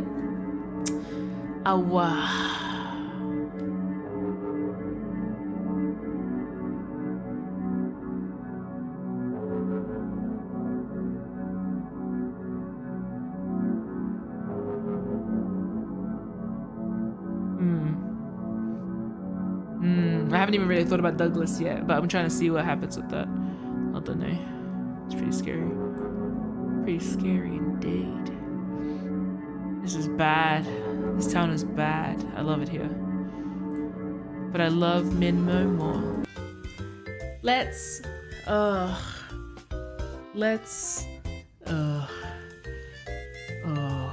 look at our shitty screen. You got, yeah. It is sickening. Yikes. Oh my god. I just saw that Percy and Thep are here. Hello. Hello to my moderators and goodbye and thank you to my moderators for joining me on today's stream. I just realized how loud I've been yelling. At least we have Minmo. Minmo will keep us safe from PIs, from PIs? Pacific Islanders? From personal investigators, but also from Pacific Islanders, maybe. Minmo will not keep you safe from me, however, because I will be back for another stream. Thank you for joining me today. I can't even believe that the Minmo thing is also activating the worms about like this is just a lesser. Again, it's always just a lesser. It always comes back to you. It always comes back to you. Oh god, and the idea of like the chosen ones is very prevalent I should tell you guys more. Probably not actually, but I could talk a little bit more about like the kind of normalized religious stuff, I guess. Because there's so much stuff where I'm like, oh yeah, I just kind of take that on board, but I realize that people who haven't been raised in that context are like, what? Anyway, it's always interesting to go to, and this is like one of the perfect games to do it. I can see so much why this game has inspired so many people, and why everyone who likes this game is crazy about it. Yeah, I'm so keen. Okay, I am gonna go though, so thank you to my super subscriber, Romy. I'm gonna see if any of our friends are online to raid. Give them a riggedy raid. Oh, gosh, I was sleepy. It's also 11 p.m. and I have a stream in about 9 hours. So please feel free to tune into our next stream. It'll be neat. It's Scarlet Hollow again, and I'm playing with the Meta Blues crew and Grey. So please feel free to tune in. And I'm going to go to Kirsty Arts even. I know I got their names wrong. They look to be drawing some kind of iguana. So let's go raid. But thank you everybody for joining in. Feel free to join our Discord server. Sombrero, I will remember to look both ways before crossing the road. I almost got hit by, I didn't almost get hit by a car, but I got beeped by a car in Canada because I mindlessly looked one way before crossing the road, and I looked the wrong direction because we drive on a different side of the road over there, and I was like, it's clear, and then I like stepped out in front of a car, and then I remember being like, oh sorry, I looked in the wrong direction, and then I realized I am the reason why they say look both ways before crossing the road. I was like 24, so there's no excuse actually. Anyway. And Rom's mum saw it, and I was like, oh my god, your mum's gonna think I'm a fucking idiot. I can't embarrass myself in front of people that are important to me's mums. Anyway, yeah, but I did. She saw it. Anyway, so on that wonderful note, if anyone wants to read an amazing webcomic, by the way, that equally makes me crazy, far less existential, way more survival, but still very cool and super lovable characters that I love very much. There's like a Irish dad in it that goes, oh hell, and I think that that's neat. You should read Souls of Core. It's my favorite. I also received a gift from Rom today, which came in the mail, which was the rewards for being a patron, and it's pretty. It's an artwork of lesbians. It's Tiffany and Sarah.